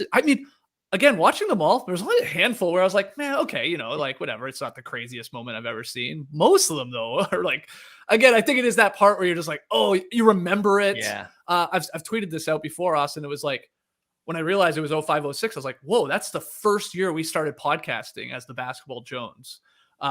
We started not at the start of 05, 06, but we first started podcasting in January of 06. So that season, not too long after Kobe's 81 versus the Raps is when Tass and I started with JD. So it's that. I love that part too, because I remember talking about some of these moments with Tass when we first started our shows. So it feels like 90% of these. I don't know, Trey, am I reaching here? I'm not trying to suck up at all. They're good. I'm like, these are great. And I think there's a lot of great moments. Yeah, you're just taking you back, that nostalgic factor. There's a great Melo dunk. Melo's that's a good one. Is actually really good in this. And it's neither his run it back debut or his Top Shot debut. So I think that's a pretty cool one. I like Andre Miller hitting a 75-footer as well. I don't know, maybe the longest shot on Top Shot. I know there's some other deep bombs as well, but it's got to be close. I was a little bummed when I heard it was going to be 05, 06. Not the greatest year for the Bulls. I was a little bit worried that it was going to be Andres Nocioni taking a charge, but Tyson Chandler throwing one down is all right. He looks pretty smooth in this one. Yeah. That's what I remember the Celtics roster was tweeted out for the 05, 06. And I was like, oh God, I hope it's Pierce. Cause if it's not Pierce, this is going to be a tough scene. So thank you for showing Pierce out there. I just thought of one, Mike, to answer that question. The Gerald Wallace block. It's nice. Is fantastic. I had sort of forgotten about that one. The old just going up and grabbing it and coming down with it like he's LaFonso Ellis or something like that. That's a big one. You got the Bobcats jerseys there too. So that one is nice. It's good. It's good. I was fortunate enough. I pulled the Ray Allen, and that was one of the ones that I was really stoked about. Just seeing a deep three at the buzzer in the Sonics green. That was loved it. Loved the Ray Allen. Nice. Yeah. Do you have a favorite, Austin? Or are they all your babies? Well, one of my favorite plays of all time is the Ben Wallace block. Yep. On Shaq. I would say, that would be my grail. If I could go out and start, buying these myself, that'd be my grail. The Shaq moment is hilarious. It really is. The defense and a layup. Yeah, the block and the layup. It's really good. Here, I sort of had forgotten about that moment. Yeah, it was a source of like much debate. Like on Twitter every day, I get like, "How come Shaq's debut like isn't a dunk?"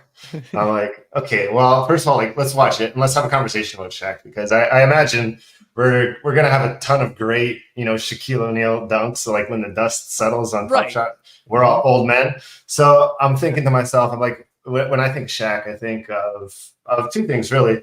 A, the incredible, insane raw power, but just as much like his attitude and like his like sense of humor and love like for the game, which I think came out anytime you saw him celebrate, like walking back down the court. And that just unprecedented mobility. So like we had a lot of conversations about this. Like we do have a Shaquille O'Neal dunk that'll come.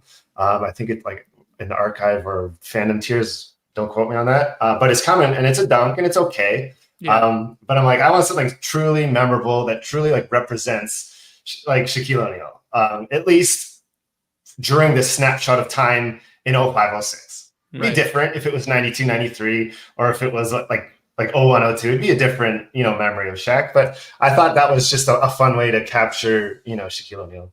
Yeah. I will say in that moment, I don't remember Shaq Heat being as nimble and quick as he like. That was kind of he got down there. That's Orlando Shaq right there. For sure. He's moving. It's quick. Austin, Shaq. How does it go when you're figuring out like which year you're going to feature? Are you saying, all right, we want to look for these guys. We want to look for Iverson, Vince, Shaq, all at a time when they're near or at their peaks? Or is it the other way around? You're like, we're going to pick a year. We're going to find those years right away or those players right away. It does. It kind of obviously there's however many different like generations of basketball players, and we kind of wanted to hone in on which one we were ready to because they come with different sorts of like we want to make sure like it's a completely different thing visiting Kobe for the first time, Wilt for the first time, Michael Jordan for the first time. So we figured 0506 would be a nice like sweet spot for us to get a lot of players that are still very much on top of mind for collectors our age. Right. It just felt like a good like point in time for us to visit, to really dip our toes into running back like for the first time, since like Series 1. And do it in a way that will like have enough names to just be really special and great. And in a lot of ways also keep some great stuff in the chamber for future running backs like down the road, right? Eventually we'd love to have every great player to play basketball represented on Top Shot. Mm-hmm. So 0506 kind of fell into a nice range, like when like the Bulls weren't racking up titles, the Lakers weren't racking up titles. Mm-hmm. And so it kind of felt like a nice sweet spot for us. Mm. It didn't hurt that we were watching Chris Paul lead the Suns to the finals. Mm. He's a rookie, of course, like in this one. And that kind of got us, headed down that direction. And then having the opportunity to work with Dwayne Wade just kind of sealed the deal because it was just such a fun, such a fun time. It was like a fun little capstone to it all too, to have Wade be down for all of this too, and then to be tweeting about it was for it to be him, for it to be like such a legend in the game and still very present, whether he's on TV or with like in his ownership role with Utah. Just very cool to, I don't know. It just was like a fun little capstone for Run It Back. Like not only are we bringing back all of these legends from that era, but also Dwayne Wade is like, hell yeah, look at me, I'm on here. And then Zaire being like, why is my dad on here before I am? Which I thought was a fantastic tweet by us. I hadn't really thought about that until Austin was saying that, but that idea like 0506 being like sort of a sweet spot for people of our age. Mm-hmm. I know we're a little bit, or I'm older than most of you guys, but of that era, like those star players. But then, like you said, like young people are going to know the big names. Like they're going to know Shaq and Wade and Iverson mm-hmm. and McGrady and of course Vince and Paul Pierce is in there and Garnett, like all of these Hall of Famers. So that's a nice, like they're going to recognize and know these names. Like, are they going to know Gerald Wallace? I don't know, Darius Miles. I probably not. And that's fine. That's then you're going to like learn them that way, but it does make sense. Sort of like there's so much star power still there in 0506. that the nostalgic factor kicks in for the oldies like me, and then it's still there. It's still recognizable for like obviously a much younger demographic that I assume is into Top Shot. Do you know the breakdown? Do you know a demographic breakdown at all? Like, I would. I'm sure our team does. Yeah, it'd be fascinating to see. It'd be interesting. But yeah, it was. I don't even know. I don't think I even want to ask it. I was just gonna say the timing of like maybe some people knew Darius Miles in the new for being on Top Shot, but I think it was unfortunately the reason he was in the news wasn't like super probably great. It wasn't super great. I won't make you answer questions about that, Austin. I feel like that's where, as I was starting to come out of my mouth, it was like in a question. I'm like, that sucks. Can you talk about the Jailblazers, please? Yeah. Let me just go on the record on that. No. Yeah, what were your thoughts on the government's response? When we saw Q Rich, we had that Darius Miles as well. So right. Knuckleheads. Very excited about that. I mean, and some players, Trey, you brought it up. There's an omission in this drop that people have been talking about. The big Brad Miller. People are hitting you up all the time. How could you not include every Brad step Miller? of the way? When Brad. It's true. The community needs it. I like Brad and many players, several players. Like we didn't have the opportunity to sort of get every single player available to us, including your guy. But in due time, I would like to think that we'll be able to get everybody out on that platform and get them some nice Top Shot worthy moms in due time. Were you Austin then when you guys zeroed in on 0506 as the season? Were you just watching a million YouTube videos, like compilations for like the greatest plays? Like we remember some of them, of course, but there's so many that after you watch it, you're like, oh yeah, I remember that. But I can't imagine, you're remembering the Gerald Wallace block where he just grabs that out of there, unless you're a true sicko. So is that what you were doing? Just like firing up YouTubes or talking with the NBA? Like, hey, give me your best stuff from 0506. Let's see what we got. Yeah. I'm happy to talk a little bit about the process for that. Like one of the things that it's just so different when we're talking about run it back versus like live content. It's a whole different ballgame, and what the process ended up being for 0506 was so much different than 13-14. I think you'll notice even just differences in the amount of players involved and stuff like that if you compare 0506 to 13-14. So the first thing we do, and it's great to work with the NBA on this. We're very aligned with how we want like the running back sets to look like. We kind of go through. We have this like criteria, basically rubric of what. That we can apply from season to season, doesn't matter whether it's 0506 or any other season, to kind of put players onto like a short list as candidates to be in the set. Like all NBA nods, like all-star berths, like did they win a player of the week? Like did they like come out of nowhere and grab like 20 rebounds in a game? Big beef, right? Shout out to the beef. Just little things that can sort of be consistently applied, that can sort of pique those memories. Like sure. And Jacob and I had a blast about this, and we're like, oh yeah, like Chris Wilcox won player of the week. That's sure. Never forget. Wow. But I had forgotten. But just little things, just to sort of plant those names that you're not thinking about on a daily basis. Right. Plant those names back, in the old brain. And at that point, it's straight up what you're talking about, highlights.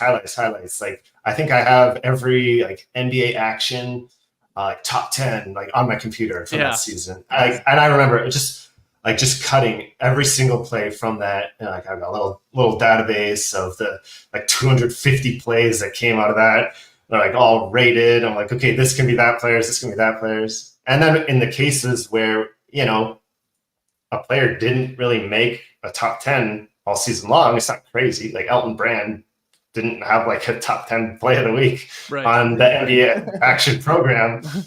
So in those situations, we're able to go to the NBA and say, hey, like Elton Brand has earned a spot in this set. Like, can you guys go? Because they have the whole database. Yeah. Like, can you just comb through it and find some sort of candidate plays for Elton Brand?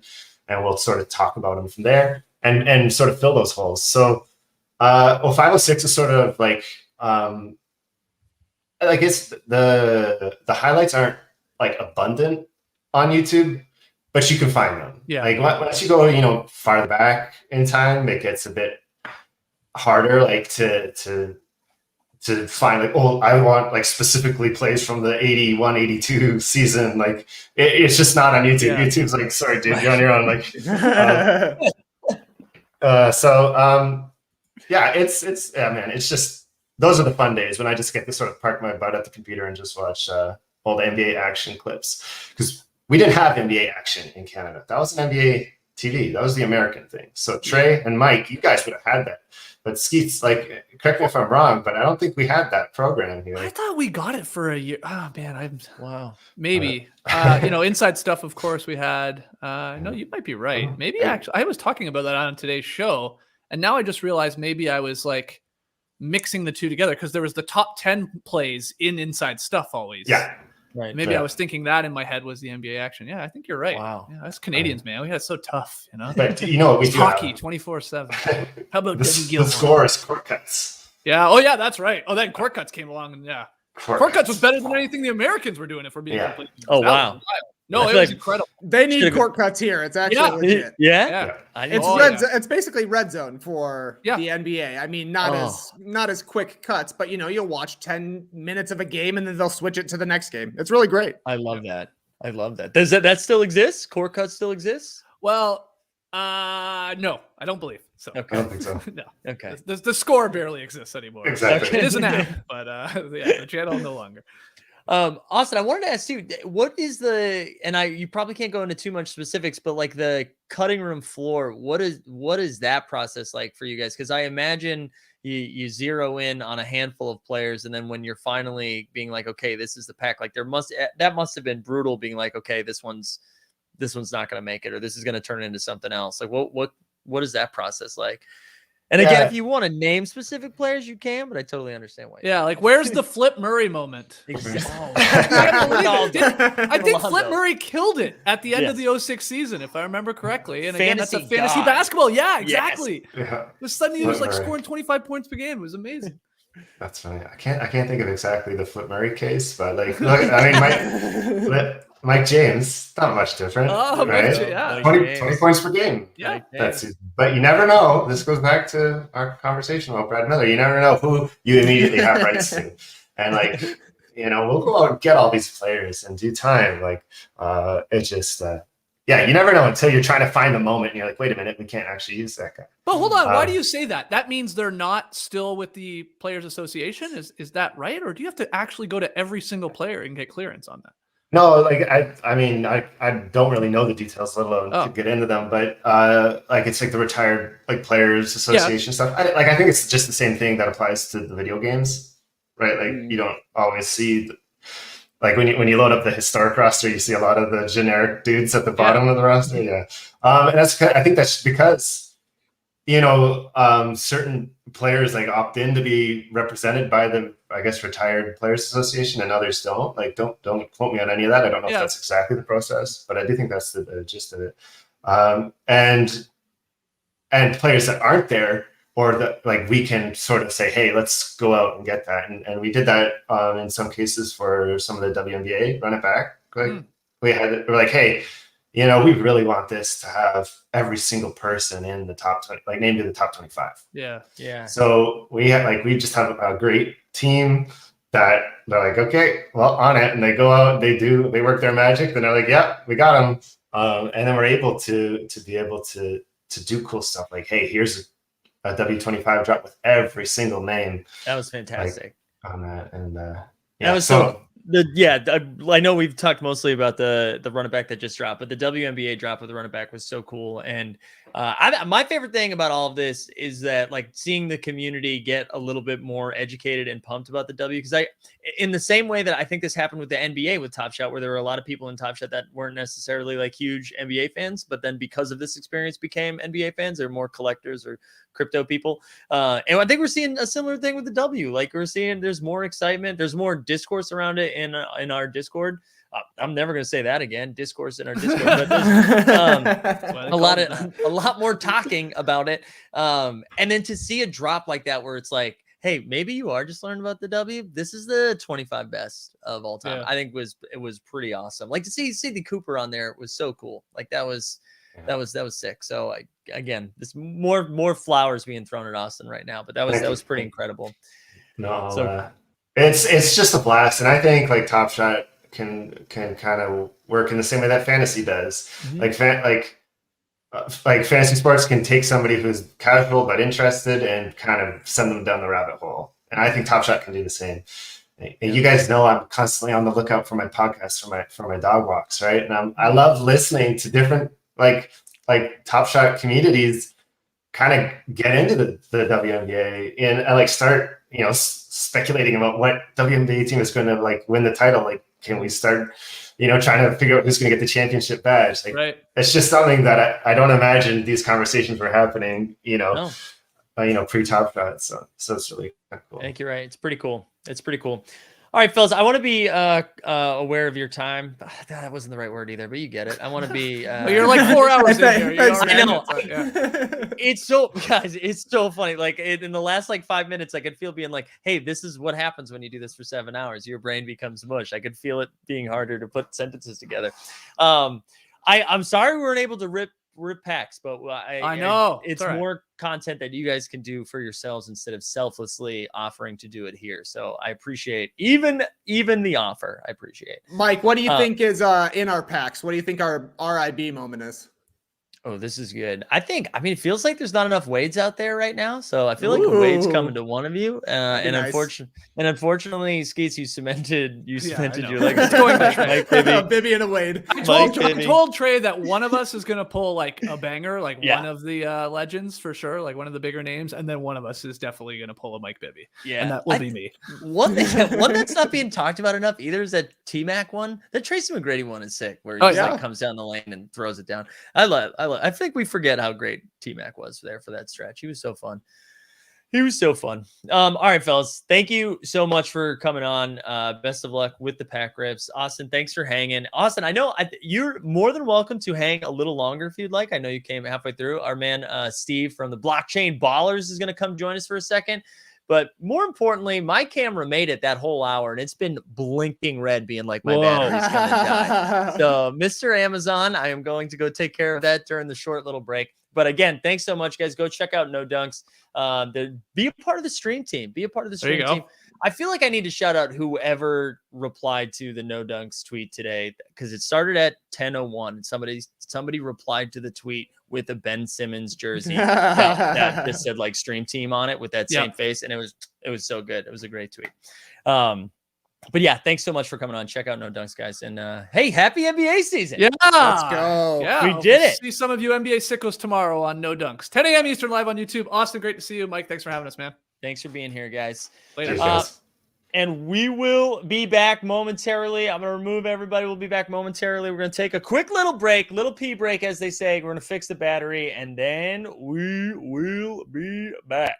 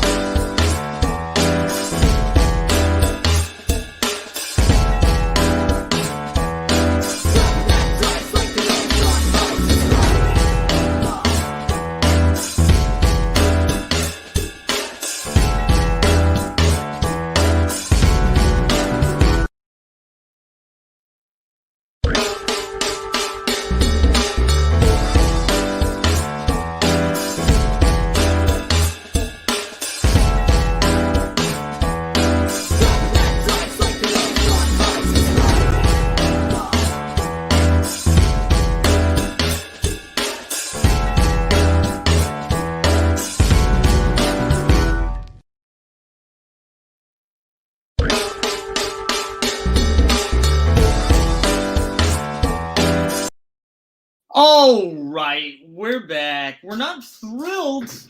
We're not thrilled with why we're back, but we're back. We had a little technical difficulties.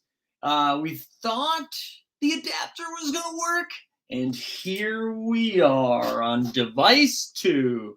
So sincerest apologies, but we're back. We're excited. We're excited to rock. We're going to have Austin join us for a little bit. I think Steve Blockchain Baller, it's very early over in Australia. And so we are pumped he's coming on as well. And Austin's going to be joining us a bunch. But hey, I just want to say, we're rocking. We're out here killing it right now. Borland says he misses Greg. I think you're right, man. I think you're right. We do miss Greg. Let me turn off the banner here. I can't believe we're going to have Steve come on here, and he's got his camera is like 42K, right? Like there's 4K. His is like 42K, I think. So now you're going to see me in a freaking MacBook or whatever we're doing, and he's going to put us to shame. Anyways, enough about this. Let's get Austin back on. And I'm not even going to make Austin talk about Top Shot. I think we just talk about hoops for a little bit. So let's get Austin back in here. Welcome back.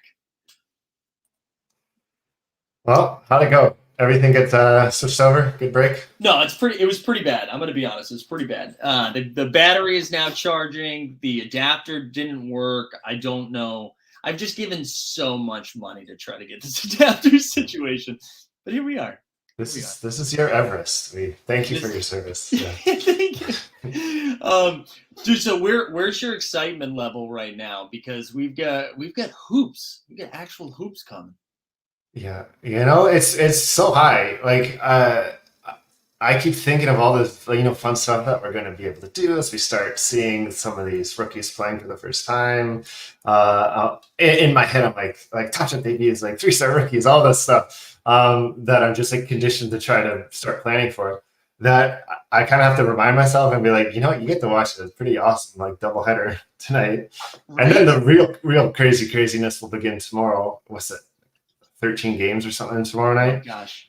So it's good to ease herself into it, but super, super excited after. Yeah, I can't wait as well. I can't wait. All right, it looks like we have our other guest as well. Now, Austin, I don't know if you have interacted, if you two had met, so this will be fun. This is the first time I met them as well. And again, as I stressed earlier, we're not using my fancy camera, so it does feel like this is going to be a slam dunk, like just absolute camera god. Steve, thanks for coming on, man. Thanks for having me. How you doing? Dude, it's getting a little sloppy now. We're 4 hours in.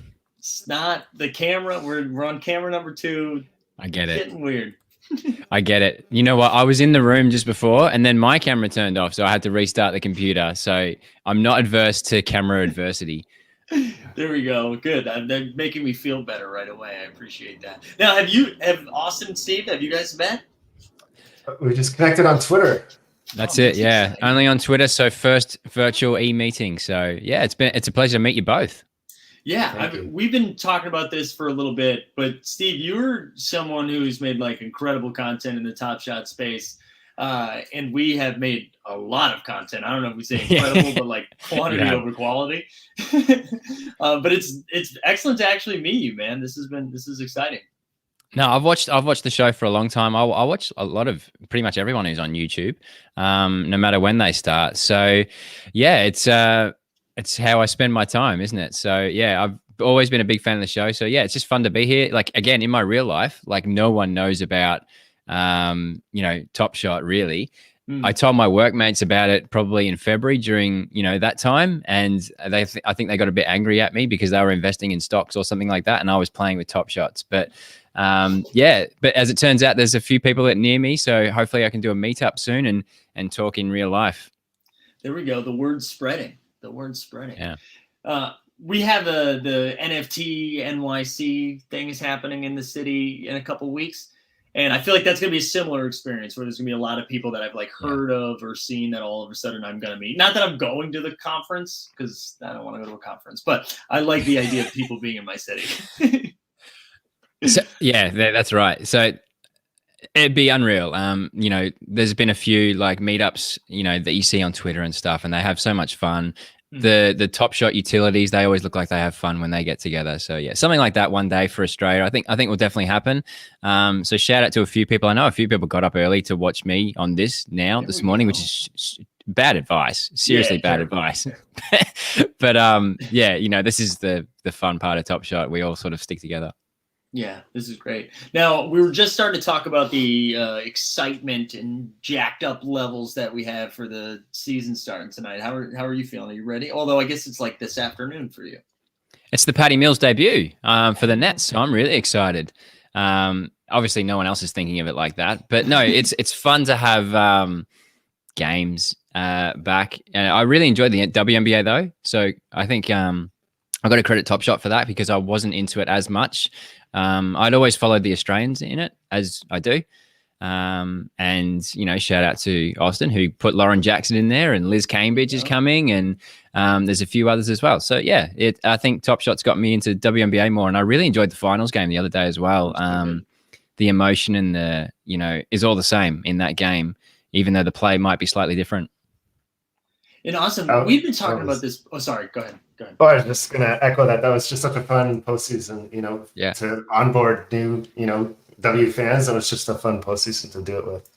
And you've been a W fan from like the beginning, right? Because I think the last time we talked, you were talking to me about like fantasy leagues you were doing back in the day. Yeah, it's been a couple years, about 4 years ago, the fantasy site that I have always like owned and operated, for the past 10 years or so, we added WNBA because we wanted to play fantasy basketball during the summer. So pre-COVID when sports had fixed schedules. And I'm like, you know what, let's just all get into the WNBA. And at that point, there was no season-long fantasy WNBA. There was DFS and stuff, but anyway, so that was my first plunge, into down the rabbit hole for WNBA stuff. So to be able to see that conversation just keep gathering more and more momentum has been really kind of fun. Yeah. And Steve, I know you mentioned Patty Mills' debut day. I was fortunate enough. I went to see JJ Redick's live podcast, Old Man in the Three. He did a show in Brooklyn a couple weeks ago. And Patty was the guest. I watched that on YouTube. It was really cool. It was excellent. And Tyrese was there as well. Yep. Tyrese was there. Desus from Desus Mero was there, and breaking on the reporter that was there as well. But it was excellent. Good interview. It was great, right? And Patty, Yeah. I hadn't listened to too many interviews with Patty, and it was so fantastic, and there was so much depth to what he was sharing, and it was really good. Okay, I'm a Patty fan now. It's hard not to be once you get to know him. He's one of those guys, and he's done so much for Australian basketball. I mean, Americans would underestimate the significance of the bronze medal in the Olympics. We've come fourth so many times, despite having and we used to be that team that was happy to be there, happy to qualify just to play basketball. But then the last 5-6 Olympics, we were mostly good enough to go to a silver medal match sometimes, especially in the FIBA competitions. And we just never made it. We'd stuff up in the semis or get a bad call or something. And what he did in the Olympics was just legendary. It was just insane. But not only that, what he's done for his country and community within Australia is also just as epic. Yeah. I don't think I understood the impact outside of the game that he had within the country. And it was pretty awesome listening to talk about it. And I guarantee, anybody who hasn't listened to that interview, definitely go check it out. It was really, really good. I guess on the other side of positive national NBA players coming out of Australia, how are we feeling about Ben Simmons right now? I thought you were going to say Aaron Baines. No. He's someone that Australians have struggled to support recently, I would say. But we don't know what's going on either. Yeah, so that's true. You see the footage in training. I think it was even yesterday. The body language, but you're reading between the lines. I don't know. I think us and genuinely everyone else hopes that he finds himself, whether it's the Sixers or someone else, a good situation where we get to see him play well again and have fun. Yeah, I was bummed we didn't see him in the Olympics. I thought that would have been a fun bounce back spot, Yeah. Once we lost him, and I actually thought we were done after we lost Baines. Whatever you think of Baines, he was a big body in the Olympics, and we needed it. They found a way anyway, but you put him and Matisse in the same team defensively as well. We were at a next level again. It would have been very interesting to see. But we've also got Josh Giddey looking in the comments, Disney Alex, this year as well. So that's exciting. Locked in for 2030 MVP. I like that call. You can never be too early. Yeah. Austin, what about you? I know you've been deep in the run it back, but have you been following along with the Ben Simmons fun from today? Yeah, we have conversations, even just internally, about Ben Simmons. There's sort of mixed consensus, just on our end, just like any workforce, just sort of talking about the breaking news. I'm like a Ben Simmons apologist, I guess, if you haven't put me into a camp. Yeah, same. But I just think it's an all around unfortunate situation. I kind of, to echo what Steve said, I just hope he gets. I hope Ben Simmons lands in a situation where he's supported, where he's also held accountable, because I think he's just such a special player, and has such a high ceiling still. I want to just rip the Band-Aid off. Let's end this drama and let's get people where they need to be so we can start moving forward. That's sort of where I land. Do you have a take, Austin? What would be a good situation for him? Because it's not the easiest one to answer. Yeah, when we heard what was it, the San Antonio rumor that came out, I don't know about Sacramento as much. I just want him to land, and San Antonio is a perfect example of it, in an organization where it's the system first. And Ben Simmons and Joel Embiid came up in a very weird time, unprecedented time in sports with the trust the process Sixers, right? And at first you wonder, it was Brett Brown first, now it's Doc Rivers. I wondered if maybe that coaching change would lead to Ben Simmons taking his game to the next level. But I feel like he's somebody like Joel Embiid. You can kind of plop them anywhere because they've got the mentality. They'll go out and get it, regardless of who's in their ear on the bench. But I feel like Ben Simmons needs a system in place that can go and like hold him accountable. Like if he's not comfortable shooting threes, then let's not bemoan him for it. Let's work on getting him to a spot where he's comfortable doing that. And I feel like when you have that sort of goodwill built up because your system, your coaching staff has such a good reputation, I feel like that would be good for him to land in. So that's why I was really excited with San Antonio. I think he'd thrive in Toronto, same reasons, to have that sort of, support network already there waiting for him. Yeah, I love the Toronto call. I think that would be an interesting spot. I think like Nick Nurse, you get it's a good situation there. There's a good infrastructure. Similarly with San Antonio, I feel like they still Toronto fans are rabid. I'm not trying to say that they don't have a great fan base, but I think the spotlight's a little less intense than it is in Philly. But yeah, the hockey team. I would say that again. We save all our animosity for the hockey team. Yes, that's nothing but support for the Raptors. Channel it to one place. Yeah, I'm with you though. I hope he just finds a spot. I mean, today's information with him being kicked out of practice and suspended for a game, like that's Twitter entertaining. But I'm also at the point, like, just get him to a team. I'm ready to know like what we're working with here. And I don't know. Terrible idea ends terribly. Who knew? Yeah, right. Right. Also, can you just imagine being in any workplace environment where there's this sort of animosity between everybody, and then they're just like, just kidding. I know I quit, but I'm here now. There's no situation where everyone's like, it's good for the team. We're all back together. Like that never happens. Like if you don't refill the printer, which isn't really a thing that happens anymore, but it's the only example I got. But if you didn't do that at the office, murdered. Everyone would be furious with you. And this guy was like, I don't want to play with you anymore.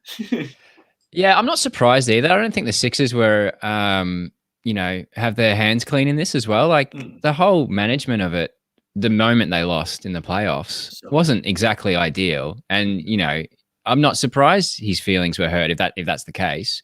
You basically had your best player and your coach sort of call you out. Whereas usually if you just said nothing, you wouldn't have burnt any bridges. Totally. So it's a weird situation. Yeah, I agree with you. That response from Doc I was very surprised by that because he's usually so savvy in press conferences and never goes down that route.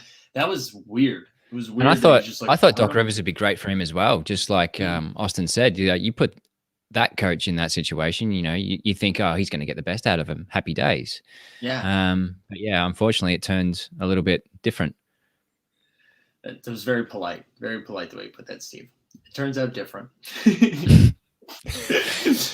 One of the other things I was going to talk about too, and Austin, feel free to weigh in, but I also know if you can't.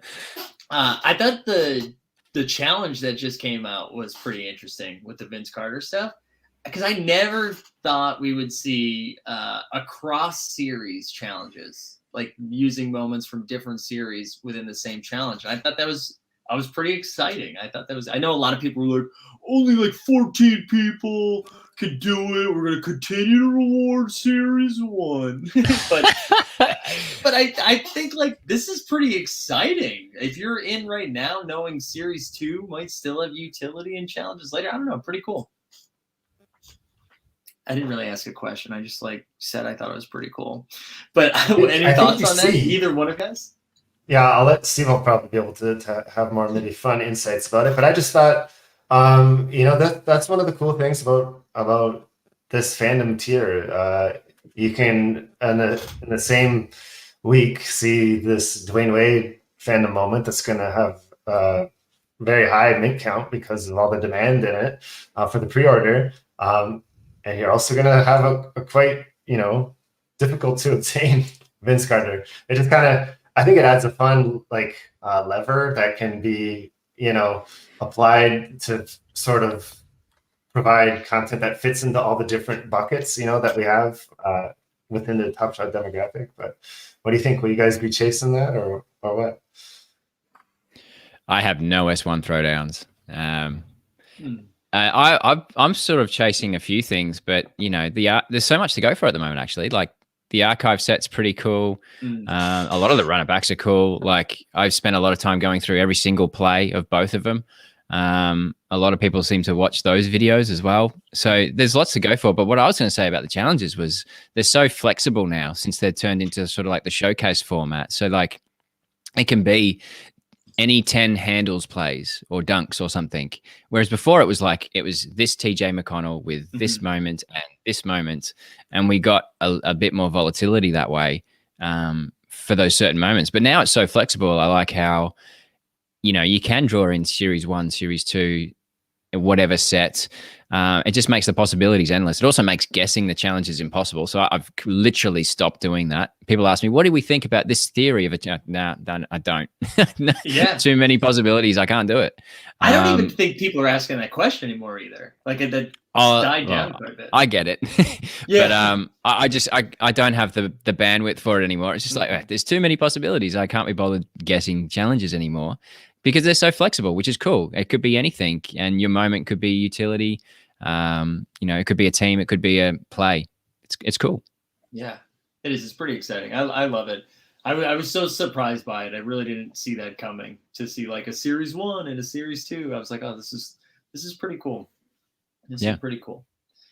All right. I feel like we need to get, oh, sorry. Did somebody say something? No. Okay. Guys, I hate doing this on the laptop right now. My mind is exploding. So I apologize. My video sucks. We're good. I get distracted because I read the comments as well. And someone said I should shoot a hoop. But last time I did that, like everything fell down. Like the whole shows. It was funny, but not for a sleeping baby. Yeah, I can't imagine the baby's into that. No. All right. I feel like we need to get into hot takes of the season before I lose Austin, which I think is in 8 minutes. I wanted to make sure I didn't make you just talk about Top Shot the whole time. So I think just fire away. Like, what spicy takes do we have for this season? It's his take. Oh, geez. I think the Raptors are going to be better than people give them credit for. I do think that. Kyle Lowry was amazing and such a big part of the team for so long that everyone, it was emotional to see Kyle Lowry leave. But I feel like in the discourse that has followed, I feel like they're slept on. And this might be my exposure to GTA media too much, like seeping into me. But there's just so many pieces that when you think of what their ceiling could be, like I think of players like Siakam, I know he's hurt, but like OG, you got all these like players that I think are better than they get credit for on a like international level. And yeah, I can never count out like Nick Nurse, Masai Ujiri. Like I think you could quite like reasonably expect to see the Raptors in the playoffs again. Like I don't think that we need to sort of write them off as a lottery team. That's one thing that I've been noticing as I've been reading all these predictions before the season. I like that because the East is pretty jumbled. Outside of the first two, anything could go anywhere, right? Like if you told me the Pacers finish 5th or 13th, I'd probably buy both of it. And I think the Raptors are like that too. I feel like with the infrastructure they have, who knows what Toronto could do. Yeah. Steve, what about you? Who do you rock with? Who's your squad? My favorite team's Golden State Warriors. Big Steph fan. I really loved especially the pre-Durant Warriors. They were just so fun to watch. But not being locked to a geographical location, like over the decades, I do drift from like team to team. But for a while now, it's been Golden State as my favorite. So I even enjoyed like Jordan Poole and Toscano Anderson last year when they filled in. I thought they were fun. I thought they were good. So it'd be interesting to see how they plug in their rookies as well. Obviously, Clay coming back. I don't have any hot takes, I don't think, but I think there's going to be a lot of fun things to watch. Really interested, obviously, to see how Patty goes at the Nets, Landale at Spurs, Giddy, others. So yeah, I often say it's the man's soap opera sport. So I just look forward to watching it. It also must be fun, and I guess you could talk about this too, Austin, being a Toronto fan. Although, are you Toronto, Detroit? I live near Toronto, so it's like I'm in the Toronto media sphere, but grew up, born and raised Pistons fan. There we go. There we go. But I can just see being Michigan from my house. Say that again. I can see Michigan from my house. Nice. Real tough, but to like follow the sport outside the country that it's played in is probably pretty cool, because you're like just like led towards people from your country playing in there. You like they're repping the flag a little bit, and I wish as an American I could have a similar experience with like the Premier League, but it's usually just like one dude. It's like one American that makes it into the football season. We usually don't have a lot of them out there, but that's going to be fun. Like you've seen Patty Mills running around, and now like Giddey being such a high pick. That's going to be a fun way to root, I would think. Yeah. No, it's going to be a good season, and I think it'll have its curveballs as well. Hopefully we don't have the injuries we had last season as well. I know. Hopefully, although I was going to say hopefully with a proper off season, but we didn't really get a proper off season. It's still condensed. Yeah. Load managed all over again. Yeah. Austin, I want to be aware of your time, so let me get you out of here. Get out of here. Yes. Well, thanks for having me on. It was fun to chat. Always fun to chat. Steve, it's nice to meet you. Have fun watching tonight. Thanks. Start it up all over again. Yeah. Get ready. All right. Good luck. Hydrate, Mike. You need it. See you, mate. Love having Austin on. Again, shout that dude out for the run it back stuff, man. That was pretty incredible. That drop was I know there's been some like mixed reactions because they're like, well, it's not worth $1 million yet. So you're like the wife voice. You know when the wife does the impression of you, like, oh, I don't want to do the dishes. You're like doing that voice all the time. And then my response is always, I don't sound like that. Yeah, I'm a one-trick pony over here. I got one bit, and I just hammer it. Well, yeah, I saw you do a bloody Boston accent the other day. I was like, whoa, this guy's got tools. It'll come out depending on how offensive the chat usually is, which isn't. Yeah, right. That's not. Let's get it going. Light. Yeah, it's not a green light. Mum's gone to bed. Let's go. Yeah. First thing in the morning. I know. Yeah, I've just finished my first coffee, and now I'm thinking, what's next? Yeah, I need to get another coffee at this point. We are 4.5 hours into this bad boy, and it's just seeming like a terrible idea. Yeah, so I woke up, obviously got ready, and then I turned the stream on, and it's just like the banner, the ticket saying, we'll be back soon. I was like, oh shit, what we walked into? Well, you didn't hear this, but I was supposed to get an adapter for my camera, so no need to use my battery anymore, so I could just rock for 7 hours. And it didn't show up when it was supposed to. And then it came during the last hour, which looks like the mail just got here. And then I was trying to set it up right while you and Austin were waiting in the back room, and did not work. So I get it. When the first time, right, I had I had Jacob on the channel, right? And, I'd made sure I had like lots of guests before I even thought about asking Jacob on. And so Jacob comes on, and I didn't charge the battery before the interview. So at the end, the battery was going. I was using the webcam at the end. I was just like, oh, of course it happens. Like, it'll probably happen now, but it happens to the biggest sort of video at the time. Of course it does. That's crazy. I wanted to ask you, were you like out here making content pre-Top Shot, or was this kind of like mid-pandemic lockdown? So I've always watched YouTube channels of like videography and photography. I enjoyed those. So in the last few years, I got into cameras. So in the last few years also, I've started to accumulate equipment like a light or a microphone or something like that. So it all sort of built up, but I never sort of started a YouTube channel. I had an online course for coffee because I used to be a coffee rep. So I made an online course to just dump that information somewhere, make it useful. And then COVID hit. So all of a sudden people needed an online course as opposed to one-on-one training. So that was good. But so the camera stuff has sort of just accumulated over time.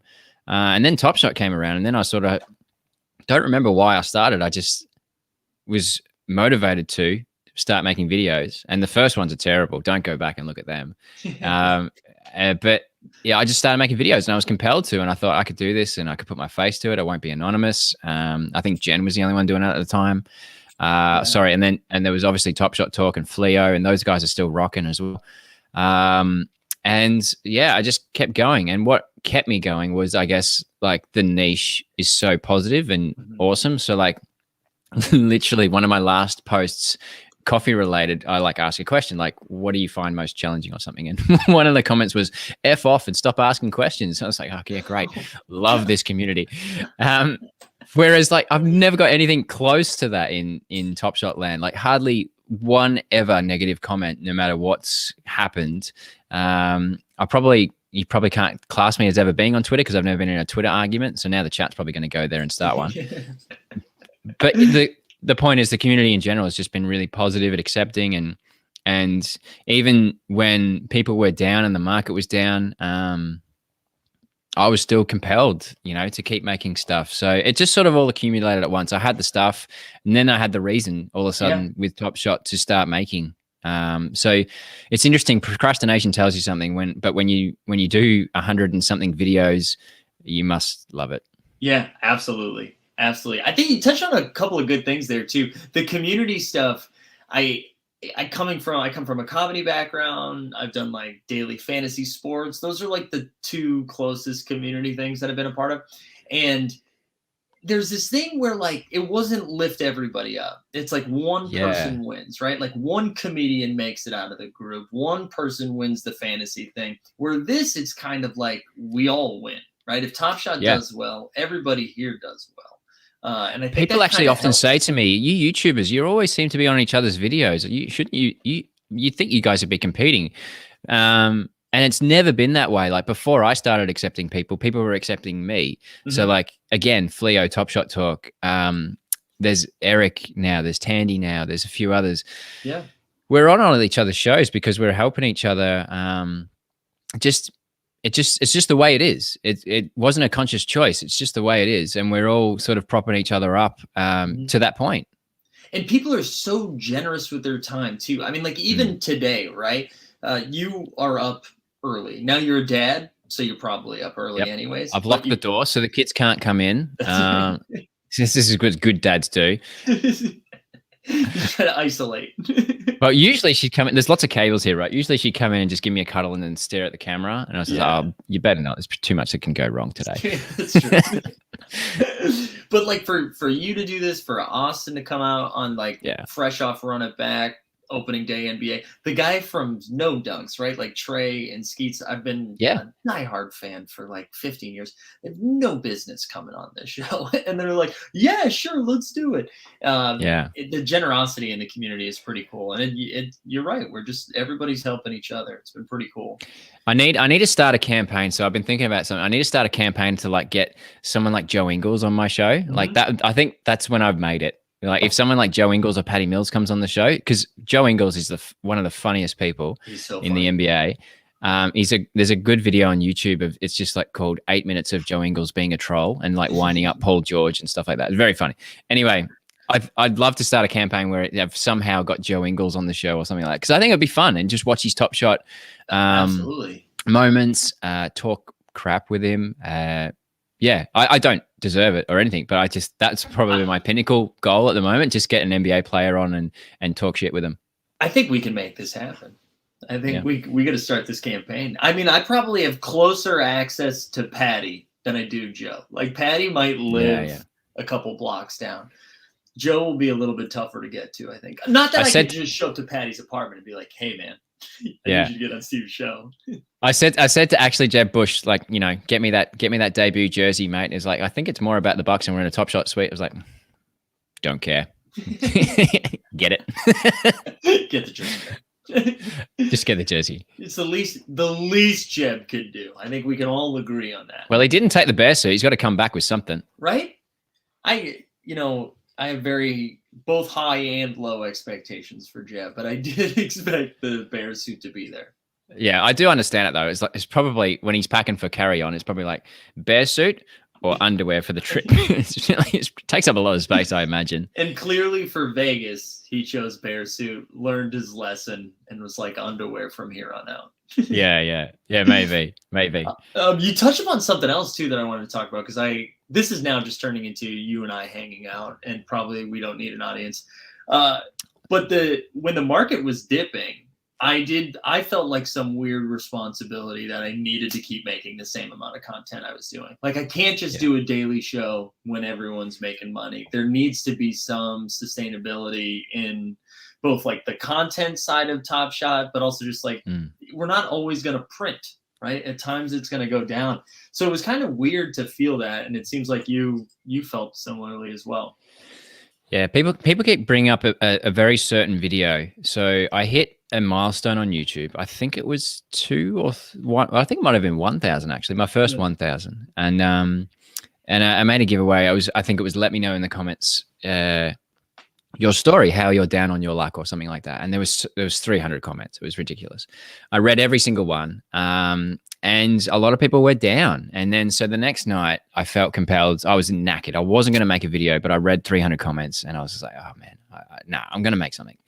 So I made this unedited 20-minute thing. And it was the most viewed video I think I made on YouTube. Probably still is. And it was just a off the cuff talk, on, I think it was something called quicksand and, how we're just sort of going to get out of it. And it was just a general sort of chat, a genuine sort of thing. And people keep bringing that video back up to me now. Jeb Bush did it the other day. Yeah. Eric on YouTube, Nifty Sports brought it up. So I had to go back and watch it again recently. So yeah, it was I was compelled to like sort of respond to all those comments. People had put insurance money into Top Shot and rent money, because we were mooning and, all these sorts of stories. But now at the same time, there's equally good stories as well. There's people like, I won a giveaway of yours, and then I got a job again. And now like my mood is completely flipped. Or shout out to Hutchie in our Discord the other day. He sent me a couple of bags of coffee because he knows I like coffee. Just in appreciation of making stupid videos. Yeah. Now there's equally, uplifting stories as opposed to, what was going on back then. But yeah, the drive and the sense of responsibility kicked in then. It wasn't just me making silly videos with my alter ego Reggie pretending to be, two sides of, Top Shot collectors. It was, people might actually take what I say and act on it. And so I have to be more responsible about it.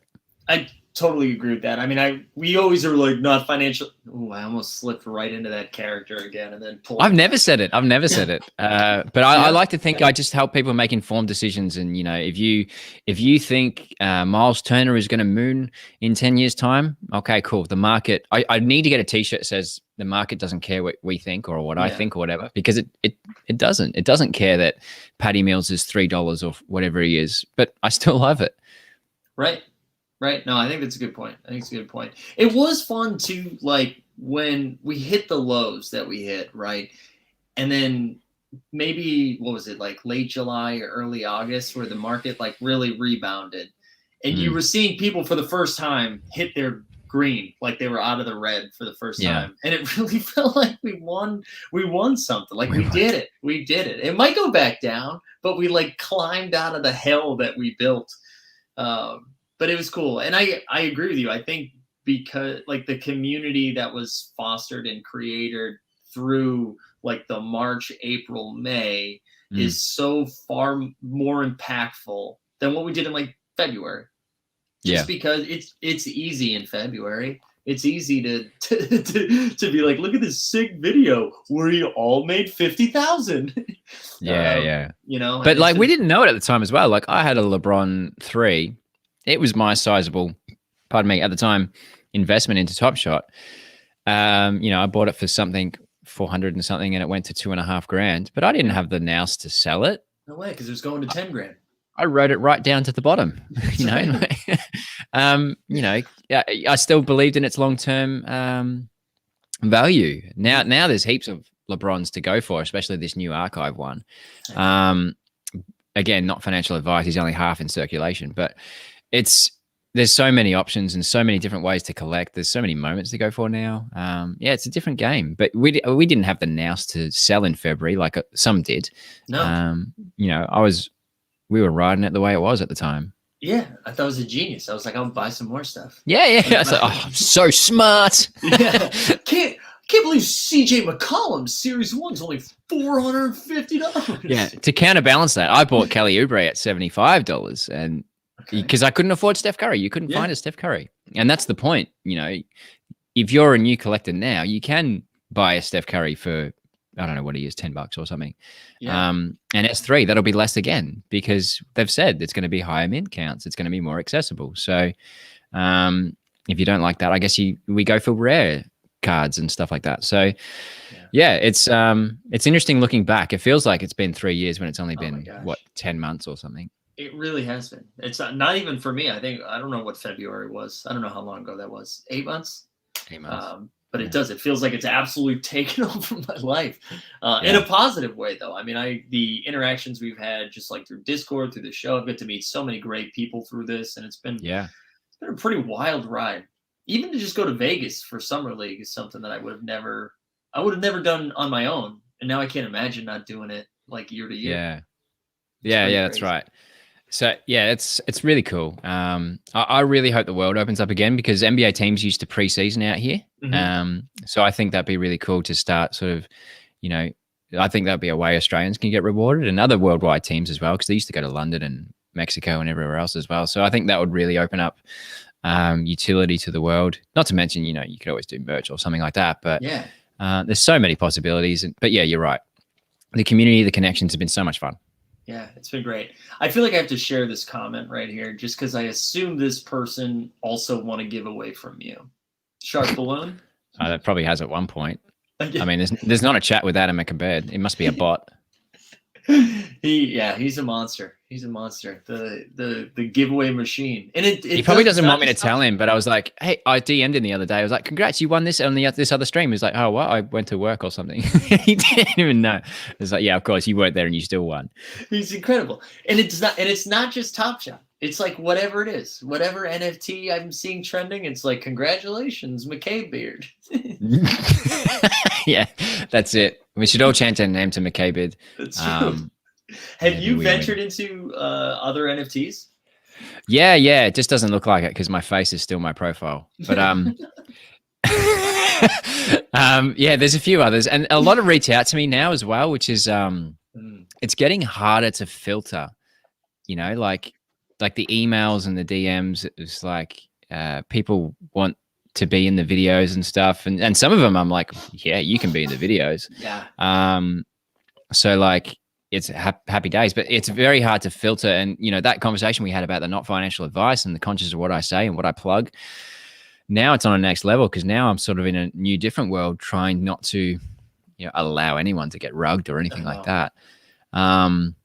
So yeah, look, I'm not made of ETH, like I'm not made of Dapper. You know, I've consciously not also like deposited thousands of dollars into Top Shot because I'm conscious of what that example might set.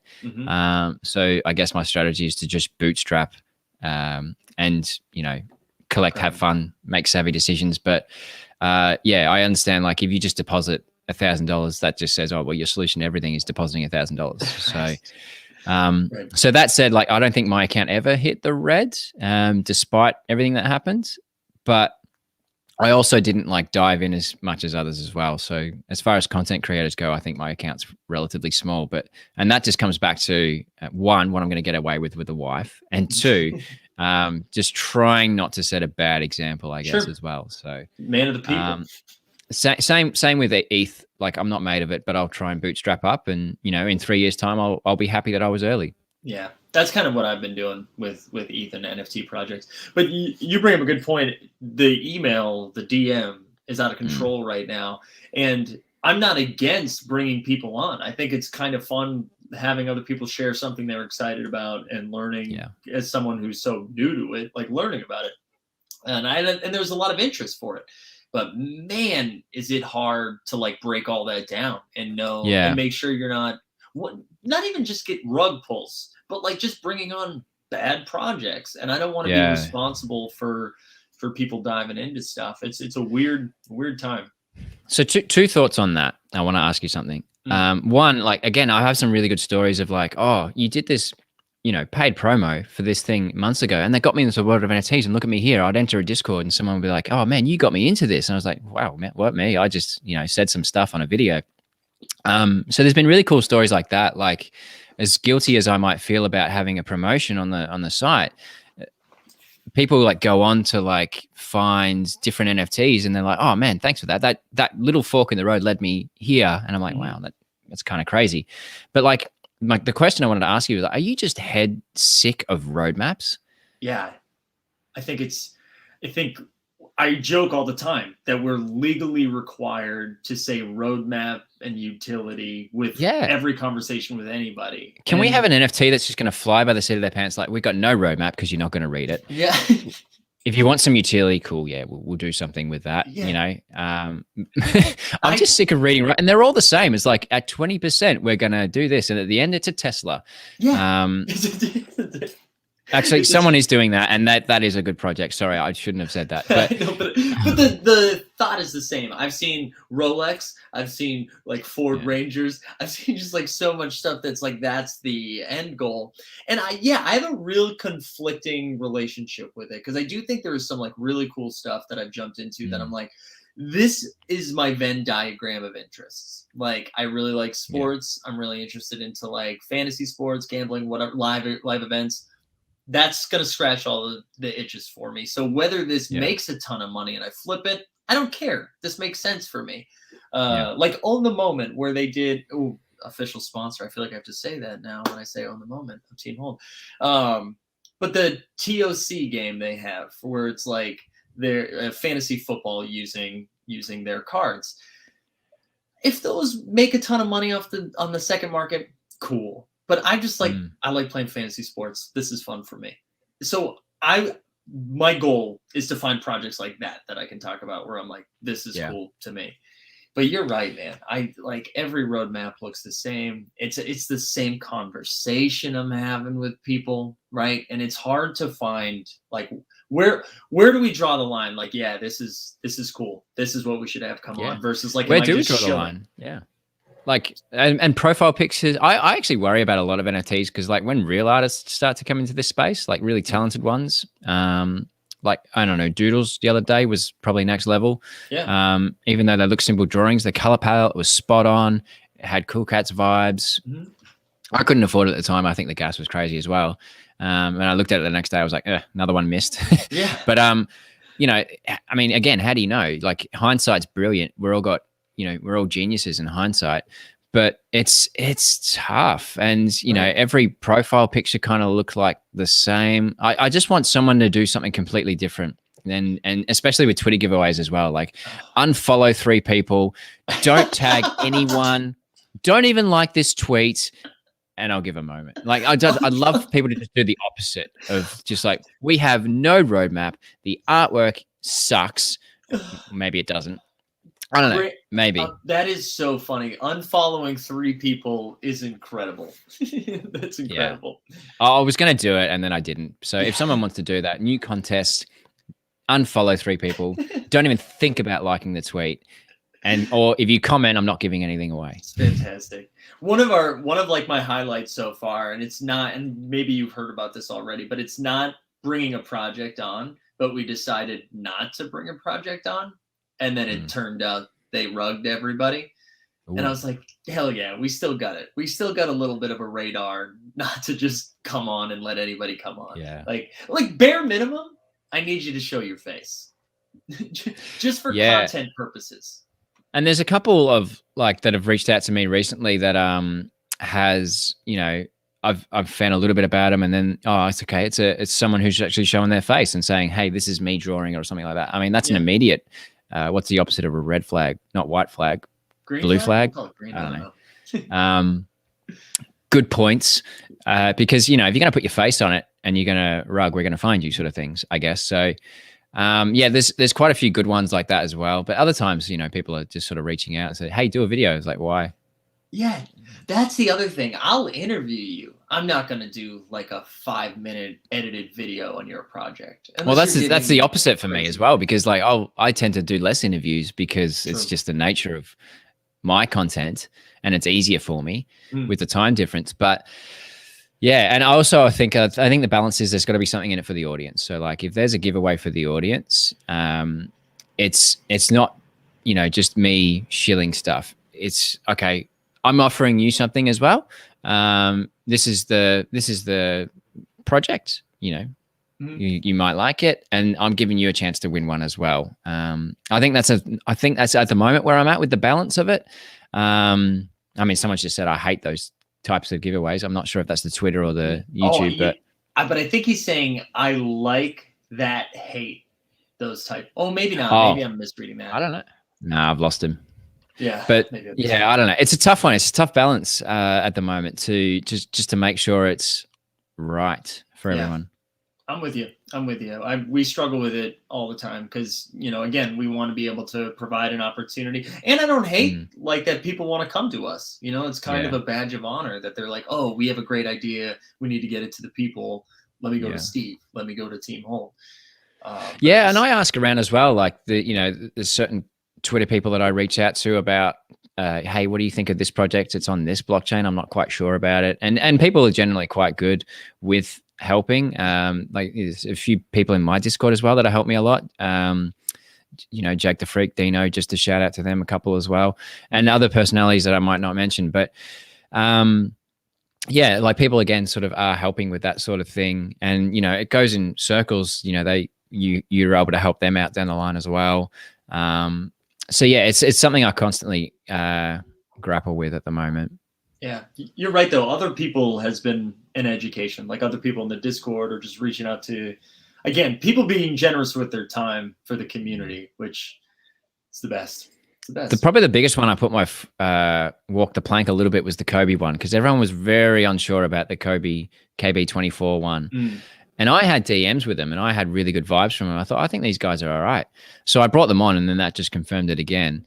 And then, they still had a lot of convincing to do, and they're still sort of signing off with their foundation, I guess, and formalizing their agreements. But everything they do seems to be quite above board, and they showed their faces as well. Yeah. So that was probably one where I walked the plank the most. But yeah, it's tough, man. It's tough.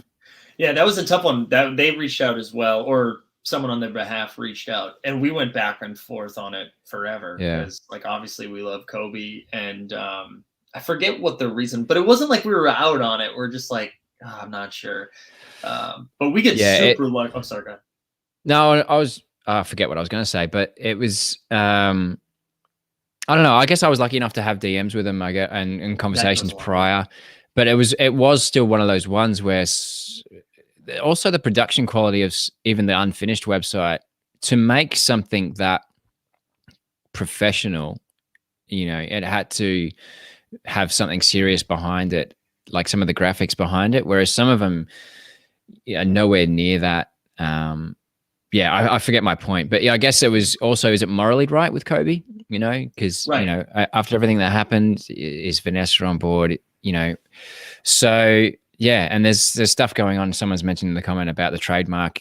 Vanessa's going for KB24, so I don't know what that means for them at the moment, whether they're aligned with that or not. But yeah, that's what I mean. Like, there's a lot of not murkiness, just information we're still coming to get. But I mean, the goal is to get to the point where, like, you could still interview them or make a video for them, and if it turns out not to be the best, you're not held responsible, right?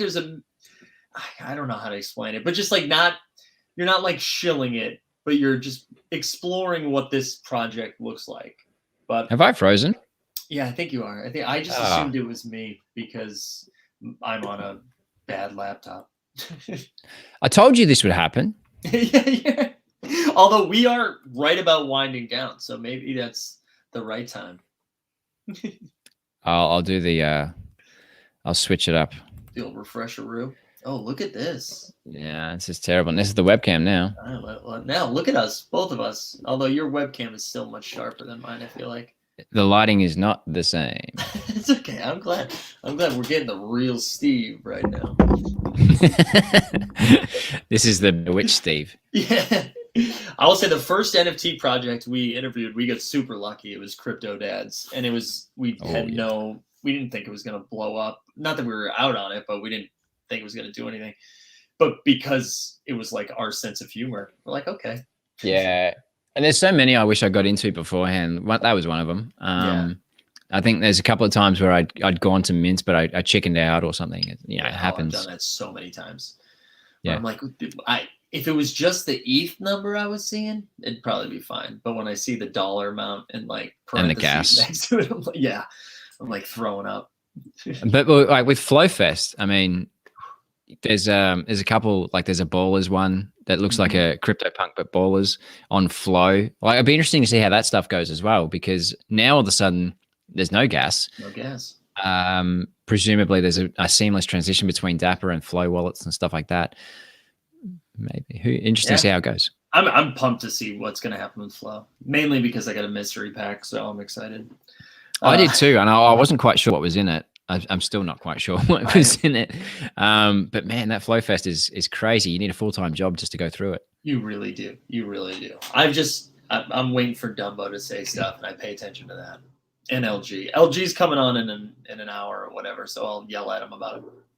Yeah. Steve, dude, this was a pleasure. I would love to do this again. For sure. And even find a time that's more suitable so you're not up at 7 doing this. I mean, 7's fine. It's not like pack drop day where it's like 4 a.m. You might get a pack. You might not. I can't imagine getting up at that time and then being like just blurry-eyed and furious. Yeah, it was rough the other week for Run It Back because it was 2 nights in a row, and stupid me, I was making videos in between. So like one of them I made two in between the 2 drops. I made 2 videos. So I got up early, stayed up late to make 2 videos, to get up early, to get into 2 queues, to then be a grumpy sod for the rest of the Sunday. Brutal in Australia. Absolutely brutal, man. But yeah, I would love to do something like this again. Everybody go check out Steve Blockchain Baller. I'm going to put a link in the other way around. Baller's Blockchain. The other way around? Do you remember how many times have I flubbed this? Even before every you time. came on? Every time. I don't think you've got it right yet. And we're I'm going to go switch it up so you still don't get it right. But seriously, thanks so much for popping in. This was a blast, and it was nice. No, it was my pleasure. Anytime. Yeah. So let's do this again soon, and we'll be back in a few minutes. The 89 Cavs is going to kick off. We're going to get back to a camera that is not my laptop. So let me get this video, and we'll be back in a few. God, I wish I could scroll a little bit faster to find it. Here we go. We'll be back. Thanks again, Steve. See ya.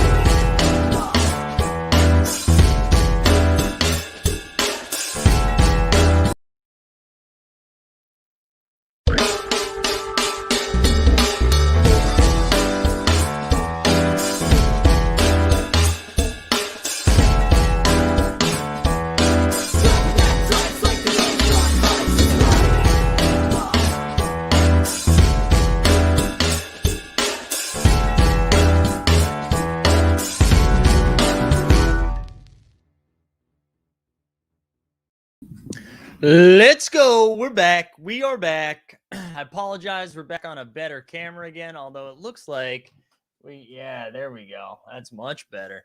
The 89 Cavs. It's about to be game time. Waiting for all those cameras to be turned on. Shout out to everybody. Like, we're still doing it. Topsy says, we still here? Are we still here? What day is it? We are 5 hours in, baby. 5 hours in. We've been talking about the top shots, but here's the thing, people. It's 5 o'clock. It's 5 o'clock right now.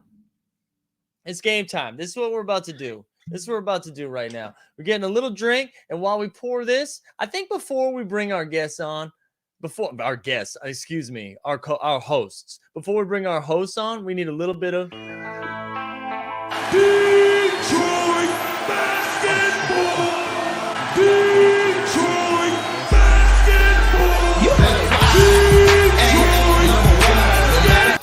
Let's go. Let's go. How are we doing, fellas?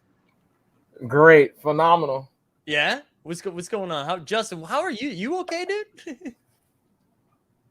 You're not on, doggy. Yeah, your mic's muted. This is A+ start.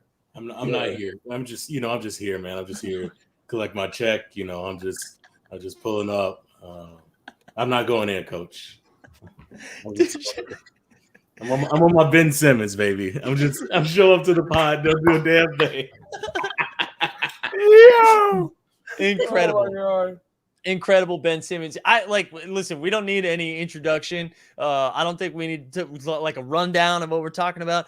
Buckle up. We're talking about Ben Simmons for 55 goddamn minutes because this is wild. This is wild.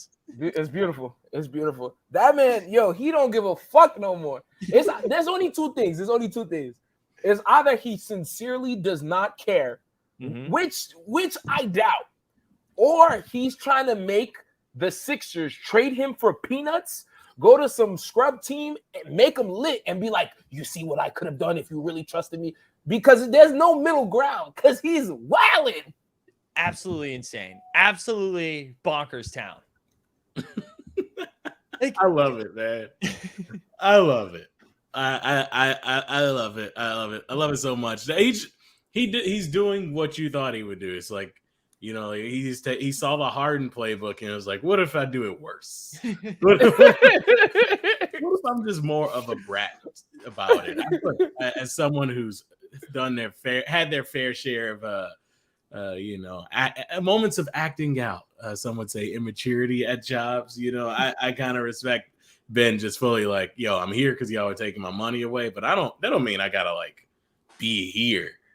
Real, you know how wild it is to say, nah, I'm not subbing in. Right? That's crazy. That's crazy. And then for like, I want an interview with every single player on the Sixers. I just need to know how everyone's feeling. I need unfiltered, tell me what Matisse Thybulle thinks. I want to know what that, I know what Embiid thinks. I want to know what Thybulle thinks. I want to know what Tyrese Maxey thinks. It is to just, not even what he's doing, for the Sixers to be like, you know what? I think we can make it work. Come on back. Come on back. Do you know, think about times in the workplace where someone has done something just petty, just a little bit petty, and then you write them off for the rest of your life. Mm-hmm. This man was like, I will never play for this team again. And they thought that was going to be fine. It's crazy. Yeah, look, all right. It's I think it's just multi-layer. One, the organization, people were underestimating that thing. Look, he had the moment he didn't shoot the layup, and then the whole organization banged on him immediately.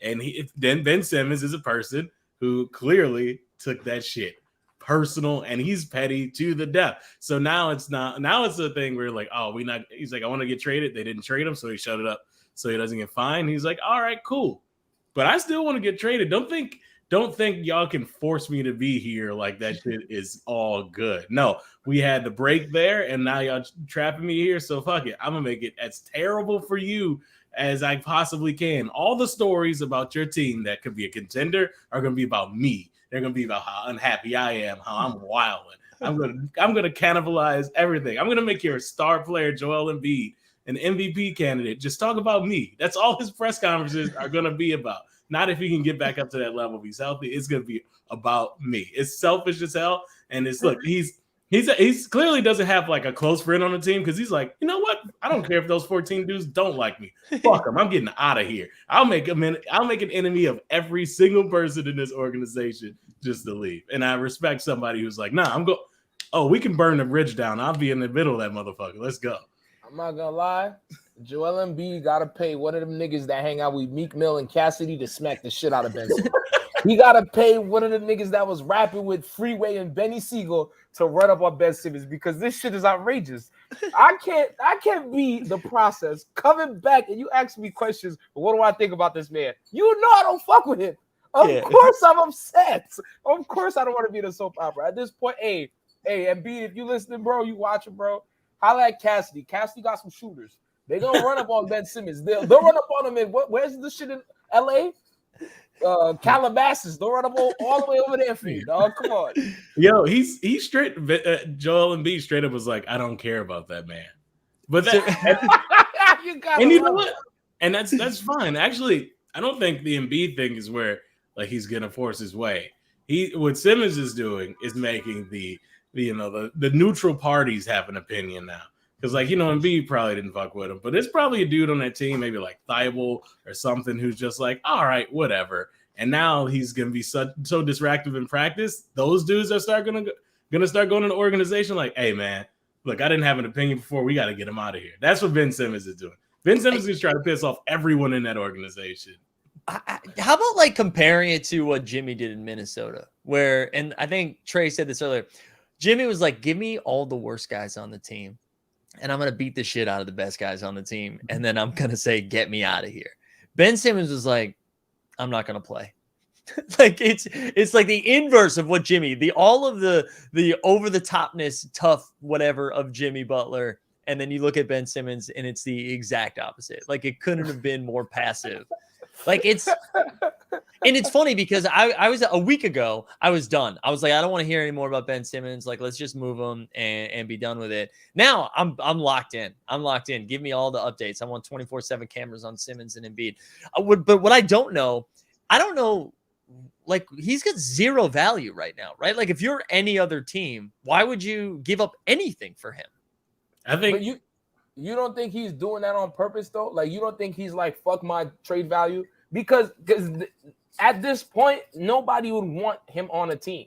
So I think he's really trying to go to like a team that's struggling to rebuild it to be like, oh, I am the superstar that you once thought I was, or I am this great. I'm not just acting up. You know what I mean? Because at this point, I don't know what championship caliber team would want that behavior in the fucking like the whole team. Like that's what I'm saying. Insane. Do you think he's going full Kyrie and he just doesn't want to play basketball? I think I think he has a chip on his shoulder because all them people, because he was playing in Philly. You know, hey, Orlando might fuck with that because they got a whole bunch of motherfuckers we don't know, and the dude from Gonzaga. I don't even know the dude from Gonzaga's name. You dig what I'm saying? But real shit though. He might just want to be like, yo, I'm litty. Like, I'm a 6'10", point forward, and I'm fucking a beast. I'm going to shoot now. I'm going to do this, that. Because they was talking shit about Ben Simmons rookie year, bro. Like, you dig what I'm saying? Like, when he was going on with Donovan Mitchell, we was talking shit about him then. And then he's playing in Philly, the most infamous shit-talking city. My son has been getting smacked verbally for 6 years, bro. Like, he had enough. If he's hit a ceiling, he's had enough. You dig what I'm saying? See, he's right. Look, Ben Simmons didn't tank his own trade value. Joel Embiid and Doc Rivers did. So all Ben Simmons did. Now look, he did that. Look, not shoot the layup thing, sure, but that's in line what we've expected from Ben Simmons. It's not out of line from him. But Joel Embiid, Doc Rivers, they did that. They pushed the ball. What breaks the straws, the camel back with all that shit. Justin's left too many jobs on bad terms. That's what I got from this take. Like you've got too many jobs. I've actually stayed, but I have. Look, I one time was in a meeting where somebody talked to me in a way I didn't approve. And I had a squeaky chair, and I just turned it slowly for 60 seconds, and then just stared at everybody. And you know what? I got removed off that project in 30 minutes. All right. It worked. My thing with this is like, I think he's at the point, like you said, like, all right, I don't have value. Well, sure, I'll make it to 0. It's not going to be low value. I'll just tank it. And then, the people who made fun of, like, in gym when you were a kid, like the kids who made fun of you the whole time. And then you get on the same team in relay race and they're like, oh, come on, run. He's like, nah, we losing together. Let's go. We all losing. This is his Steve Buscemi moment from Billy Madison, where like the bully 10 years later with a sniper. I don't know. I just don't think he's good enough to be doing this. I think that's my main takeaway. I don't think he's a good enough basketball player to be pulling this shit. Really? Like, I think so far he's the worst star to pull this garbage. Really though?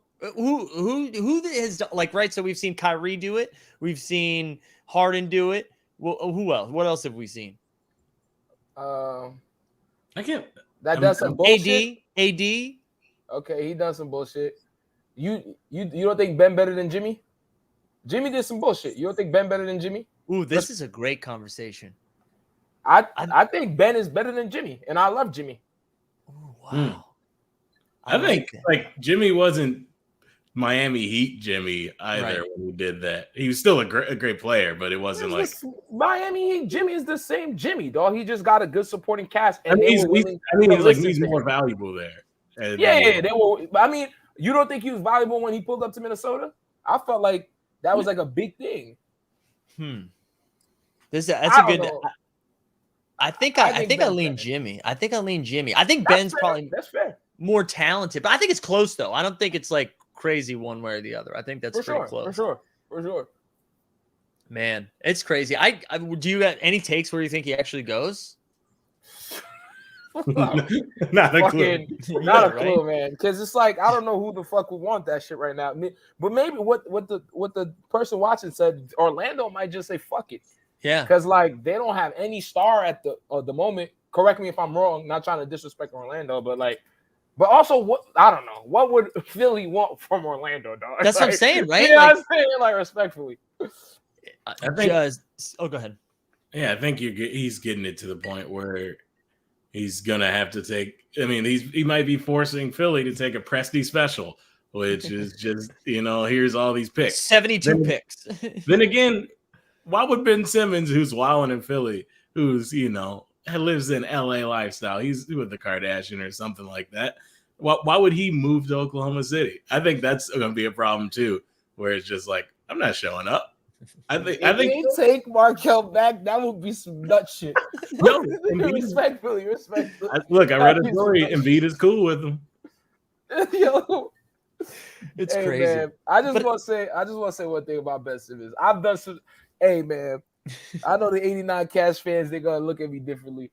Hey, my son Ben Simmons faked COVID Game 7. I'm definitely fake COVID to get out of work at a shitty job. So, hey, man, I respect it. Did I get away with it?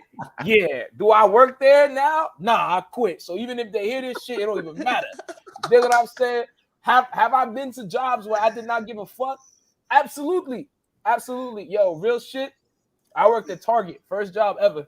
I was a young boy. I used to, this is real shit, man. I used to sell the fucking like video game system, DVDs, everything electronical. I would get out of the spot, go to where my homies are, talk to them, and then run back. And it'll be like when the manager's coming to be like, Squally, I'll run back. I used to run 3-on-3s in the stock room with the dudes that was stock shit. And then, yo, every time them like Steve come to the office, I'm like, I'm gonna get fired today. Did not get fired. I quit, baby. You feel me? So Ben Simmons, we the same person. But hey, man, shout out Lucas. Lucas knows what it is, man. You know that Target life. We the same person, man. You gotta keep it petty and say fuck it. You know what I'm saying? I think that's what it is. That's what people aren't connecting, because people see like athletes, hundreds of millions of dollars and all this, and so they think of it in a different way. But just for Ben Simmons, this is his Target job, and that's how he's treating it. So that's where the disconnect. People, he's a brat. No, it's his Target job in his world. So he's straight up at that point where it's like, hey, all right. But also the people we miss Steve's takes and stories.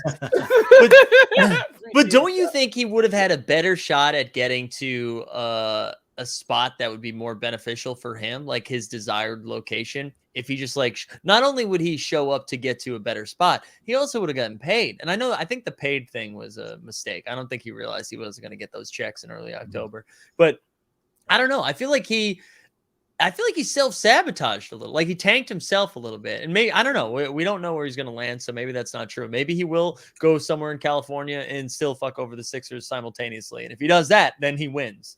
But I just don't like Reggie Jackson for Ben Simmons, who says no. Oh goodness. Hey, look, I think that's like, I don't know. It's like almost like a sports journalist take, right? Like he's not moving optimally. He's just moving with emotion and pettiness, bro. It doesn't matter. It doesn't matter if it's like he's not taking the correct way to get there. No, he's getting his.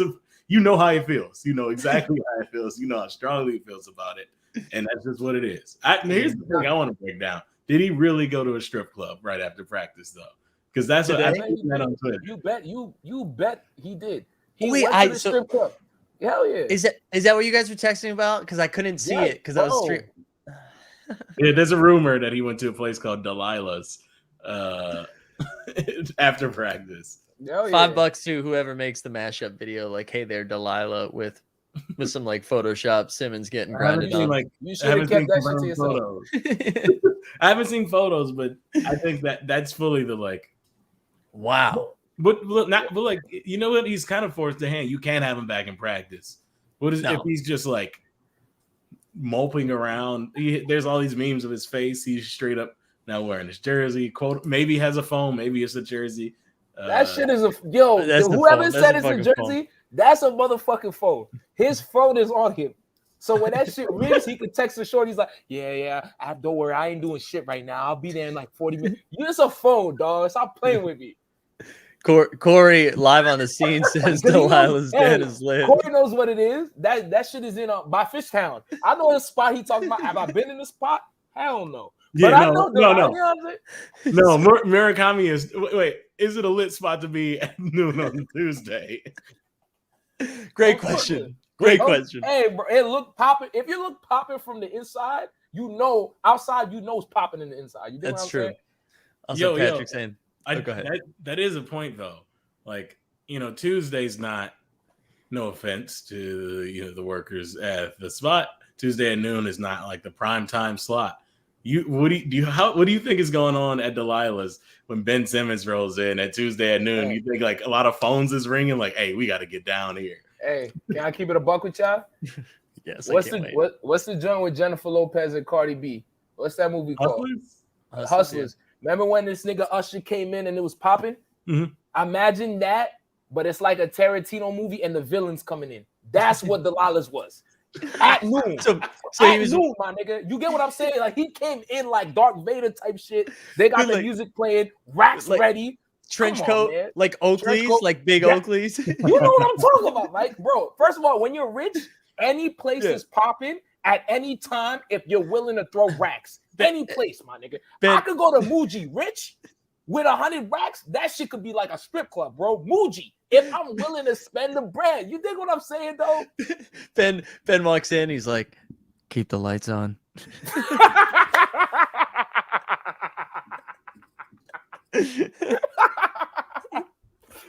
Oh man, yo, shout out Ben, man. Wait, so they suspended him though, right? So he's for one game, and he lost like $220K for missing that game, and then I think he gets more for the practice too. So I think it's like upwards of $1 million that he loses out on. And wow, who's the season opener against? Sorry.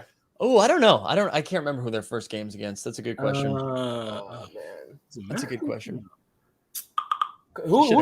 Better question is who do the Bucks play tonight? So we got Bucks Nets at 7:30, and then Lakers Warriors right after. I know. Music to my ears. That sounds like a lovely opening night. I'm ready. Who do you guys think? Who's taking it? What do you guys think? I think the Bucks. I think the Bucks will win, and then I think the Lakers will win. I think that's boring answers, but I think. I don't know. Go. I'm excited to see the Warriors, though. I really like. I'll probably fall asleep, but because it's late, and because I would have been talking for 7.5 straight hours. But I'm ready. I want to see just Jordan Poole get shots up. I love that Jordan Poole like is not as good as Stephen Clay, but has the confidence of Stephen Clay. Like we're gonna get some real like mid 2000s Eddie House vibes where my man is coming in and chucking, and I'm ready for that. But that's what you got to do when you around dudes like that, dudes who are truly known as two of the best shooters in NBA history. You got to be a dude who comes in there like I am too. Otherwise, same. Yeah, if they're not giving you the ball, if you have any kind of like lack of confidence, that's why Ben Simmons can't go to the Warriors, because they got people who can shoot. They don't need to give him the ball. But like you got to come in there full throated, like I am. Bro, you didn't hear what the owner of the Warriors said when they were like, "Yo, what do you think of Ben Simmons?" And he was like, "Yo, I would never tell anyone to trade for Ben Simmons." They fined my son for that. Oh, really? I would send you the article. Y'all think I'm fronting? Google it. They asked the owner of the Warriors while my son was playing golf, "Would you trade for Ben Simmons?" And he was like, "You're bugging. I'm not gonna do that." And they fined him. I'm like, "Yo, we can't even keep it a buck." Like, you know what I'm saying? In the NBA, you can't even keep it a buck.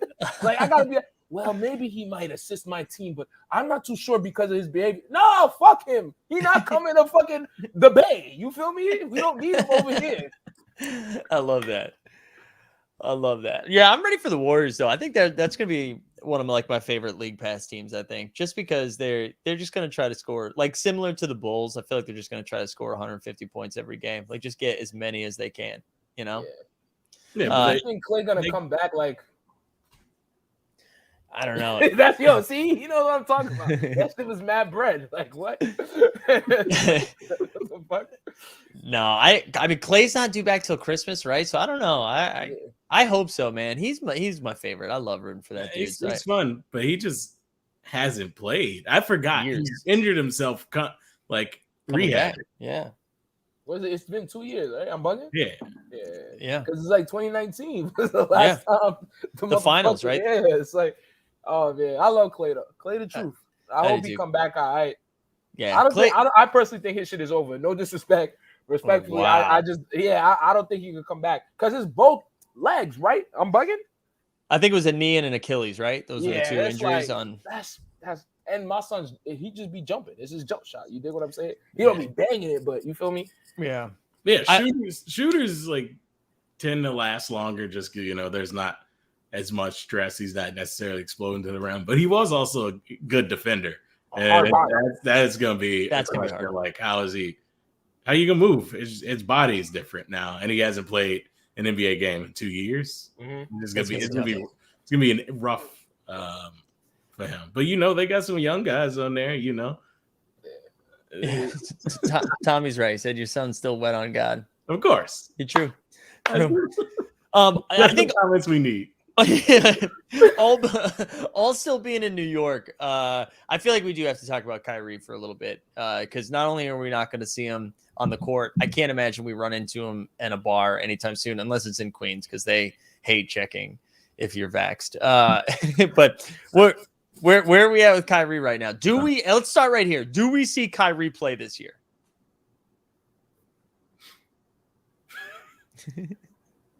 I'm not gonna hold you. I think so.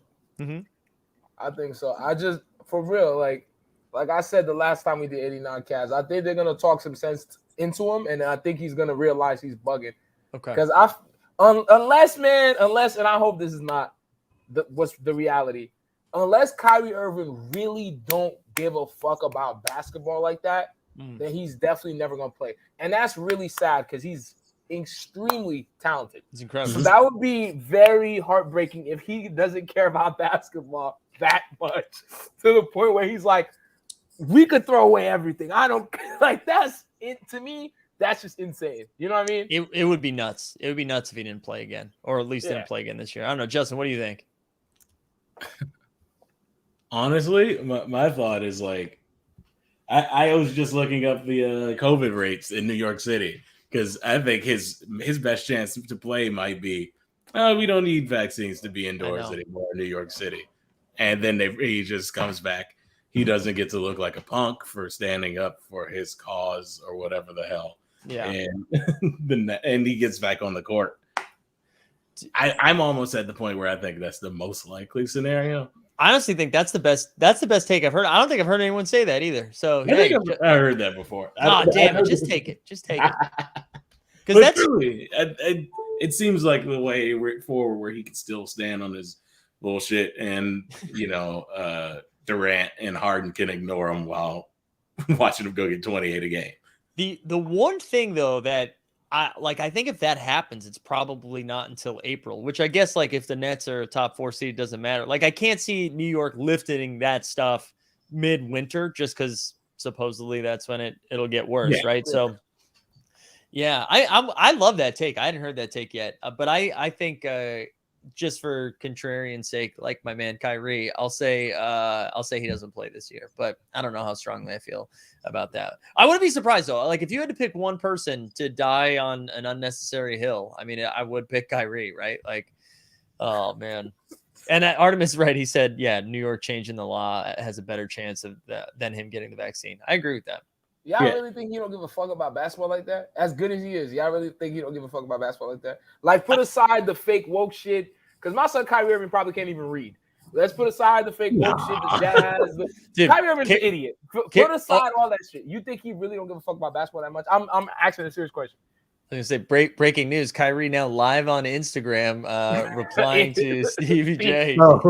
Hey, yo, Kyrie, dead ass. If you want to insult somebody, insult me on Instagram. I need that. I need that exposure. Good bad press is great press, bro. I'm struggling right now. You know what I'm saying? Get Ronnie Cortado out. Yeah, talk shit about me. I'm hyped. I'm ready. You feel me?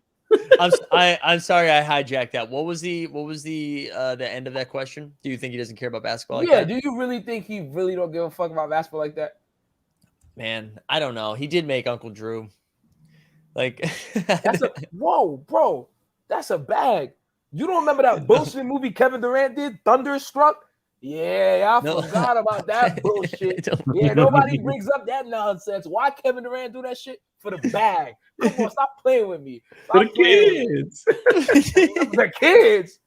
Hey, fuck the kids. He needed some brag. Come on. Man, I don't know. I go back and forth. I think he's like one of the most talented players out there, but I can't remember. I can't see him doing anything on the court that makes me believe like he loves basketball more than anything else. But I that's not to take anything away from how talented he is. I just I don't know if he loves basketball. I don't think Kyrie is stupid, and I don't think he doesn't love basketball.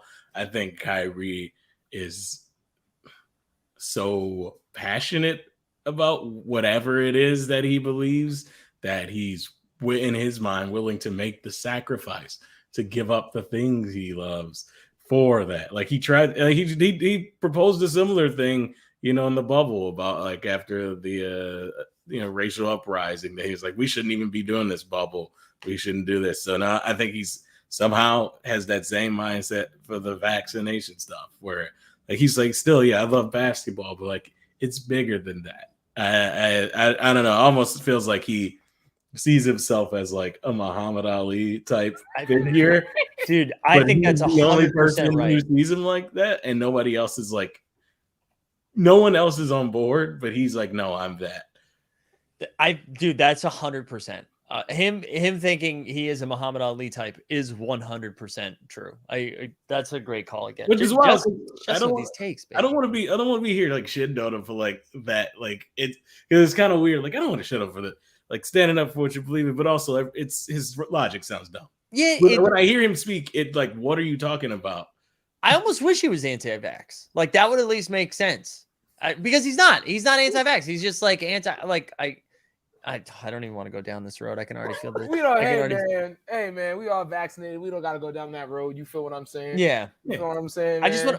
I can feel your transition coming, Steven. I'm ready for it because I know you're the transition god. But I wanted to share this take because I love this from Good Morning NBA. Says I think Kyrie loves basketball. I don't think he likes the profession of basketball. That is the best take. Yeah. Thank you so much. That is sick. I have seen some real quick before we transition. I have saw some.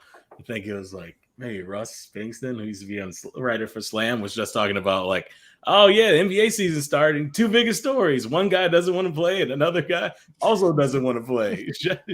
Sick, and it's like, yeah, what the hell? The NBA, like, not. I mean, I guess they can't control the stories, but like, where's the promotion? Where's these Giannis stories at? I know he got a Disney Plus show. Why am I not seeing Jokic in commercials? Yeah, give me more Luka. Where's Luka?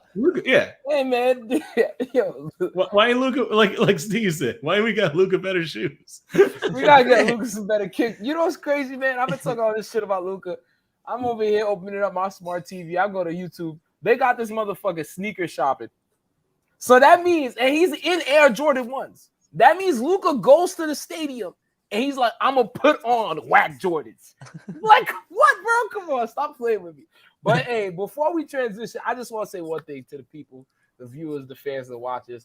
I was wilding because I picked most improved player, Kyle Kuzma. I was wilding because somebody sent me a clip where in one fucking take, this dude traveled and fucking missed, like airball the layup, like the most like it looked like high school basketball. So to all the viewers and listeners, I'm sorry. I was wilding. It wasn't a joke. I thought he was gonna get better. Kyle Kuzma's a scrub. He's a scrub. He's a scrub. Welcome to Washington, Kyle Kuzma. You're gonna have a great time. Y'all seen that shit? He doubled trying to cross up Jalen Green. Like, how you double trying to cross up a rookie? Like, come on. Yeah, I think it's gonna be a long season for Kyle Kuzma. I think Kyle Kuzma, his run is done. Like, I think he's closer to Shanghai Sharks than he is to the NBA playoffs. I think. Hey man, shout out Shanghai Sharks, man. They got a nice jersey. For that look like a nice dude. Also, Afropo says Luka drip different, bad different. you know what I'm talking about. Yeah. What is this transition? Because I before we get off, I do want to speak on the Suns, but I'm curious what you got. Yeah, I thought I was going to transition. I was just not trying to make Mike talk about that kind of shit right now. Oh, thank you. Yeah, I was just avoiding that. I mean, honestly, I don't want energy. I mean, just I would. The Nets should be fun. All right. Yeah, for sure. The Nets should be fun. But former Net Landry Shamet got broken off with a 4-year, $40-something million deal. Which shout out to him. But if you're DeAndre Ayton, who the Suns did not give you that rookie extension that everybody just gets that at some point. It. You just get the max rookie extension after having like the playoffs of your career. He was like putting up Moses Malone numbers for field goal percentage up until like the last couple of games of the finals. The finals where he helped lead that team to, and you just see all these players get paid. Mikal Bridges, Landry Shamet, and they don't pay you? Bro, I had a question. Landry Shamet, how many teams has he not received playing time for? Right? Like, he goes to the Sixers, big playoff guy, doesn't see the court. Goes to the Clippers, we'll use him in the playoffs, doesn't see the court. Do you know he was on the Nets last year, right? Wasn't he on the Nets? Never saw the court. The Nets lost everyone. They lost everyone. They never saw the court. Like, why? No disrespect, Landry. I'm glad you're getting paychecks. Why was that news? Why was that even out there? I don't even understand. I don't understand it. There's only two things that could make sense for this whole situation. They probably think Shamet is so lit that like they gotta put Brett down because he's gonna be the backup to CP3 and he's gonna be sick, which in my mind doesn't make logical sense. You dig what I'm saying? Or the second, my man Ayton fucked somebody's daughter in the office because he deserved the bread. Because, bro, why would you not pay him? He was balling, my guy. He was blocking shots, grabbing boards, putting numbers up. He was doing everything in a draft where they could have got people that was like low key a little better. He was showing his worth. You're not gonna pay my man. He had to fuck your daughter. Straight up and down. He had to fuck your daughter, maybe your niece, maybe your cousin. He slept with somebody close to you, and that's why you're not paying. Thank you, Tommy G, because you know what I'm talking about. That should make no sense. He deserved the bread. Yeah. You're right too, because like that, you made a point that's important.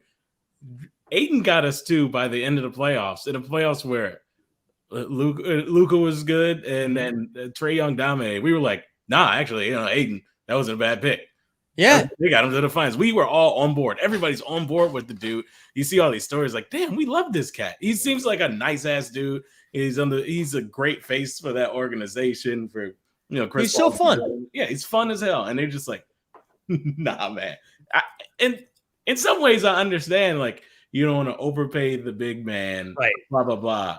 But in other ways, you can't be the first one to not do that. And also, what's his incentive to stay now?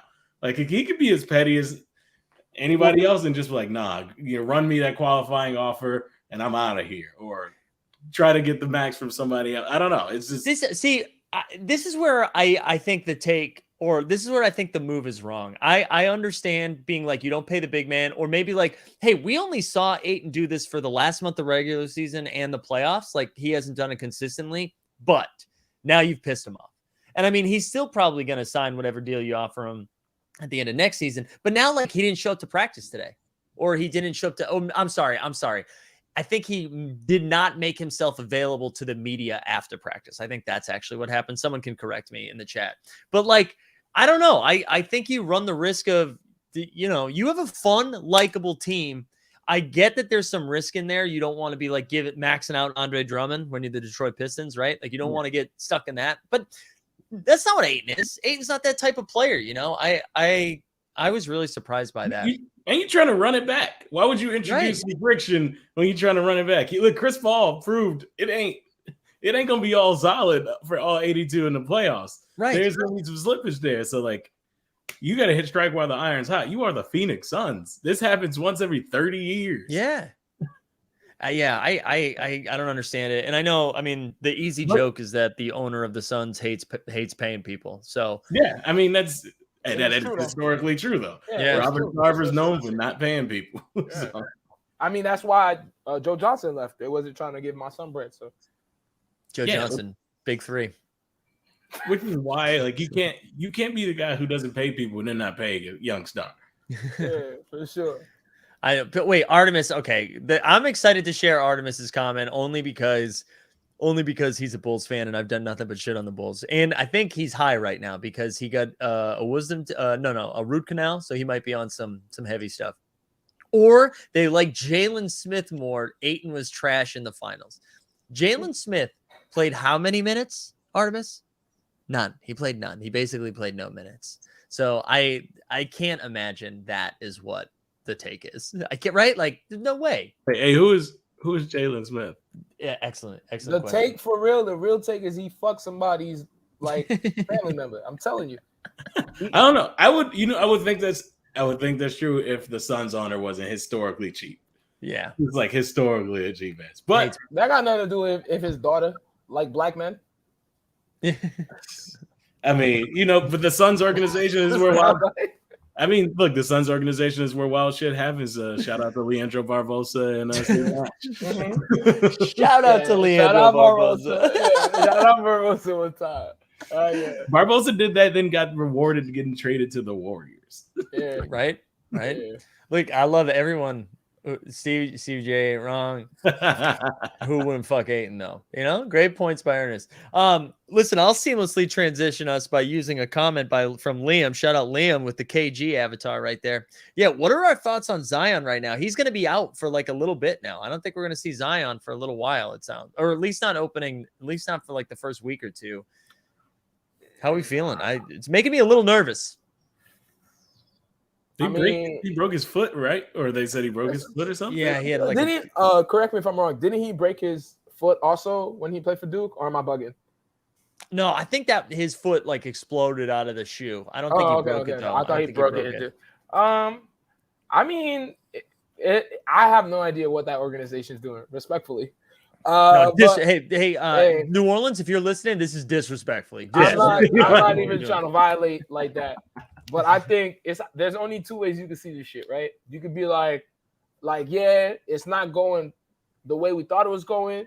We're still gonna put our stock into Zion, or you could be like, hey, yo, Zion, you need to play a little fucking better. You need to be a beast. Mm-hmm. Or the third thing is you could just ship him because if he leaves and you don't get nothing for him, you're gonna look foolish. But if you could flip him right now, you could probably get something all right for your other pieces for Brandon Ingram. You know what I'm saying? So it's like they could do that. But me personally, if I was the Pelicans, I would be upset with Zion because he had a great supporting cast. Shout out my son Lonzo, shouts out. And they should have at least been like a 8th, 9th seed type shit. Like, you know what I'm saying? So I don't know. Zion, hey, wherever you ice in your foot, bro, come back, man. Put the numbers up, bro. Put the numbers up. Over here missing dunks in all-star games and shit. Come on, man. I know. I don't want to blame Zion because one, he's hurt, and two, the Pelicans, like, they went and got Steven Adams, paid him a ton of money, which was weird. Eric Bledsoe, Devontae Graham, after they shipped all those guys. Like, they just made bad move after bad move. It didn't make sense. My one concern with Zion is anytime, like, family is involved more than they should be, feels like a red flag. And it seems like Zion's family is a little too involved. And, like, I shouldn't hear about your family, right? Like, if I'm not your friend, if I'm not even an acquaintance, like, I just think about, like, Kawhi, right? Family is a little too involved. Think about Marvin Bagley, family a little too involved. It just makes me a little nervous. It makes me a little nervous. I don't know. That's where I'm at. I don't know. I'm gonna be honest. I looked at the Pelicans roster and I was like, "Hey, who are these people?" Read it off. Read it off. Garrett Temple is still in the league. Mm-hmm. That's wild, right? The culture. Wild, though. The culture, though. Yeah. Willie Hernan Gomez. All right. Thomas Satoransky. Oh, that's where he found his way. That's what he did. Czech's finest. Oh, Devontae Graham. Okay. Sure. Yeah, this is not exciting in any way. No. But yo, when they have Redick, Lonzo, come on, Brandon, they should have been super litty, dog. Right?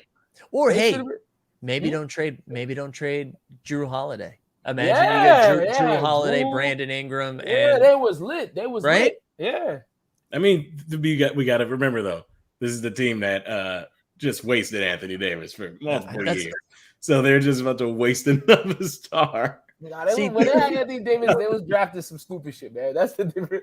They was drafting some bums, man. That's the difference. It's funny too, because now like, who was their pick? No, they got Lonzo. Watch Lonzo. Lonzo's gonna be like a king in Chicago. He is. Of course. Just nothing.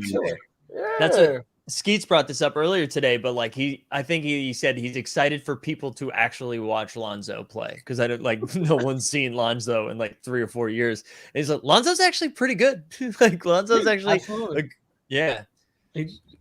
Well, you know what? It's gonna be the Brandon Ingram show again, and shout out to him being able to put up buckets on a bad team again.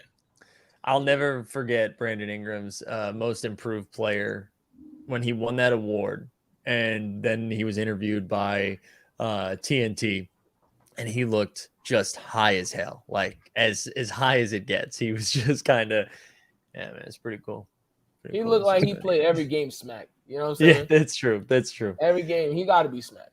He's got resting lit face. I mean, hey, for the 3rd season in a row, the NBA does not test for marijuana, so get your smoke on. You think if I'm an NBA All-Star and we playing the Kings and Pacers, I'm gonna take an edible before I give y'all 42. Like, fuck it. Now, I mean, I'm at least taking 26 shots smacked. Am I saying I'm gonna make half of those? Probably not. But I'm gonna do it high though. I'm getting them up. I'm getting the shots up. Smacked. I'm off an edible. I like that. You know what I mean? Drinking a little Gatorade. Yeah, look, especially imagine you got an injury or something, and you're just like, no, I'm not trying to feel that today. Yeah. The fuck? Also, listen, I know Artemis and I have been on the opposite sides of a lot of arguments, but I'm glad he's getting behind resting lit face. I was proud of that. Face is popping. I was proud of that. All right, what else do we need to hit? I mean, we got opening night. I don't know. Was there any other hot takes we need to get out before the season? Like, what's like the worst hot take you got that you need to like get this out before it starts? Ooh, the worst hot take? Yeah, well, we got a bad hot take. Also, I don't think I know what this is. Michelle Bennett says, quick sidebar. Do you like the CLB X Giannis shirts? I think they're ugly. I think we need to weigh in here. Certified lover boy. Is there a drink? Hold on. Yeah, we can Google it. Can I leave and come back for a second? I got something for you. Oh yeah, absolutely. Oh my God, do you got one? Do you have a shirt? He's got a shirt. He's on. All right, I'm gonna move this. We gotta look for the Giannis merch. Yeah, this is a pretty good. This is a wild hot take to get out there. Trae Young for MVP. I don't see it. I like it though. Trae Young was much better in the playoffs than he was during the season. And let's see regular season Trae Young. Here we go. What is that? Is that it? If this is what Michelle's talking about, then yes, this is an ugly shirt. This is a CLB Nike shirt. I don't know what it has to do with Giannis, but this is the shit that Drake wanted you to have on your back. You see what I will say I don't know what Michelle's talking about. If you can drop in that chat, but I found this that I can share. And also, goodness, that's a Drake shirt. This is a Drake shirt. I got it for free though. Shout out to Homeless Advice. Insufferable quotes on the back. Yeah. This part's kind of cool though. This part, maybe I put it over like a flame. Like this, I don't want no nigga to know I got this on my back. You feel what I'm saying? Drake, you 35. 35 and you a dad, bro. You shouldn't be talking like this. Now we have this. All right, here we go. I'm shook. This is what I saw. That's real? That's real though? This is on Hypebeast. I ain't gonna lie. That look like some shit I will find at the flea market in Queens. No bullshit. Like a nigga just made that and he's like, yo, $20. I bet you that shit is like 80 beans. What is this? What is this logo going on? Yo, the logo's right here too. The logo looks like a tramp stamp. That's what he's going for. You see the No, logo? come on. Yo, you think I'm capping? I hate it. I'm gonna put this shit back in my closet though. This is graphic tee in the early 2000s type. Remember? Wait, I'll wait till Steve comes back for this one. But he had to drop off. No, I did that just so he's looking at his avatar. Yeah, but like this is This is a dude. These are the shirts you get outside the stadium, and you like these ain't real. This is wild. Yeah, right. Those like the vendors are out there being like $10. When in high school, I used to I had the iron-on joint, so I had a color printer, and I would cut it out and I would iron on. This is kind of shit. These are the type of shirts you got. Like you would get this, and then if you see the police Warner Brother t-shirts, to be sold at the same place, bro. That's what. Hey, this shit would be popping at Hot Topic. Yo, shout out Hot Topic, man. Ross dressed for less energy, says Michelle. Hey, I don't know Ross, but what is it? Birmingham Coat Factory, Birmingham Coat Factory, Burlington. Yo, that helped me down. I had Mad Sean John from Burlington under $30. Let's go. Yo, in the Coat Factory, they'll have the most brawling sensors. Like, so you wouldn't steal shit. The sensor would be like a size of like a rifle bullet, my G. Like, yo, fam, I'm not stealing this shit. This shit is already on sale, dog. Like, it's on sale and on the ground. Yeah, it's like, yo, I'm not that poor, my G. Like, come on, son. Yeah. It is wild though. We just recognize that 50 minutes in, the two-time MVP, then Finals MVP. We just started talking about Giannis because of a Drake shirt, right? And like the favorite to repeat too. Like they're like favorite to win. Have you all seen that video where it's like, here's Giannis hitting jump shots. The league should be scared. Yeah, he was nice with it. It was good. Also, and I'm kind of with it. I think there's only so many ways you can respond to a championship. And I think he's that dude who's like, all right, I'm going to fix a thing. And we're going to be, I think they're like going to win like 65 games this year. I know. think if they stay healthy. That would be beautiful. I think they'll be better than the Nets in the regular season. I think because they just have whatever it is, they're like online. And Budenholzer, as much as Mike loves him, in the regular season, he's Gucci. And he has a motivated team.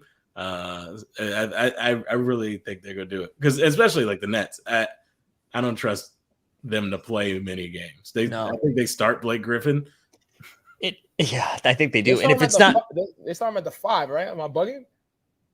Hey, well, so it's either going to be him or Claxton? what's his Claxton, but they also have LaMarcus Aldridge. Like they've got Yo, nobody started LaMarcus Aldridge. Like respectfully, no one started that guy. Hey, LaMarcus shouldn't be playing more than last year, dog. Yeah, he shouldn't be playing more than 5 minutes a game. I Yeah, respect him.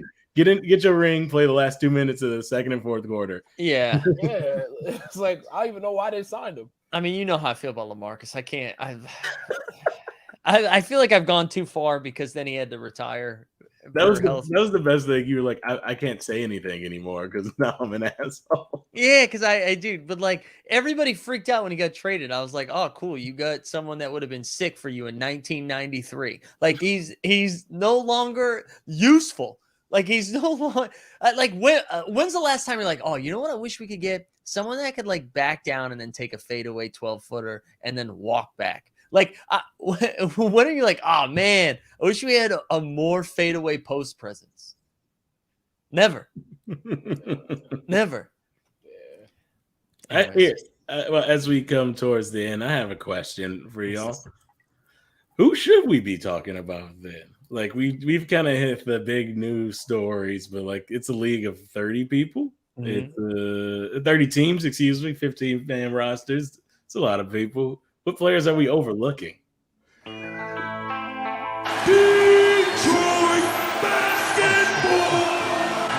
that was just a softball. Let's go. Let's go. Oh, yes, ball don't lie, baby.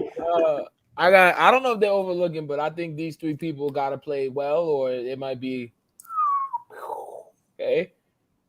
Luka need to get out the first round. Yeah, I'm with you on that. I like that call. That's one because we hyping him up. If he can't get out the first round, then people gonna make fun of him. What's my man's name? Jimmy Butler got to do something with whatever cast of motherfuckers he got. He got to be kind of litty with them because if not, then everyone's gonna be like, there was a fluke. They was on some bullshit, and there's the pandemic. It was in Disney World. So if you don't want to hear that shit in his ear, he need to do something with that squad. And then lastly, Dame needs to do something because then they're going to be like, oh, my son Dame is this, that, and the third. So I think those three players are players. I don't know if the whole league needs to take notes and care about them. I would just hope for their success because I like their games and I like them individually and I like their personalities and I would want their success. But I think they're going to get dogged if they don't have like at least a minor success. You know what I'm saying? I like that. That's a fun take. I like those. I got De'Aaron Fox is going to average 30 points on a 12-win team. That's what I think we'll be talking about. De'Aaron Fox just going absolutely bonkers this year. But is going to be on a shit team and nobody's going to care. I don't know. Man, I think Halliburton's nice and Davion Mitchell. All you got to do is lock people up. I like that. I don't know what else they got. Well, I'll tell you, Buddy. No, they still got Buddy. They got Rashawn Holmes. They got a nice team, but they have Luke fucking Walton. Yeah, that's true. You know, man. Walton. I hope Fox go off. I hope Fox got a shot now, or he's not scared to shoot because his drive game and his speed is like at least top 5 in the league. Like he could get to the rack and lay up like crazy. But I'm a big outside shot. I'm a big Fox fan. I like Fox a lot. I also think Tatum could probably average 30 this year. Like I think we're going to see Tatum and Brown be awesome. And I've already gone out on a limb saying they're like the 4 seed. But I think I'm firing out one more take. I got one left, and I'm changing what I said last week. I think the Hawks are going to finish second in the East now. Okay. Can I see what you're sipping on? Can you show the bottle? Today's show is brought to you by Octenshawn. I don't know. That was expensive, right? Yeah, I think so. I think it was a gift. Well, it's doing you justice because you probably twisted right now. Because that won't make no sense. Yo, you know what? You know what I do hope though? I hope more John Moran on TV. I'm not saying the Grizzlies Grizzlies gonna be this or that or I don't know about all that shit. I just want to see him. I want to see Ja play more. I feel like we don't really get to see the Grizzlies on television, and he's a future star. He's amazing. I love that take. That was gonna be my take. I want them to get to like 60. None of that bubble stuff. John make the leap to like a 24 point per game score. They got Dylan Brooks, Jaren Jackson Jr. being healthy. I think they'll be like super nice and legit, and not just more Ja on TV. More people who were born in like 95 or later on TV. All right. Look, LeBron is in like his 4,000th season. We get it. You can stop selling us LeBron. It's even me saying this. Please just put other players on there. All right. Like we can't keep seeing the same game. Stop. Put some respect on Jokic's name. Please give him some mainstream games and tell us why he's good. Yes. Show us more Giannis. Show us more Josh. Show us all the interest. Hell, show us some De'Aaron Fox games. These players are fun. They got to not get caught in that same, we have these like, here's Chris Paul and LeBron and Harden, Durant, all this stuff. Like there's players who are young and great in the league. And you know what? Even if that means Jason Tatum and more weird sub ads, then whatever.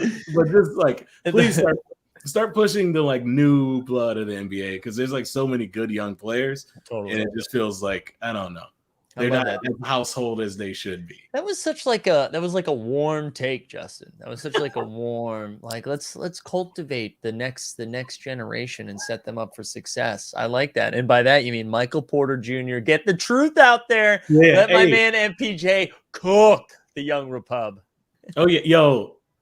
I love every report is like, yeah, not at what's his name? Murray is injured. Porter Jr. is gonna make this his team to score. Yeah. He's definitely going to be gunning for like 30 a game. Absolutely. I love that. I love that. Also, I'm going to try to catch a Nuggets game. Yes. So, I thought it was all three. I thought we was all catching the Nuggets That's game. right. We're going to make our way out in November, hey, right? Yeah. I just, whenever y'all going, let me know. I'm going to be fried at the game. You know the one I was going to try to go to, going for a work event is also happening, and everybody else was going to this dinner. So I was like, yeah, I can't be on Instagram at this Nuggets game while all my coworkers at this dinner. So let's figure something out. Oh man! All right, this is fantastic. The 89 Cavs. Steve's gonna play us out 1 second. Just a reminder: First Mint is coming up next. We're gonna take us all the way to tip off. We're gonna take a few minute breaks, but you just hang, go get something to sip on, and then we'll rock. But hey, then if you just got introduced to the 89 Cavs for the first time, we do this every week on the Team Hold channel. You can also find our podcast if you just search 89 Cavs wherever you get it. I got two more takes. Lou Dort is going for 50 in the first 3 months of the season. Oh, I'm sorry. Hold on. Wait.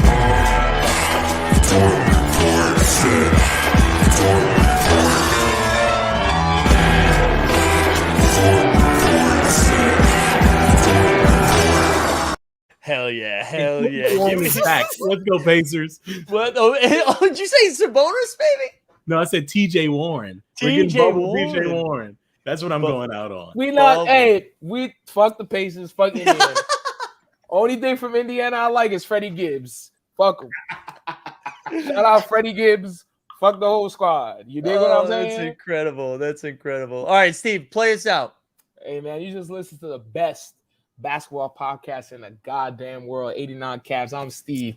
This is Mike. That was Justin. May the basketball gods be with you and all your jump shots wet like water. We out, baby. Ooh, we'll be back in a couple minutes with the First Minute. 89 Cavs out.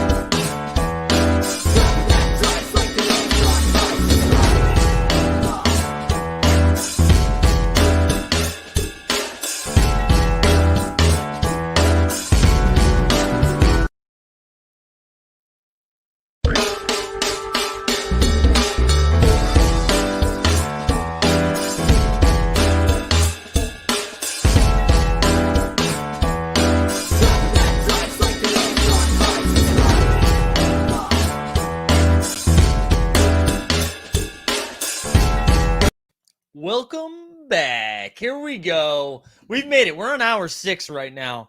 And weirdly, I feel okay. I actually don't feel terrible. My biggest concern is the camera yet again. So we've got 50% battery. We're hoping we're going to make it the rest of the way without switching to another device.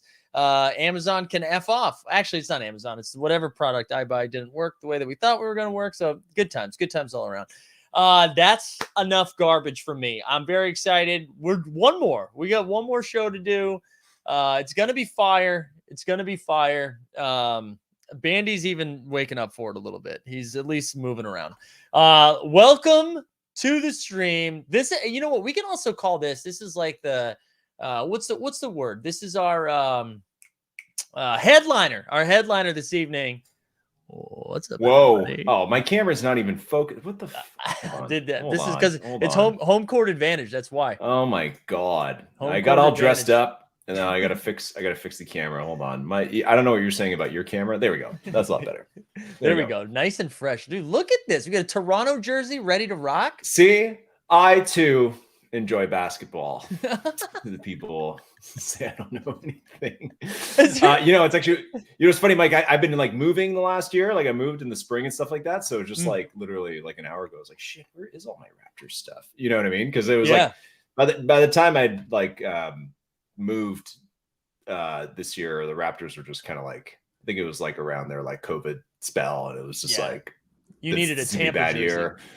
And I was, well, that's it. And I was just like, when you're moving to like a temporary spot, you're putting some stuff in storage, you're just like, I'm going to put some stuff, you're like, some stuff's going to come with me right now, and some stuff's going to go in storage for a little later. And then I realized this was all in storage. So it's nice to bust it out, man. I got the nice, there's actually there's a Chris Bosh. Ooh, Chris Bosh.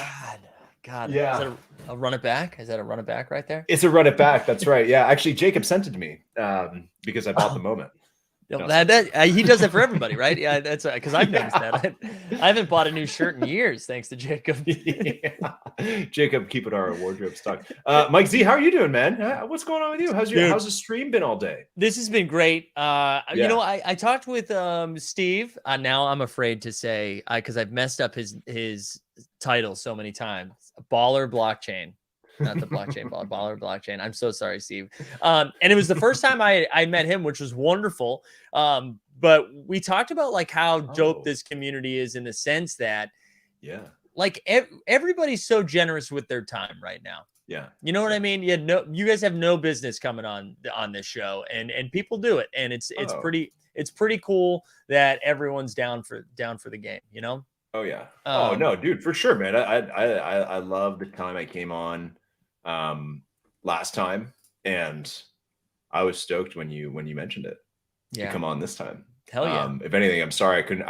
You know what? You and I joked about like doing like 24 hours of streaming. So if anything, I'm sorry I couldn't be here the whole time. No, I'm glad we're not too. As I'm now on 6 hours, 10 minutes, and 24 seconds. I don't think I could do 24 hours, LG. I don't. It's a long time. That's a long time. Mike, have you ever done some kind of 24-hour challenge in your past, in your youth, or anything like that? Yeah, when I was like, when they wanted to make sure we weren't drinking and having intercourse, they would have a lock-in after a dance where everybody would, they'd have like inflate. Yeah, so you'd stay up all night. And the idea at the high school would organize this thing. There'd be, it's almost like a carnival inside of a gym after a prom, so that they don't. It's basically to avoid drunk driving. But like you could make the argument that I'm not going to say. You could be as bad as drunk driving, like not sleeping and then driving. I don't want to say it's as bad. You know what I'm saying? I'm not saying go drink and drive. You get it. Yeah. You get it. Anyways, yes. So you're telling me your high school would lock the kids up after a dance? Is that what you're trying to explain to me? Yeah, it was called a lock-in. You never had anything like that? Nah, man, they let us go home. They let us go like sleep at our houses after a dance, man. I don't know what kind of Handmaid's Tale, freaking society you're growing up in, but man, that sounds kind of twisted. You didn't have to do it. It was an option. You could do it. Oh, okay. Yeah, that was my bad. I should have explained that better.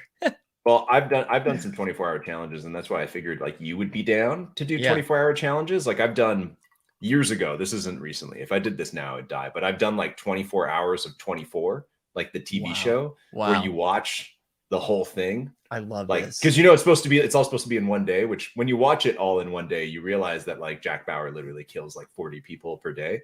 Yeah. And like flies to like 6 different countries in a day, which is like pretty much impossible. But it's amazing when you watch it and you're like, holy shit, like Kiefer Sutherland is amazing. Like he's having quite the day. He doesn't sleep or go to the bathroom. And I've done that. And that's pretty good. Funny marathons like that. So yeah, I just figured maybe one day, maybe I think one day. I think, you know what? I'll put this out to Top Shot. If you guys want to bring us out to an event in a studio, yeah, I'd do it for 24 hours. I'd do it for 24 hours. It's one thing to fly people to like Milwaukee or to like a game or something like that. It's another thing for LG and Mike to stake out at a game for like 3 days straight and stream. You know what I mean? Like that's a totally different thing. It's a different ball game. It's a different Give me a second. I'm just gonna get the tweet out. I'm just gonna let First Mint people know. Yeah, let them know. know. What do you want me to say? We're on with Mike. Dreams are coming true tonight. I literally What have been the highlights so far today? I have the rest to tell of the squad. Just to geek out a little bit, I am such a huge No Dunks fan. The starters, the Basketball Jones, I have been since they started, like 2005, 2006, whatever it was. And I've talked with Skeets one other time on this show, but Kirby as well. Like I'm just such a diehard of those guys. So to just chop it up with them for a little bit was pretty cool. So yeah, they are cool dudes. Love their vibe. And, yeah. What do they say? They must. I mean, a new NBA season must be pretty like routine for them at this point. Or how are they feeling when they were on? Yeah, I was impressed with how fresh they seemed, because I'm sure they've been doing nothing but content around the same topics for the longest time. So I was almost hesitant to talk to them about basketball, and I was like, maybe we should just talk about something else. But I felt I felt bad though. I had like 7 or 8 run it back Packrips lined up for today. And no one, like, they were going to rip theirs, but we've been in maintenance mode all day. No one's been able to do it. Oh, really? Yeah. Man, I've been underwater today as well. Yeah. Planning. Who said I look like I'm 12? Who freaking said that, man? This hat, what's funny? This hat is kind of like this giant, like, monster hat. This is actually Phil D got me this hat. There we go. If I change the size, or you know what? Maybe if I put it on backwards, I'll look like even more of a child. There we go. Now, wait. Now I just kind of look like Phil. Now oh my goodness. My goodness. I'm just gonna like, whoa! I mean? Now I'm just more on like the Phil side, Yeah. It kind of works a little better. We might have some breaking news right here, LG. I don't know if you're ready for this, but we might have What's up, guys? Shit. Live from the stadium. Live watching the practice. Let me turn it around. It's my dad. How's it going? It's George. Hey, George. Wait, how do I turn this around? Oh, I don't know if you can see, but Harden's over here shooting. We got some of the Bucks. You see Brooke Lopez shooting right now. There we go. Everyone is going crazy. It's kind of loud. Sorry for the chaos. I can't hear you. But just wanted to jump in, say hi to LG, say hi to Mike. And I appreciate you guys. Hope everyone's having a good time. Can't wait to watch the playback. Follow me on Twitter. Follow me on YouTube. Shout out the First Mint. They're playing Pop Smoke, so I gotta go. But hope everyone's having a good time. Yeah, awesome. We're not having as good time as him. Like, I will say. So Jeff came on earlier today and introduced his dad, and they were like in a space where you could come on the stream, and introduced him as actually George Bush, and that was also a highlight. That is so good. It was pretty good. It was. I don't know how to feel about that, because it's kind of like, we're just here at home, watching it at home like everybody else. And, I got to tell you, so this was like 2 weeks ago. I sent out a tweet during a live show because I thought that'd be fun, and if we could all do it together. And I tweeted at Jacob, and I said, the gauntlet's been thrown at halftime of the Bucks Nets game. We should have a 3-point contest. He replied immediately, and he was like, no to a 3-point contest, but a skills challenge. Okay. I booked my flight. I was ready to go to Milwaukee. I was ready to go. Then Jeb does a video right after that stream ends. Yeah. Which one of us is in Milwaukee right now? It's not me, LG. Not you. Not it's not you. me, LG. Not It's not you, me. dude. Thank you. Listen, you're a man of the people. That's right. You know, even if you were selected I wouldn't have gone. amongst the very lucky and privileged, you wouldn't go. No, you're You absolutely wouldn't go. You'd sell your seat as an NFT and distribute that to some people who need it. And you'd be right here with your people, with your squad of team holders. You're absolutely chatting right. it up with me and Skeets and all the other people who came through. You're absolutely right, because this endeavor has yet to be financially rewarding yet. So why change that now by taking in real life experiences? You know, continue to just grind it out. There's no need to switch that up yet. I've got, actually thinking, speaking of I don't know, do you have like an agenda? Like, you stop me at any time if there's something you want to talk about. Otherwise, I told you. Oh, go ahead. I told you that you and I on stream, I was like, we're going to be able to talk for like a really long time because I have a bunch of random shit to say to you that I know you'll appreciate. Okay. Yeah, so I'm not worried. I'm just going to throw a bunch of shit at you. So I'm going to New York in a few weeks for NFT NYC. And it's only just, I've been so busy like being like, oh, I want to meet this like NFT company because, we did First Mint Fest. I want to meet some of the people who participated. We just did Flow Fest. I want to meet some of those people and then obviously try and connect with like as many people in the community as I can. Right. So I've started this like list of like, okay, like meet up with Arsenic. You know what I mean? Like just stuff like that. That's just like, okay, like meet up with people that I think are cool and I want to meet. And then now it started to dawn on me that I'm like, first of all, I'm going to like a conference. And I haven't been to any kind of major event since the pandemic started. You know what I mean? It's like I hadn't even been to like a concert or like a hockey game in a while since for like a while before the pandemic started. You know what I mean? So it's like I've been in a big crowd in a while. And also, like, these are people that I know, but that I don't know, that I like only know online. And this is going to be kind of funny. This is going to be kind of awkward in some cases. It'd be like, Arsenic, it's you. He'd be like, hello. And I'll be like, there you are in person, like just like, so like, did you buy some Flow after it became legal? Like, I don't know, like, what are we going to talk about? Like more NFT stuff, I guess. We're not going to chit chat about our real lives. Like, no, we're going to talk about NFTs, but then I've only ever done that on Discord. Like I tweeted yesterday, like I've only ever done that with like talking to 10 people at the same time. Yeah. You know what though? When we went to Summer League though, I had the same thoughts where I was like, what is this going to actually be like? Like, I don't really know any of these people. But I was so impressed, and I don't know how to phrase this any other way. There were just no dickheads. Like, and I think normally when you get a group stereotypically of men of this age, there's a handful of dickheads. Like that usually happens. And everybody was so great, and it was far less awkward than it was no more awkward than hanging out with my comedian friends. So, right, like it's the same level of awkwardness. So, okay, I think you'll be pleasantly surprised. I will say it is overwhelming, especially I would imagine it'll be a little overwhelming for you because I think you will be a recognizable person in the space. Well, Quad told me that the other day too. Quad and Ghost Greg Oden and Zach and like I was chatting with them and they're like, yeah, like LG, if you go, like people are gonna like know you. And I was like, oh, like I never even thought of that. Like that I never even thought of that, and I was like, oh, okay, like this is something that's never happened to me ever in my life and hasn't even happened yet because nobody's on Top Shot where I live. You know what I mean? I'm in some small town like out on the coast. Like there's no way someone here is gonna like, even the other day we're at like the independent version of GameStop that they have here.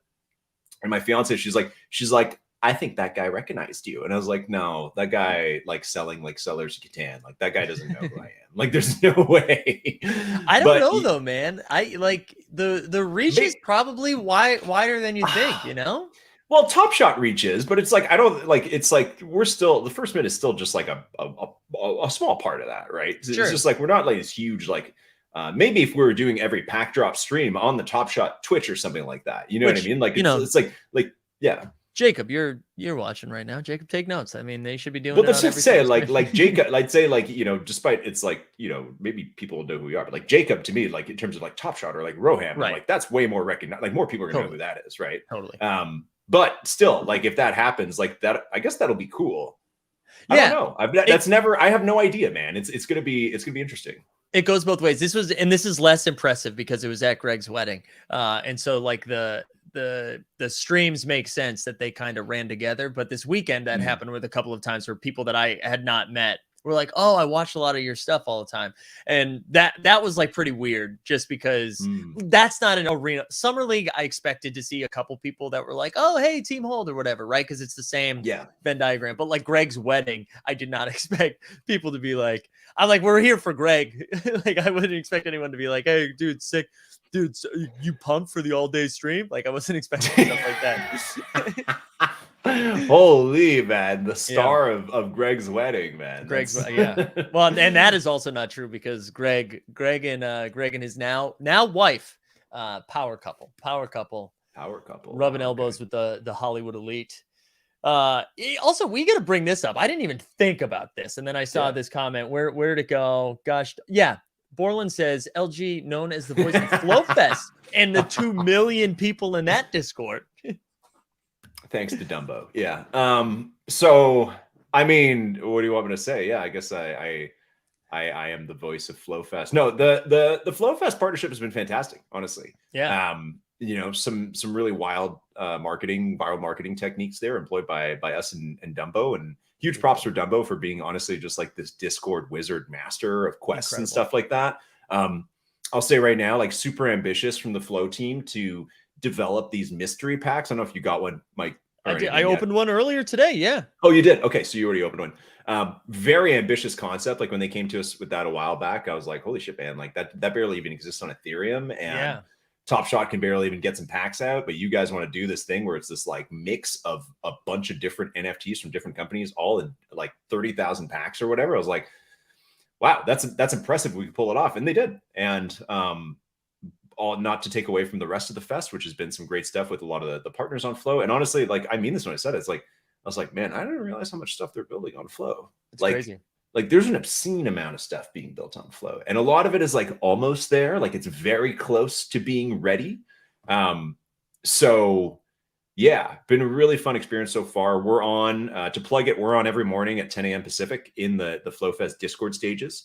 Talking to like 2-3 different projects. This morning we had Cryptoys, which is a Flow project that Steph Sudo's a big part of. And we also had Steve from Fantastic, which is like a kind of soccer memorabilia Flow project. And tomorrow we got a few more, and we're on at 10 a.m. like every day for the next couple weeks.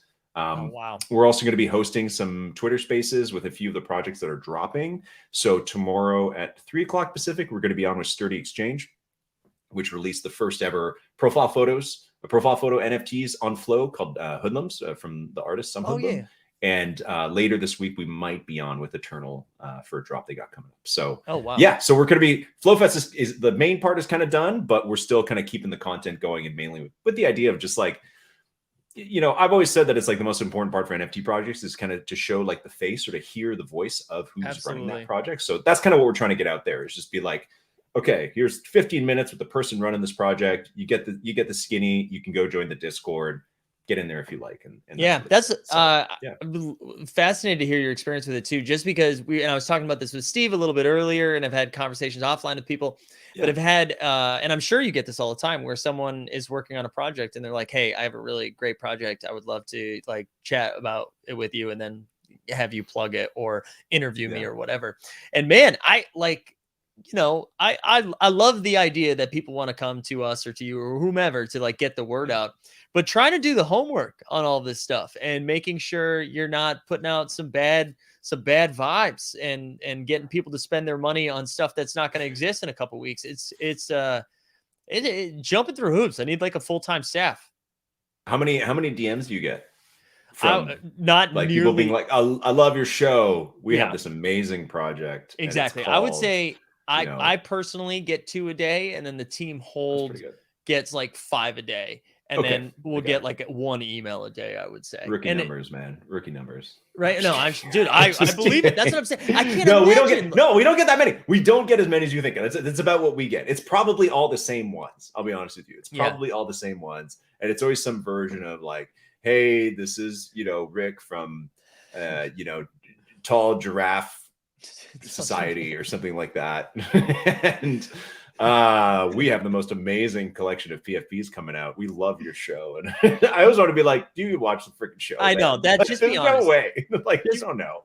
Just be honest. Oh, this is such a fun dig. He said, "Did LG buy a couch?" Which is referring to the couches that we brought on one of our shows. That was, I would The say, NFT couches? Are you talking about those fancy couches, like those really fancy ones? No. They were not fancy. I think these couches were old couches. I can't imagine. I can't imagine you have one. They never share a comment that's like, "Hey, ask him about that really cool thing you did." Like, it's usually like, "Hey, remember that time you messed up?" What do you think, while we're talking about FlowFest, Mike, what do you think about the idea of like the Series 1 legendaries being in the FlowFest packs? I think it'd be really cool if I got one. I love that idea of them coming to me. No, I think, man, I'm in on all of this stuff, and and this kind of, I want to get to something else within Top Shot that came out yesterday too. But I think it's exciting. I mean, this is like to think about what this would look like on it, what Top Shot would look like on a different platform for how long. We talked about this for how long, and then right, and now it's happening. Now we're seeing it happen. I mean, this is like I feel like not enough people are like waving the flag enough right now. This feels like exciting stuff is happening, and so I'm pumped. I'm pumped for it. You know. I think it's actually because like even I'm like a little bit overwhelmed. Like even I'm finding it hard to keep up with everything happening, and that's actually kind of made me think that I was like, is Top Shot something where it's like, I've always felt like I want to have like this like handle on what's happening in Top Shot at any given moment. So when people send me DMs, they're like, what's up with this? And I'll be like, oh, let me tell you. And people will be like, LG always knows. But now it's like, man, I just looked at that challenge yesterday and I was like, man, I don't even know what's happening anymore. Right. Like, I don't even, and then there's a new WNBA one. And I was like, I don't know. I just go to the challenge page and I just click through. I'm like, do I have these moments? And what's nice is that the showcase tells me now if I have them or not. And I just like click. And I'm like, no, don't have a Series 1 throwdown. Like, see ya. And I just close the window and I'm like, meh. It's like, I looked it up. 0 of 10. Okay. I won't be doing this one. 0 of 10. Yeah, exactly. But there's so much happening. And even like, I literally didn't know. Like when I read the Dwayne Wade thing on Friday, I was like, I kind of just like read the first. I was like, oh, new collectors. All right, whatever.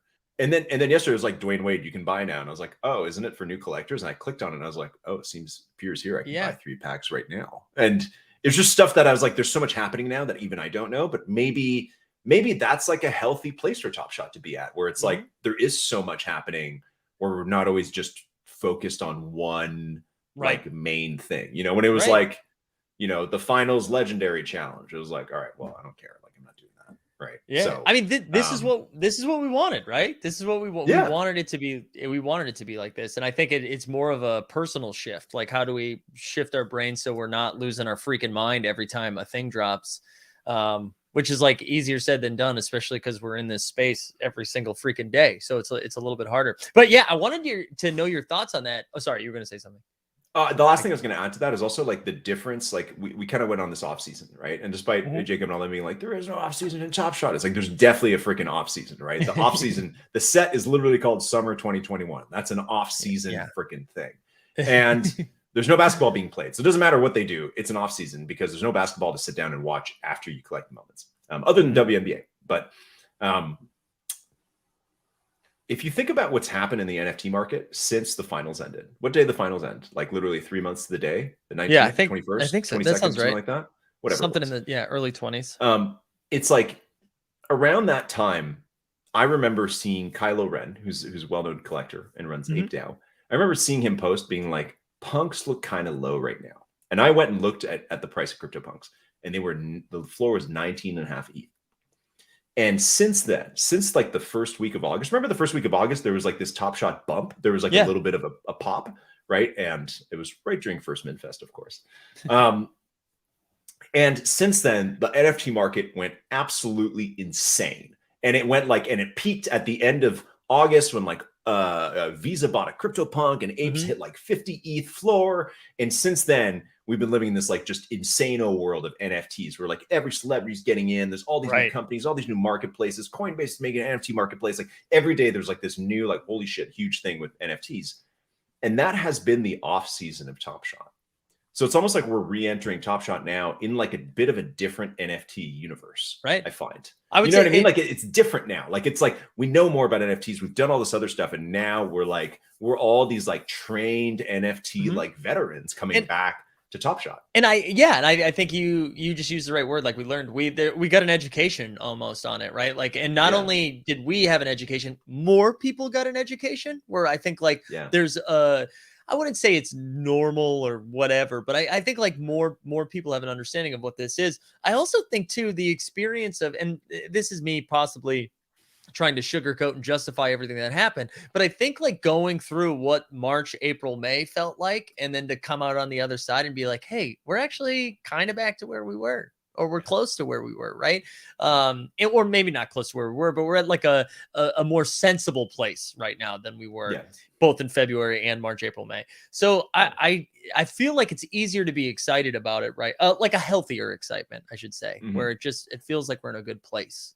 Oh, absolutely. It's in a good place. And I hope in the end, despite it, like Marketplace had issues, like sites had issues today and Drops had issues last week. And when that happened, I still saw some tweets being like, of course, fucking Top Shot. And I'm just like, all right, listen, dude, like by this point, like if you looked at any other NFTs, you realize that it's like, they're trying to build like just this massive scaled solution. Whereas like most other NFTs, like you have to go mint from the contract to get one. Right. You know what I mean? It's just like their site can't even handle anything. Can't even handle all the like bots that there are in Ethereum. So it's just like at the end of the day, I just hope it gives people a bigger appreciation and hopefully a little bit more patience for what the team Adapter is actually trying to do. Yeah, and my biggest thing about it too, like these things are going to continue to happen, but man, the communication has been pretty sick around all of it, right? Like we're no longer waiting for days, or maybe not even hearing anything about what actually happened, and they're like, "Hey, just kidding, we'll do something in a couple of weeks." Like now, they're like, "Hey, we're having an issue with the credit card processing, so you know what we're gonna do? We're gonna run it back again tomorrow." And it's like or like when the LaMelo thing happened, which now feels like forever ago, right? But hold on, Mike. What did I do? Communication. What did you think? This is something I think we ragged on it maybe on the live show. What did you think of? Hey, Dwayne Wade is coming. Run it back is coming. Over the next month, we're going to unveil the players, and then nothing for 2 weeks. And then one day, here's a blog post. Shaq, Tracy McGrady, Ben Wallace, Allen Iverson. And it was like, and then here's an hour-long video you can watch of Jacob and Austin. And it was like, what? I thought we were going to get this slow, like squeeze, of like every Friday, there's like a new player. And it's like Shaq, and then Iverson and McGrady. Like, and then we're going to build up to like today. But instead it was like, here you go. Gone. Just read the blog and just show up next week. And we had this conversation with I think I can't take credit for it. This was Dustin, but like, how is the hour and 20-minute video? Oh, Bandy, he's also pissed about this. He got it for that. Yeah. Yeah. He's like, I got some freaking words about that. But like, how was the hour and 20-minute video the only thing we got on that in a blog post? Like, the best piece of content out there to get an idea for what moments are out there and what they look like, we shared it on our stream. In our stream, we shared Steve's video on our stream because that was the best thing. It was cut up into 20 minutes. I got to see every single play, every single player. You know exactly what's on there. And I think that, I know they're still growing, whatever, but like that has to be what the future is, right? Where like, even if it's a drop down and I'm just like, click Shaq and then bang, there's the Shaq moment, Like, listen, I know since the scandal, let's say in June with, creators getting a bit of advanced knowledge. Shout out this sponsor on the moment is our official sponsor. Shout out on the moment. Are they? Yeah, that's brand new news today. I didn't know that. I haven't watched everything. You know what? Since then, you know what's actually funny? Since then, that actually prompted me to get a lot closer with those guys. They're great. So it's actually I have a great relationship with them. So great. Congratulations, man. That's awesome. Good for you. Fantastic. I know what I've learned, LG, is if you look into the camera every day, 5 days a week, and just scream about how you haven't been sponsored, eventually somebody will do it. And it worked out well because we already use On the Moment for everything anyway. So it was very convenient. So shout out. Yeah, producer Coop's there. There you go. There it is. We love Coop. We love Coop. Anyways, so since then, we're not gonna rehash that, but since then, it's clear Top Shot was like, okay, all right, and creators, no thanks, right? Yeah. Like we're not working with them we're gonna rehash the strategy over time. But I would love to see, and if people from Top Shot are listening, great. But this is what I would love to see is when there's going to be some kind of big reveal.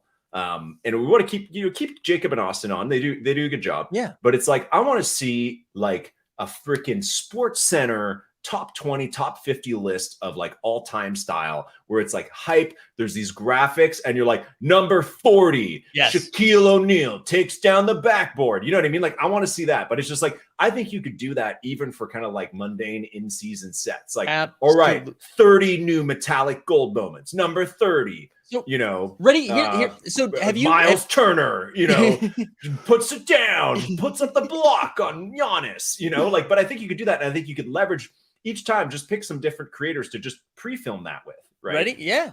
And just and like have them, or just throw it to each creator to kind of come up with their own version of it. Because Steve will do his like incredibly high produced videos where he's like shooting a basketball, like a drone following him, or like pretending to work in his office or whatever. Yeah. You know, everybody will come up with their own like fun thing, and I hope they kind of come back to that this season. Yeah, I love that. I love that idea. And you know, Greg, who, you know, congrats, Greg, who's not here because he's married. He had this idea that, yeah, I don't know why that came out as aggressive, but again, we're 6.5 hours in. I love Greg. I'm so happy he's not here today. I love seeing you in this state, man. I love seeing this. You're like, all right, 55 minutes and I'm done. But have you, oh no, we have another breaking. Oh my goodness. Oh my goodness. What? Oh my God. Oh shit. Hey guys. Jacob. What's going on, everyone? Jacob, how's it going? Blink twice if you need help, Jacob. I'm blinking like a lot of times. Wow. Incredible stuff. Are you guys in an elevator right now? Yeah, what is it? No, we're at the club level. Oh, very cool. Yeah. Come on, man. We're watching warm-ups a little higher up now. As you can see, everyone's here. Just enjoying the time. It's been pretty great. Yeah, let me turn around. Jeb, listen, we just, you know, Shaq was just on the stream, actually. You just missed him. We've been having a fantastic time. Shaq was here with Chuck and the other guys. Yeah, and then Michael Jordan was here too. He came on the stream for a couple minutes. Oh, well, everyone's favorite. Packrip here. Oh, that's he's here as well. Oh no, you can't face reveal me on a face reveal. My goodness. And then also real quick, we have Yuri, the lighting hookah. Oh, hello there. The lighting's all bad. Here, let me order my drink. Okay. Yuri's ordering his drink, but Yuri's here as well. So, what's going on, brothers? What's going on, man? Congrats on the game. Representing what's up, boys? Cool cats in the building. Oh, wow. Representing Top Shot. I just met Brian Scalabrine, and it wasn't as sexy as meeting the man himself, Mr. Eisenberg. So go check out the Twitter. You'll see all kinds of photos of us goofballs out there. Have a good night, guys. I have a thing. Yeah, it's great. It's still hard to hear you guys, so I apologize for just kind of talking over you guys. But just wanted to check back in, have Jacob jump in, have everyone jump in, just say hi. We appreciate you guys. Thanks for checking back in, man. Thinking of you. So rude. Love you guys. Hope everyone's having fun. Shout out to LG. Keep shouting me out. Bye, Jeb. Oh my Why God. does he keep shouting me out? Am I gonna get in trouble for what just happened? By the way, For which part? I feel like we just had a face reveal that was not The masked singer. The masked. The masked singer. I like he leaned in because he thought it was like a photo, and then he saw, and we were like, "Hey, what's up?" And I was like, I was in my head, I was like, "Oh, another lucky collector," and he's like, "This is Packrip," and I was like, "Oh, oh my God." Speaking of lucky collectors, I'm very excited to meet this person for the very first time who will be joining stream right now. I'm not sure who this is. Hold on.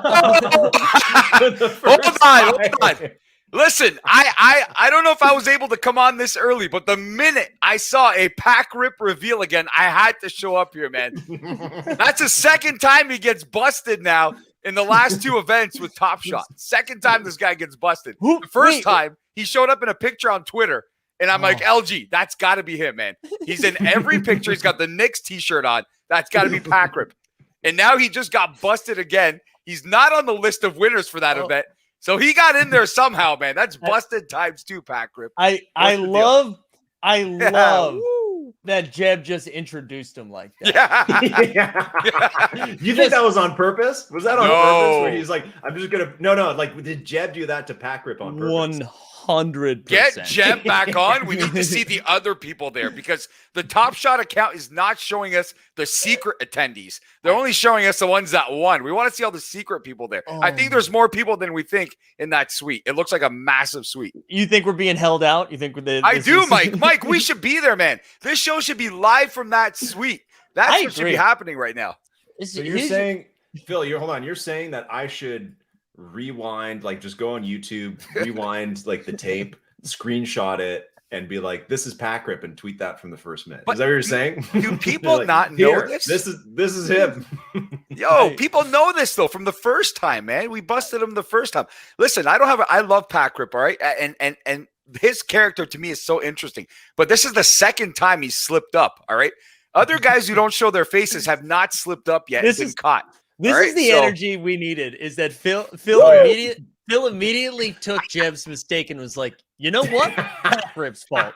Dude, it's like the bad signal. I saw something in the sky that said Packrip just revealed his face. You've got to jump on the air, and here I am, man. Opening night, boys. Phil, you also missed Jacob. Jacob was on. Yeah, but I've seen Jacob. He's been busted in all the pictures. Sometimes I don't even recognize Jacob. I'm serious. Sometimes I'm like, who is that guy? Holy shit, that's Jacob, man. I know. Yeah, no, it's true. He looks different in every video or picture we see him. Sneaky tall. Sneaky. Well, everyone's sneaky tall. Oh yeah, man. Jacob's tall, man. Jacob is tall. Oh man, Phil, where you been, man? You know how many? Do you know how many hours of freaking streams and podcasts and Flowcast and all that shit I've done since you disappeared into the Florida wilderness like a month ago, man? I needed your energy, man. Let me just say something, man. I'm half alive right now. Florida's the kind of place, and I know a lot of people can attest to this. If you go there for a week or two or any period of time, you really don't want to come back. Like I considered missing my flight, and I'm not even exaggerating. I was going to miss my flight and just be like, to hell with it. Let me be an illegal here. I want to stay here forever. So where in Florida were you? Down in the Fort Lauderdale, Miami, in that area, all over the place in that area for the last like 9-10 days. God, so Miami man, it is warm down there. It was averaging around 89, 90 all week. And then I didn't realize this. So I came back in my shirt, my t-shirt, my shorts, all that stuff. Cold. And I get off the plane and it's like, oh my God, I forgot. So also good times, man. I love this. Never felt that way about Florida. I feel like there's a lot of people that feel similarly about Florida. Although I think Miami's different. Miami, I will take and love Miami. I don't usually go to that area, but that was one of my favorite areas. Not so much South Beach. South Beach was cool, but it kind of reminds me a bit of Niagara Falls. A lot of sketchy people down there.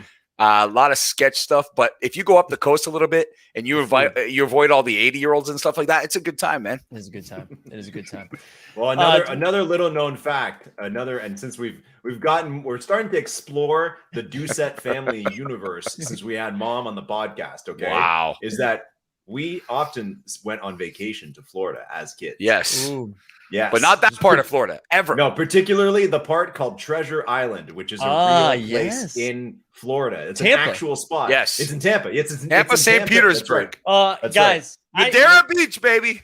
I lived in Tampa for 2 years. Wow. I went to yeah, and that's the right answer. And I was nervous you guys were going to be like, "Oh, I love Tampa. Tampa's a hellhole." I hate Tampa so much. It is like every chain restaurant you could find, and they just line them up. They just line them up. There's zero culture to that place. Everyone, any type of person, age 28 to 35, has had some plastic surgery done already. Wow.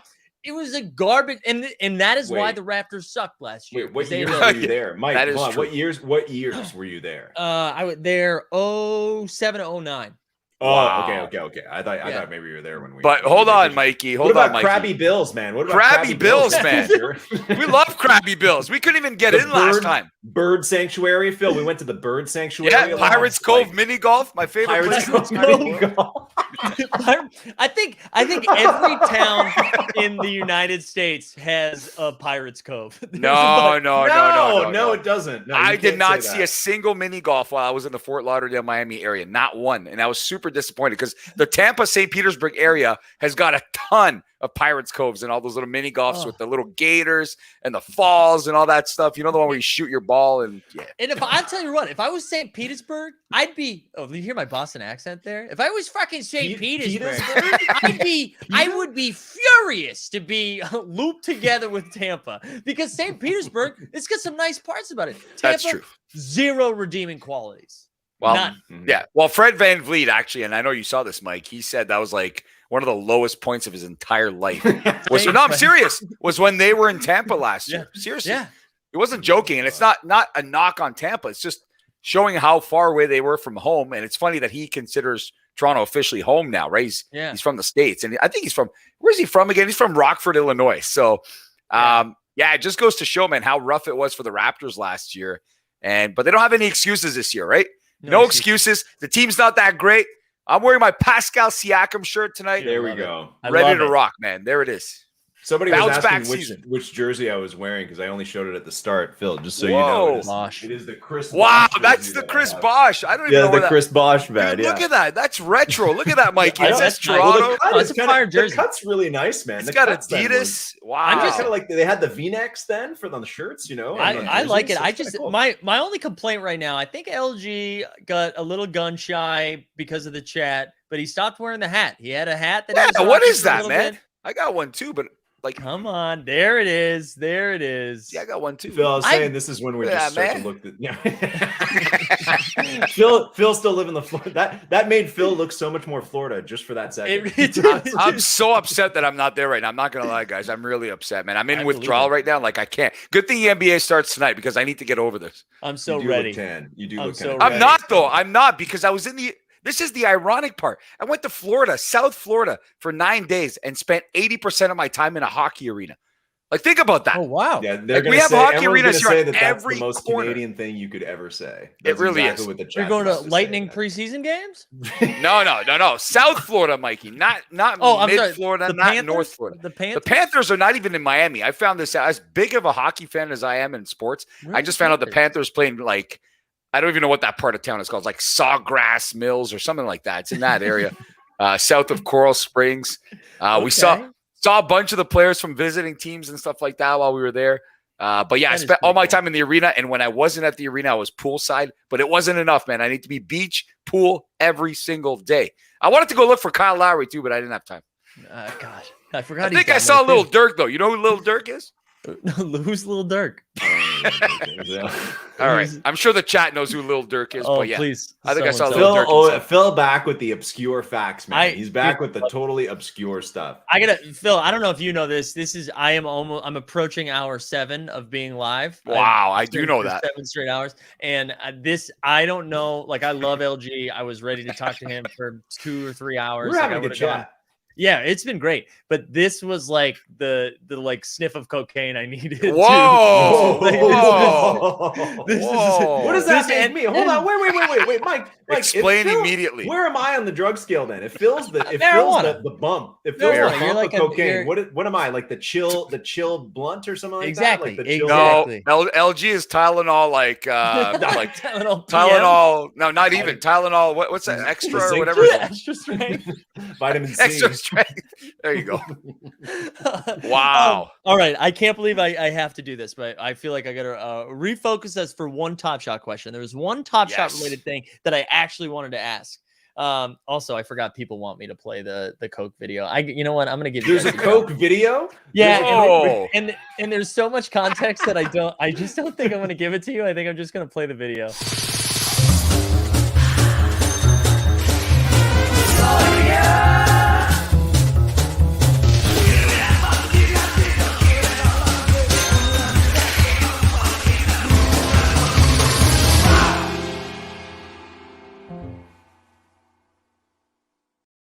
Can you? That's. I don't that's even know what to incredible. say, man. We have a member of our community who came on stream once and made a reference to something that wasn't Coke that I then made the joke about Coke. So then the running bit forever was that he was a Coke dealer. And then someone made a video. So it was incredible. It was incredible. Wow. Can you show Phil the Dort report? Oh my God! Yeah, you allude. Oh yeah, because Lou Dort's Canadian. Lou right? Dort, baby. Yeah. Can you show him the Show Dort me some report? Lou. Yeah, I'll give you some. Again. I'll give you some Lou Gantz. Wait, where is he? Here.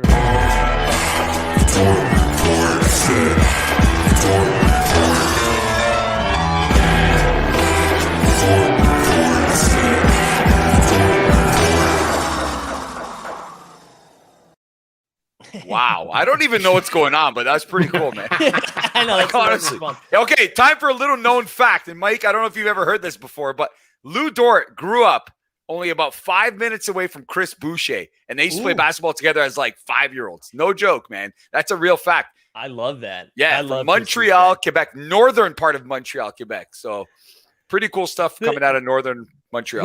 We were listen. I don't want to make this the Canadian hour, but we were robbed from Team Canada in the Olympics.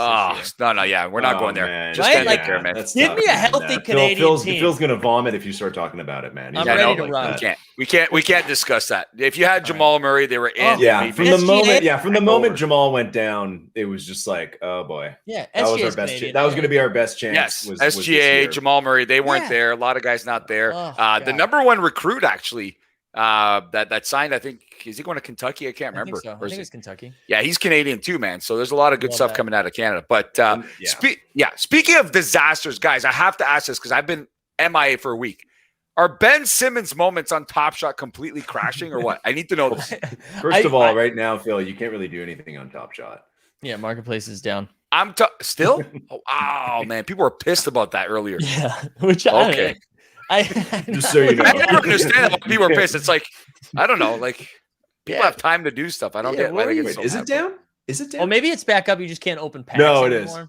Oh no, yeah, maybe it is. It's back, man. I swear I saw it That's back. fine. Yeah, it's working. It's working fine. Yeah, but are Ben Simmons moments completely tanking in the past week? I mean, because it's been going on for a while. I need to know. So I think they tanked a while ago. And then I think it's just been a slow, steady march into the grave. It's a disaster. Like, Bill, really did you know that? Oh. Did you know that Run It Back came out last week? Yeah, yeah, I do know this because something happened to my damn collector score where it was like super high because I had the complete Raptors set, and then they dropped like the Mo Pete bomb. And now the whole thing's in the ground. Nope. Hey, wait, I'll tell you. Did you get it yet? Did you get the Mo Pete? No, I just figured this out like late last night, man. I'm like, yo, something's wrong with my account. Someone went in there and just dropped all my stuff off to somebody else. I'm going to tell you right now, Real Phil D, the least I can do for you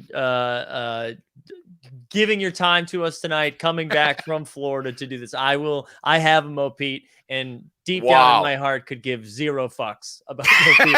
And the least I could do, I will give that to you. Wow, Mike. Whoa. The birthday party continues. I love it. This is what we do. Now bring on the situation and it'll be a real party. Yeah, that's right. That's right. Wow, wait, hold on. Mr. I wanted to get this Mike question out, and then we don't have to talk about it ever again. What like initial thoughts about how a challenge is crossing series right now? We've got Series 1 and Series 2 in the same challenge. Yeah, yet you can't mix those in packs for some reason, right? You can't mix anything in packs because it's that loot bag story. Yeah. I don't know, man. It's all over the place. I thought they couldn't do stuff like that, and I didn't think we'd ever go there. But I've been following, like, because I get all the Discord messages. I know people are pissed, but people are going to get it done at the end of the day. People are just going to get it done, man. People always complain about stuff, but they still get it done. That's the best part, right? Like everyone cries, and then, oh, yeah, I completed it. And then you see a ton of completions. But I was a bit surprised. I'm not going to lie.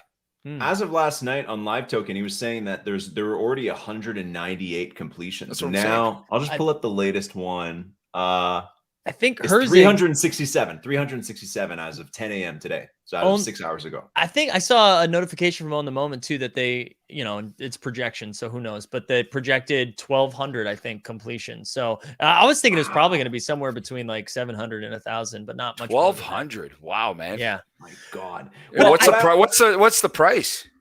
I think it's expensive. I think it is expensive. It's like the thing is, so I'm glad Phil's here, and I'm glad you brought this up, Mike Z, because what's going to be interesting now, and I'm curious what's going to happen to Phil as the theory master, right? Because before, for all last season, it was like, these are going to be game winners. For cool cats, there's going to be people with cat tattoos.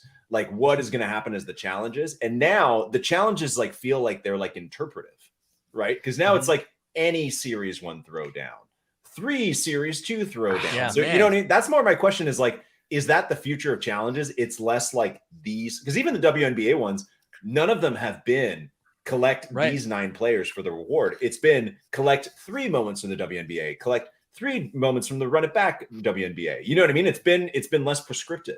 I'm wondering if that's the future. I'm kind of into that. I kind of like that. I like that you don't have to. I think Steve used an example earlier today that you don't have to get the TJ McConnell 15K moment. Well, that's it, right? Exactly. So if it rewards the people who it's like, you know, if I picked up some run it back moments, but I didn't get the most expensive ones, because then you'd have a challenge where you need to get Shaq and you need to get LeBron in order to do the challenge. And then that's not really fair for people who like the set, but don't have the deep pockets to go get, spend $3,500 on a Shaq.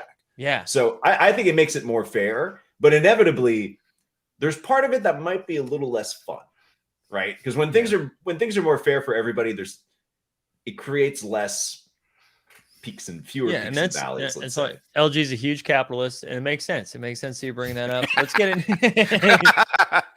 Listen, you know that we love chaos, and Phil D loves chaos. So I'm just trying to advocate for the rest of his career here, because if there's no insane stuff that happens on Top Shot anymore, what's he going to do? Well, yeah, seriously. Well, here's the deal. They've said so many times they're not going to do something, and they still do it, or whatever. It's all over the place. That I am so excited that Jacob said there would not be another master challenge like forever or in this foreseeable future, because they're probably going to roll one out immediately when the season starts. So I can't wait, man. Like, honestly, as long as it's not a Matisse Thybulle and it's back to the LaMelo chaos, then I'm down, man. They got to bring that back with the base moments. You know this, LG. I'm all over that. I will say though, one of the things that I'm like, go big brain a little bit. I think this is pretty exciting for people that are already in, right? If we're already in Top Shot, because in my mind, I didn't think Series 2 moments would ever be used in a Series 3 challenge, right? Like, I just thought it was done. 100%. It was like bookend. Now you're kind of rewarded by potentially rewarded for having some Series 2 shit, and it might be from a specific set instead of a specific moment or whatever.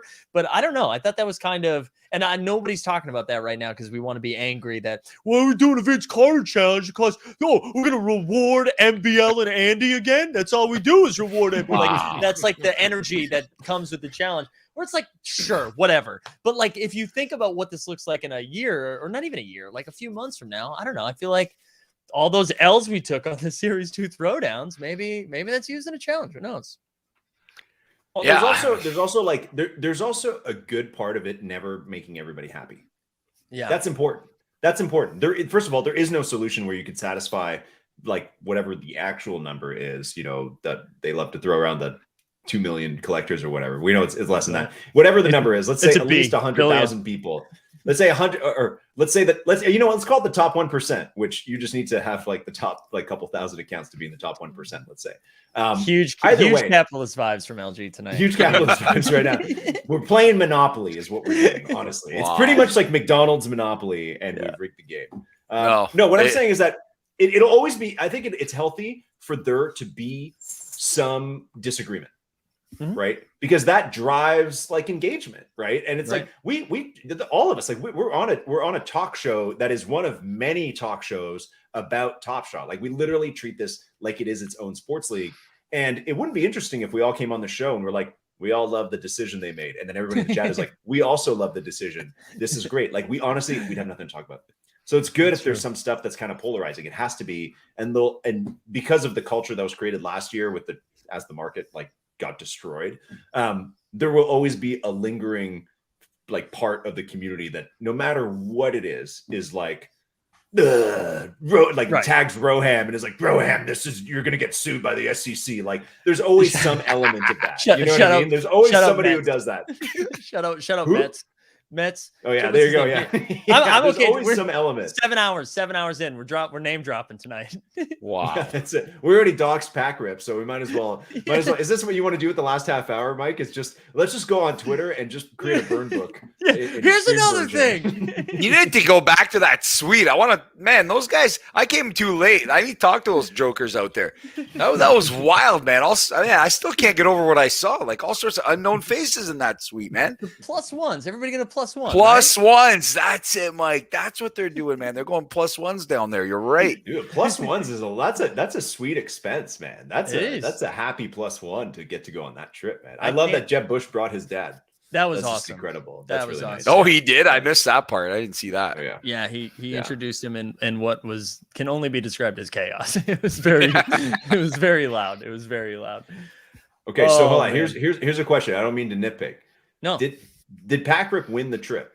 He didn't win. No. Right? He just went. No. He went to go hang out. He went to go hang and Plunge is there somewhere too. Plunge is doing a pregame show and like Plunge not in the suite, man.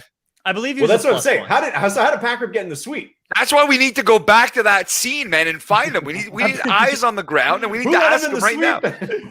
I came on here just to ask him Who that, else and then is he in the bailed. suite? Well, no, but you're telling me. Hold on, but Phil, like so I mean, by that logic, next time there's some kind of thing, the three of us could go and get in the suite, right? That's just assuming. So basically, if you show up and you're like a known, yeah, they can't say well, no. Plunge isn't yeah. in there. There's no Plunge in there.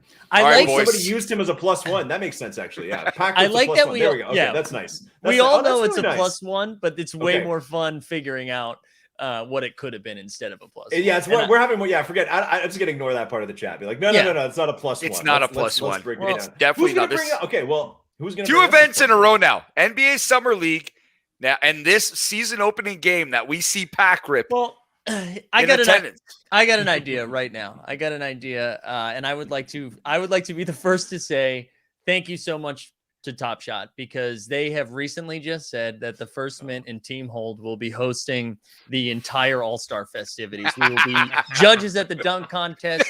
We will be doing layup lines in pregame and get a bunch of merch. So again, thank you so much to Top Shot. That's awesome. I think that's how it I works. just got that email too, man. It's amazing. I just got that email. Can't believe it. Also, I love this comment from Patrick McGuire. He said, "Who's going to give us our tinfoil theories now that Jeb has been co-opted?" Which I like that, because I think Jeb was our real Phil D, where he'll He put really the was, tinfoil man. on. That was an amazing reveal. Come here, let's take a picture. Oh, look, you're live. You're busted. now, never to be heard from again. That's it. That's the last you'll ever see of this guy. Oh, incredible! Gotta What do you love it. guys think? What do you think is going to be the next experience after this? Like a big one? I think it's All-Star. I feel like we do something for All-Star, because they got to try to win us. They got to try to win us back. January, Or man. That's wait, you think like 4 months? You think like Christmas Day? They're on a rampage right now. They've done like the draft. They've done Summer League. They've done everything. They're not missing anything, Mike. So it's got to be coming up. It's got to be before Christmas. I say they're still going to do something. Every month they're going to do a couple events. That's the way I see it. I think. Wow. Are there any We'll other see, man. 75th anniversary events happening? Because that's that's what I would assume they would do. Because they want to do it at, like, they want to get together for the big stuff. You know, that's a good. So one. that's today, first game of the season. Christmas would be wild though, because Christmas Yeah. is like their big day, where if it wasn't just one game, they like sent people to a bunch of different games, which again, right. we're very excited to announce we will be at all of the Christmas Day games. So thank Wow. you, John. That's crazy. I just got that email too, man. Yeah. Holy, we're on fire here. And there is a Yeah. game in New York on Christmas Day. So yeah, if they do Ooh. and we know New York, that's the Yeah. hot spot. And you'll find Let's- Jacob there. You'll find Packrip there. You'll find everybody there, really. So Yeah, well, you'll find me there, baby. You'll find me there. that's right. How are we splitting this, guys? Who's going where on Christmas Day? We got to figure that out. I'll take the Golden State game. I'll take that. Wow, it's so generous of you. So generous of you to volunteer to go to California. But yeah, it's gonna be Hey, interesting. Phil, I'm telling you, man. Have the Raptors ever played on Christmas Day? They did. Actually, DeMar DeRozan cried about that for a really long time. And the year that he left, they got a Christmas Day game. I think that was the only one. I think it was against the Celtics too. I think Yes, it it was. was. Yeah, it Yes. was. It was. It totally was. Yeah. He cried about it, Oh, Mike, for years. Kate Yeah. kept saying, "Oh, disrespect. They don't care about us." And the minute he got shipped out, they put it on the schedule for that season that the Raptors would play on Christmas Day because Kawhi Leonard draws more fans than DeMar DeRozan, right? Yeah. So I mean, that is And right, I and guess. honestly, love DeMar, rightfully so. We won the championship that year. It was worth Yeah. it to have us on national TV. And I'm just going to piggyback onto another comment from earlier, whenever it was. I was thinking about this a lot today about DeMar still going on shows with Yes. Draymond, complaining about how Yes. Masai Ujiri asked him how the movie was before he told him he was traded, and all this. And it's just like, listen, man, like, I love DeMar. He'll always have a special spot in the Yeah. Raptors lore. I hope he comes back for a victory lap one day, right? Like, that'd be kind of cool. And totally. but it's like, dude, you're the only one still talking about this 3 years later, man. You Like, know, nobody asked Kawhi. Kawhi doesn't care. Kyle doesn't care. Like Masai doesn't care. Is the business of basketball? Here's what LG's missing. Traded one day. LG's missing something here. Every name he just said, aside DeMar DeRozan, has a ring on their finger now. So it's easy not to care when you win a ring. And the guy who got shipped out after giving his blood, sweat, and tears and his entire life committed to Toronto gets shipped out and they win. Was it a one? Hold on, Phil. Was it a 1-for-1 trade, or did somebody else go to San Antonio? I don't remember. Podol, Jakob. Yeah. Yes, That's right. We That's sent right. him. I don't see an interview. What about JV? JV got shipped out of town right JV before got the shipped deadline, out of town for also a great trade for Marc Gasol. Also, Mike, along with Mike's had enough, man. He's like, these guys are turning this into the Raptors and Team Canada show. Okay, so Raptors strategy this year. Okay, here's what they got to do. My dog is losing his mind now because it's been 7 hours of Oh, ignoring wow, him, that's and true. I think he's like I've never seen him look this pissed. He's like, Just do like George Reister. Let him piss on your carpet, your I know. $5,000 carpet, man. He's like, how have you not played with me at all? That's where we're at right now. I think DeRozan, you got to look in the mirror there and be like, we got Kawhi. Like, you didn't get traded for like James Posey. You get traded for Kawhi Leonard. He's one of the best players in the league. I'm sorry, that's just how it happens. That's the business. It sucks, but you know what? It was a championship move, man. You can never argue a championship move. It turned into a championship, so you can't ever fault someone for doing that. That's what it's all about at the end of the day, right? And it's tough for a lot of players when they first get traded, and that's well documented. I don't know anything about it, right? I've never been traded or anything like that. I've never played pro sports, but it's like. A lot of players have said they were really shocked. Hey, breaking news: the first minute. Whoa! LG to let's see. We already got a few Goron. Listen, we already got a few Goron messages in the chat. Okay, about how I look like Goran Dragic. So maybe I have. Okay, maybe I'm just on a break. But anyways, I'm just saying I can't relate, but I've heard from interviews with other players. It sucks. It sucks when you get traded. You're a young guy. You thought you'd be there forever, but it's also the business of basketball. So and he already talked about that a couple months ago in like a different show. And I'm just like, okay, it's enough, man. Like you're on a different team now. You're not even on the Spurs anymore. Like you have a whole other season coming up ahead of you. You're going to get to play with like Caruso, Zach LaVine, Lonzo Ball. That'll be cool. And I know, Ghosts, I know you're listening and you're stoked for the Bulls. So, he's at least a 40, maybe a 40-win team. He's fine. DeMar's fine. DeMar's going to be fine. Okay, but last thing about the Raptors. What moment are people ever going to buy from this team? Seriously, look at this cast of guys they have on this team.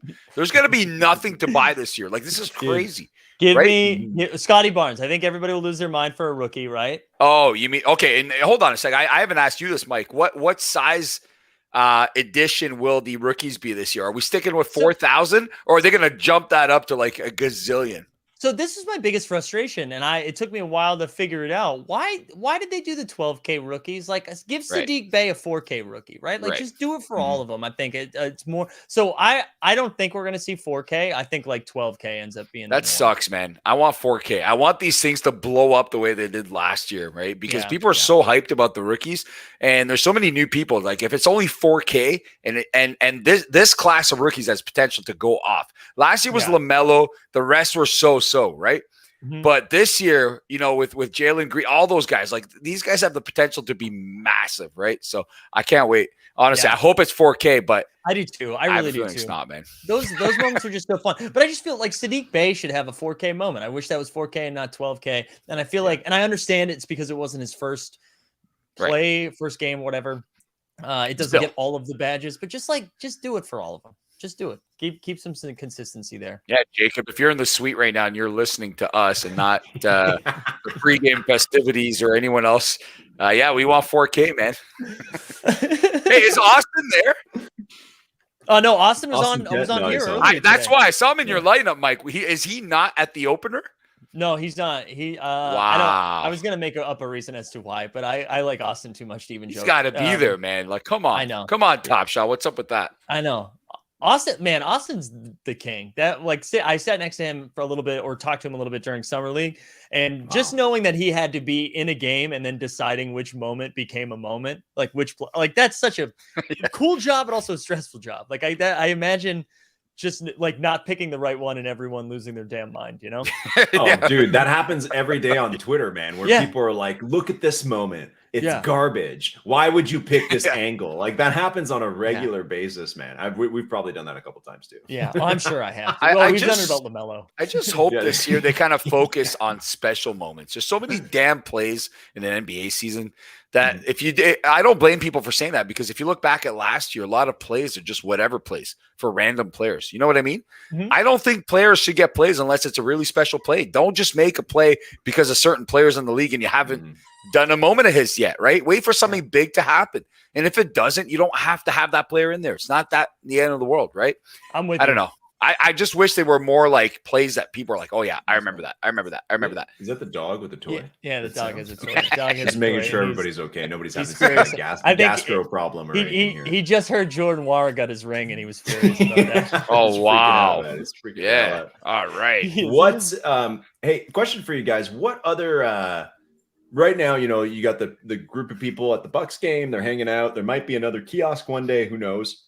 What other, if it was up to you guys, how else would if you were the NBA, would you start to integrate Top Shot into the game? So what other innovations would you come up with as, outside of sending fans to games and kiosks? I think the first thing they need to do is figure out how to help out international folks, so that who can't just get on a plane and go to a game on a random Tuesday or whatever. And I think that can be. Oh, go ahead. Man of the people. The man in the arena here. Listen, without a doubt. You give up his seat to Milwaukee with Jacob, which again sit here with that is the story we're using. I did win the trip to Milwaukee and I chose not to go. That's it. And you gave it to Packrip. And you gave it to Packrip instead. Stop with that, man, or else I'm not going to let it go. We need to get Packrip immediately. I need to know how he got in there. Nobody's supposed to know he's in there. I guarantee you it's nowhere on social media that guy's at the arena tonight. No, everybody knows this is +1. Anyways, Mike, go ahead. I love that. Go ahead. We're not going down that. I think whether it's hey, this trip would be worth $300 if you got a ticket and whatever, or maybe it's just a ticket to the game is $120. You can either get that, you can get this jersey, a signed jersey, whatever of your team, or you can get 120 Dapper Bucks or Flow or whatever the hell it's going to be, right? I think finding ways to do that is pretty important. But I think I also have you guys messed around with candy at all? We've been I've been following that actually. They're supposed to. I'm in the Discord and they're supposed to open it up to Canadian folks pretty soon. Oh, nice. So hopefully by the drop this week. What I love what they're doing right now, and I can't believe baseball did it first. And again, I want to give Greg, one of our co-hosts, shout outs for this. But a play happens that night, and the next day you buy it, and that is fucking brilliant, man. Where if you saw tonight, KD hits this sick 3 over Giannis or something like that, cuts to commercial. They're come get this right now on NBA Top Shot or whatever, right? And then it's in your account the next morning if you buy it. I think that's the way this thing really starts to ramp up. I've always been, and we had this discussion with the NFL when we talked NFL a couple of weeks ago. I think they need to have some kind of booth or presence at every single NBA game, like home opener, whatever. That's what I would have done, to the point where you get an NFT or a moment from that game exclusively if you scan your account's code at the booth. Then they pick the play of the game in that game. Because imagine, Mike, think of all the NBA games. What if tonight, KD does something crazy, but LeBron does something crazier, and then they pick one of the two? People would lose their shit, right? Oh, it'd be awesome. You can't just pick one play of the day. It's working for baseball because we're limited to the amount of games. It's playoffs right now, right? But I thought it was the same for NFL. You would onboard so many fans, and because it would only be so say 20,000 fans go to a Raptors game, a couple thousand show up at the booth, if that, and scan their code or create an account, get a special NFT of the play of the game, whether it's that player or a player from the other team. That means there'll only be a really low mint count of that moment, right? Only the people who were there. And if they want to sell it, that'll kickstart their Top Shot career, right? So, hold on, he's gone. You don't want to leave us alone here, man. Oh, here we go. we go. Hey, whoa! Oh, what is that? Look, he's got a haircut too. What's going on here, man? He's cutting to the OnlyFans Whoa. stream. The OnlyFans streams. Going live for $5.99 right after this. Wow. Briefs or boxers? Holy, chat's gonna love that one. Send the link immediately. Yeah, forget subscribers on you. Oh, now my camera's out of focus too, buddy. You screwed LG up, man. My camera can't even keep up either, man. Oh my god. What are you guys doing? The battery in my camera was about to die. Are we going tarps off or what? Tarps off. Anyways, I don't know how things get so off rail here all the time, but something always happens, Mike. That's all your fault. I don't know, Mike. I don't know why you guys have subscribers on YouTube instead of subscribers on OnlyFans. I know. I feel like if you want to mean, market like a Top Shot show, you should go like OnlyFans. Mainly guys on there, guys like looking for content on there. So if they're scrolling through and then they see like Top Shot content, maybe they'd like that. Yeah. Show them your moments.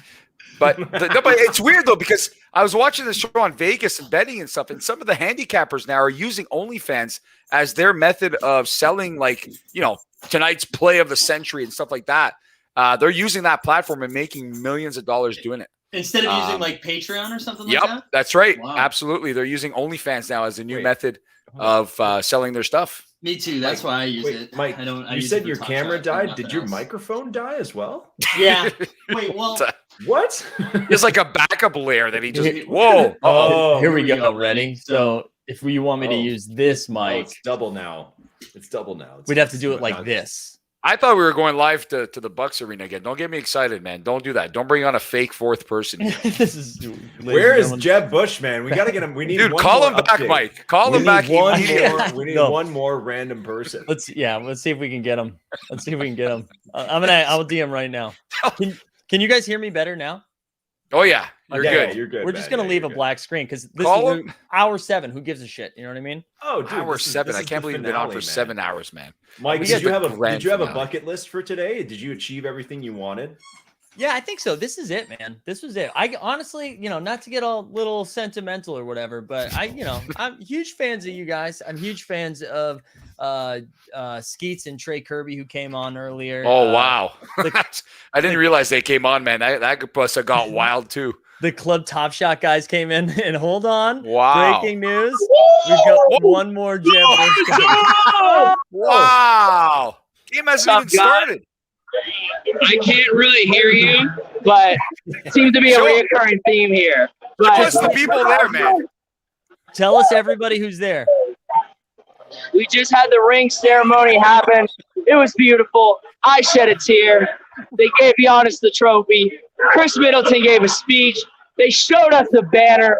Oh my gosh, it was so amazing. Mike, Jordan Nwora got a ring. All right. Well, he's gone. We got to get rid of him. We're gonna start talking about what Jordan. the hell was that? Get out of here. Good Lord, man. He's not even listening to us. No Jordan Nwora talk. That's enough. Oh man, that's incredible. Wow, it looks like they're almost ready to get going over there, right? Yeah. I think we're like half an hour away from tip or something like that. 20 minutes. Not even like 10, I think. We're like 10 away. Yeah, but you know how it works, man. They say that when you start watching and then it doesn't start for another like 20, 30 minutes and all that nonsense. So that's some good games tonight, guys. I'm actually really stoked. I really am. Excited too. I'm so excited to just have basketball back. I love it. I love it so much. And just I enjoy football, but it hits a little different than basketball for me. It's my favorite. Wow. I'm ready to rock. Those are some fighting words with a lot of people, man. You got to be careful. I know. But not in this community, though. A lot of Top Shot members are bigger NBA fans than they are NFL fans. I found this out in the last couple of weeks. Yeah. So good stuff. I love it. But yeah, anyways, to finish what we were saying, this has been, I think we covered all of the stuff because, I get to talk, just hang out with a bunch of people. Like Club Top Shot came on. We got Jack, NBL on here. Peter was here. Like bunch of good people. This was A+. It was A+ today. So what a lineup, man. Wow. Right? It's weird people say yes to stuff. I can't get over that. Like, you said yes. So I appreciate you guys taking the time, man. And Mike, I gotta say, there's a lot of great streamers and podcasters and content creators and just people putting their voice out there in the Top Shot space. There's tons. And often even in our Discord or with some of the other guys at First Mint or just in general, I'm just like, all right, like what kind of content do you guys like? Like, what kind of vibe do you like? Like, what kind of stuff should we make? Should we make some charts? Should we get some analysts? Should we do this, do that? More interviews with Jacob, but whatever. Just kind of like poll people. Like, what do you think we should do? And probably the most commonly liked show is you guys. Oh, that's nice. That I get. It is, and I'm talking like pure data. I'm not saying my opinion. I also love your show. no one's coming after you. You're good. No, but I mean, like you, and I don't mean that against anybody. Like, there's a lot of fantastic creators and lots of love to everybody out there who's been cranking out lots of great content in Top Shot. It's a wonderful family. But I think what you guys do is really special, and I love the vibe that you guys have. That's why I wanted Phil to see like the Dort Report and all that kind of stuff, and that's why when I went away, there's no other choice for co-host but you. Thanks, man. I really appreciate that. Those are kind words. Kind words coming from. It's getting real sentimental around I here. know, fellas. right? What's going on here? I know. We're like 12 minutes away from tip off or scheduled tip off, and it's getting all sappy in here, man. All sappy. Mike, I haven't heard your predictions, man. We talked predictions on the Top Shot stream a couple weeks ago. What are your predictions? Who's in the finals? Who's winning the MVP? What do you got? So this is, I think the Bucks are. I think the Bucks are running it back because Kyrie is going to sit out this year. I think, unless there was a great take earlier from the 89 Cavs, which is another basketball podcast, was on right before this, and he said the only way Kyrie plays is if cases in New York go so far down that they no longer require the vaccine to be inside. Like that's the only way it happens. So that's crazy, man. Right? So I'm gonna. Andrew Wiggins gave in. So. Right, that's all I'm gonna say.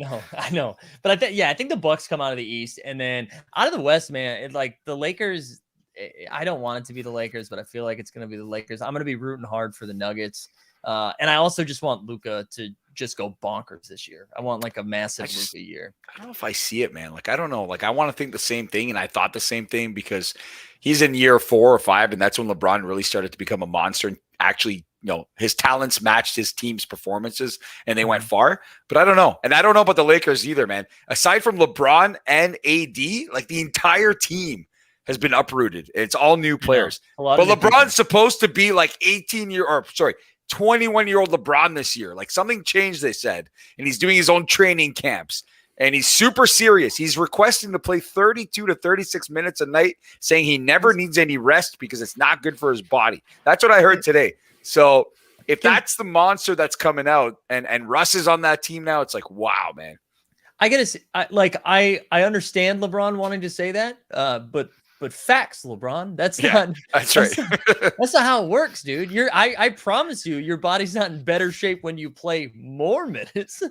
Hey, that's what he said today. I saw it on ESPN. And AD apparently AD is like a muscle monster now. He's put on a ton of muscle. You know like, what?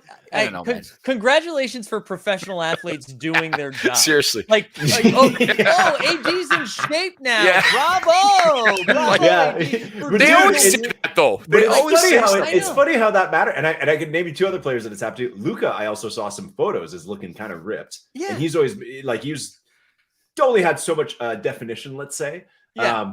Kyle Lowry, back to the Raptors after a few playoff defeats. Kyle Lowry got in much better shape. If you look back photos from 7 or 8 years ago, he was a little thick. His first year with the Raptors, man, he was round. He's a big boy, but then he leaned up and still took them a couple years to get over the hump. But he definitely started to take it far more seriously.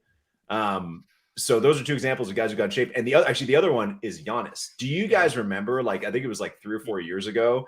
When Giannis, for a long time, Giannis was like this scrawny dude who was super good, but was only so effective. And then there was like a photo that came out of like at a gym like a month before the season, and it's just him holding just like 2 weights, and his arms are just this big, and everybody was like, "Holy shit!" Well, that's like he's a giant man now. Like he's a freaking freak. Everybody in Boston is doing that right now, where they're like, because Jason Tatum, they've shown like a couple of clips of him with like biceps and like. Cool. Oh, have they?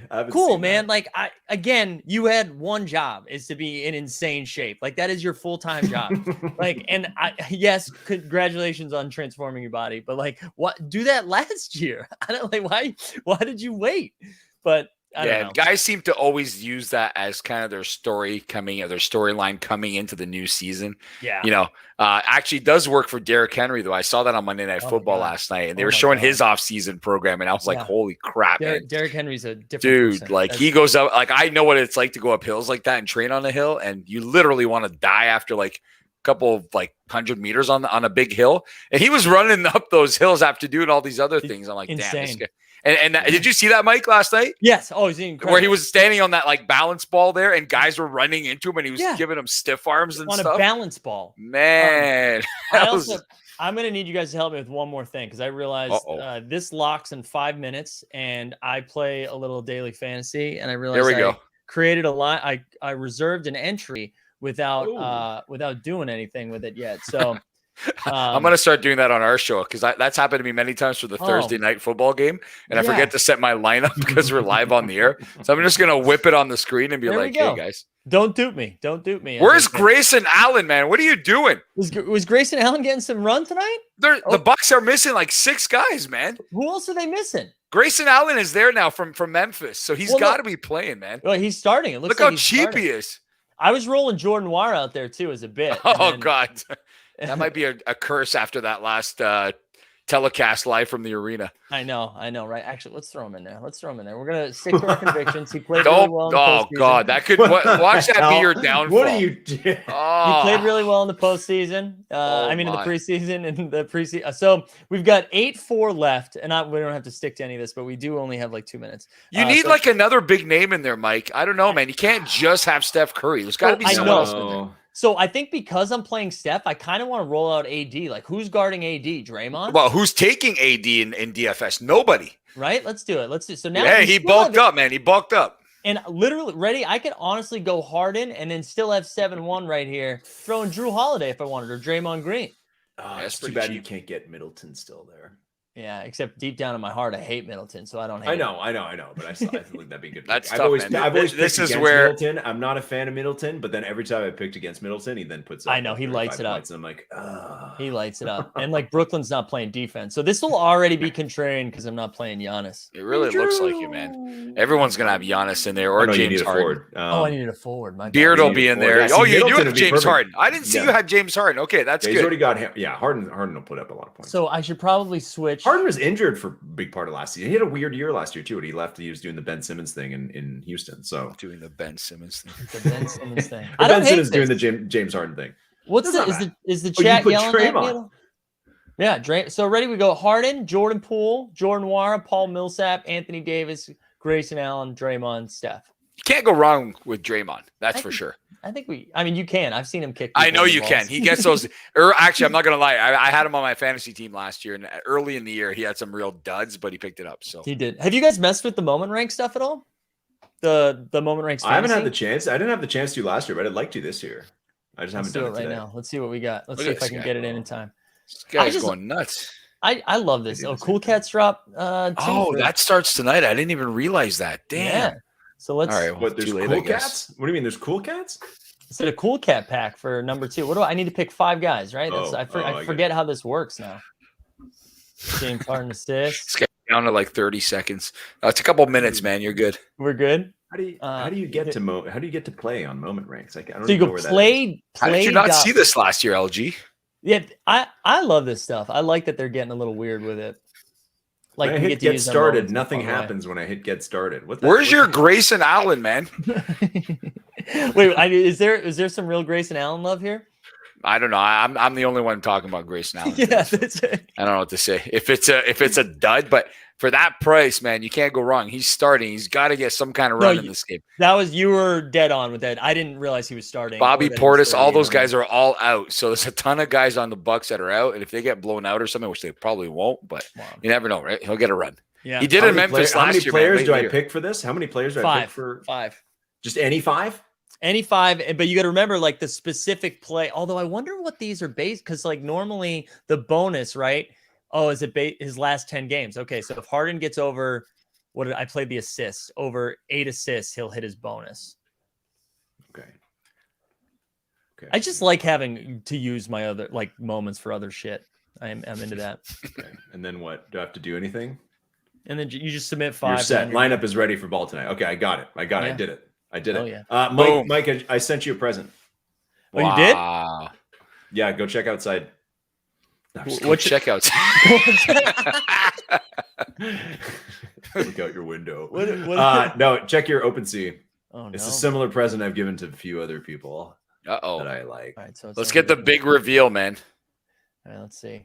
Listen, Mike, I was creeping your OpenSea last night, and I saw you Whoa. got Own the Moment NFTs. You got some Oh. Penelopes, you got Knights at DGen, and even your OpenSea account is your name. Wait but a you're minute. missing the This most prestigious right here? part. It's coming. That's right. Wow. Now you can set that as your address, and now you can be a really fancy NFT guy. And when people are like, "What's your ETH address?" you can be like, "Here it is," and they'll be like, "Oh shit!" Wow, LG is a boss. This is very generous of you, sir. I feel like I am an influencer now. Like it took this. Like this was the thing I needed. This is your defining moment right now. Somebody just said LG creeping. Yeah, I creep. I creep OpenSea, man. I see what people are up to. I want to know what they're buying and what they're not. LG's a buying, so. creeper, and you at first you couldn't creep him because he had like a super secret Top Shot name, right? So is that true? I didn't know that. Oh yeah, man. I've never changed my Top Shot. I've Was never.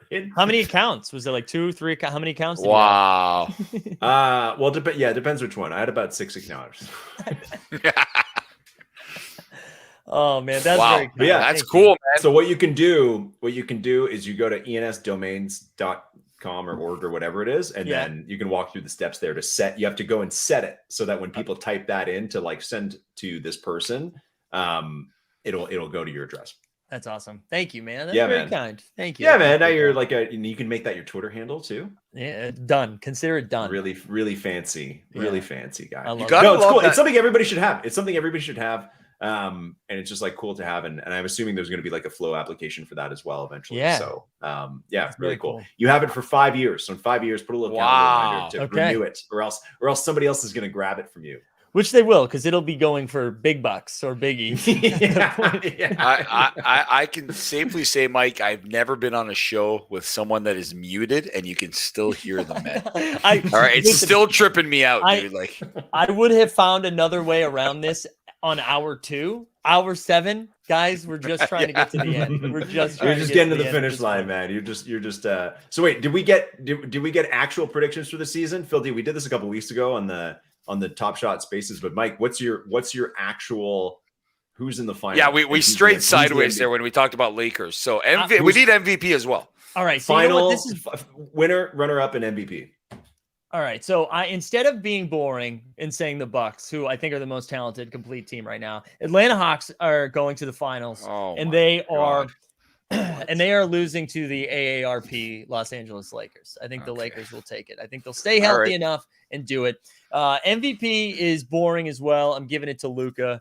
And then Michael Porter Jr. Actually, no, I'm not going to go Michael Porter Jr. Let's go somewhere else. Let's go Kevin Porter Jr. will stay in the same family for most improved player out of Houston right now. Wow. Yeah. You know what's funny? I saw Jokic's MVP odds. He's got like the 9th or 10th best odds to win the MVP. Nuts. How nuts is that from a defending? disrespect. Like that's crazy, man. It's bad. And he doesn't even and how long like Jamal Murray's out like the entire season still. No. It's only going to be. Oh no, I saw him dunking and everything the other day. He's already fully. back. Oh, I thought he was out for a year. I thought No, he was he's out till out. April. yeah, right? no, he's out, but he's definitely moving, man. I saw the videos the other day. He's going up to the hoop and everything. So it's got to be a couple more months, I think.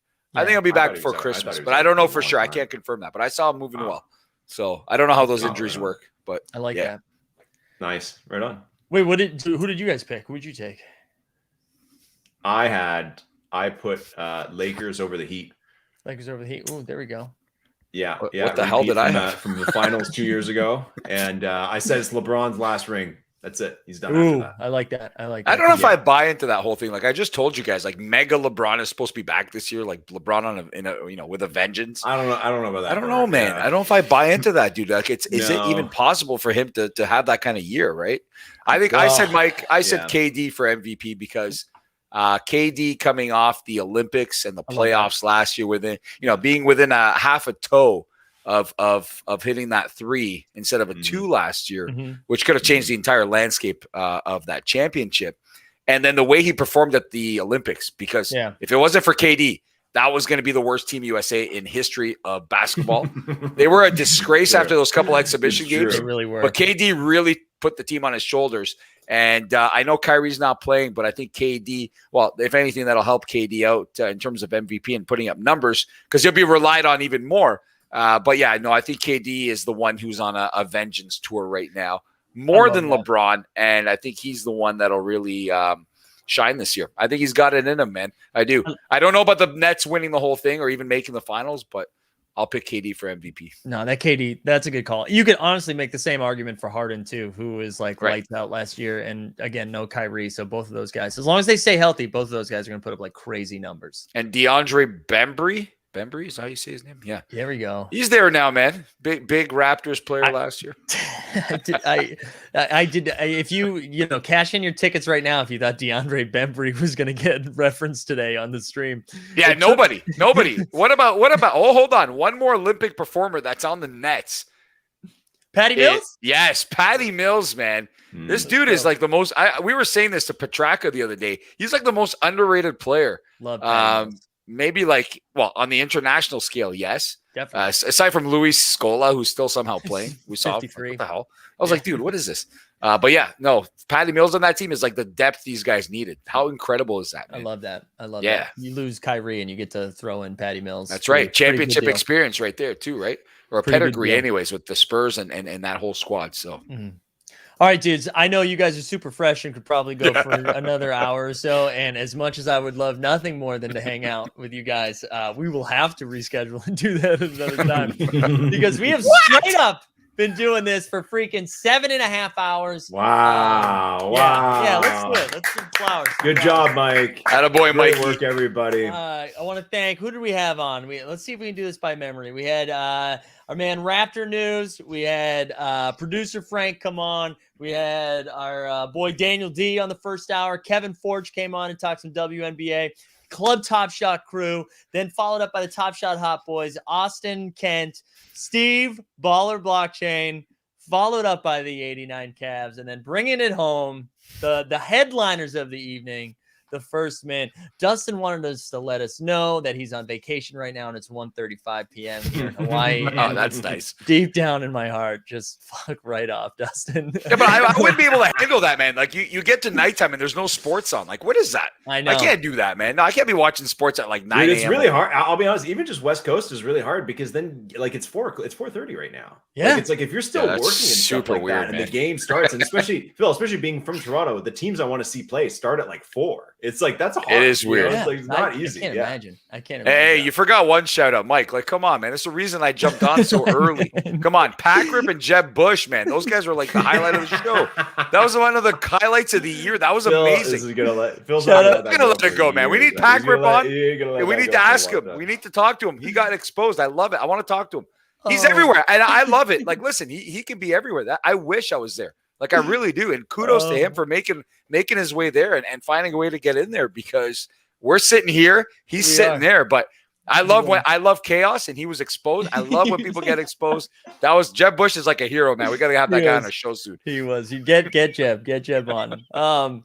But yeah, seriously, thank you to you guys for coming on. Thanks to everybody else who did it. Shout out to the Team Hold community. Join the Discord, like the stream. Yeah. Hey, shout out to Own the Moment. We got some real ass sponsorship stuff happening, which That's is great, very man. exciting. Incredible. Congrats, buddy. on the We sponsorship, love to dude. see That's it. great. Let's get this. We'll get our little marathon intro one more time and get us on out of here. I hope everybody enjoys some basketball. And you know what? You won't see me tomorrow, but I'll be back Thursday. Wow. We Wow. out. We out.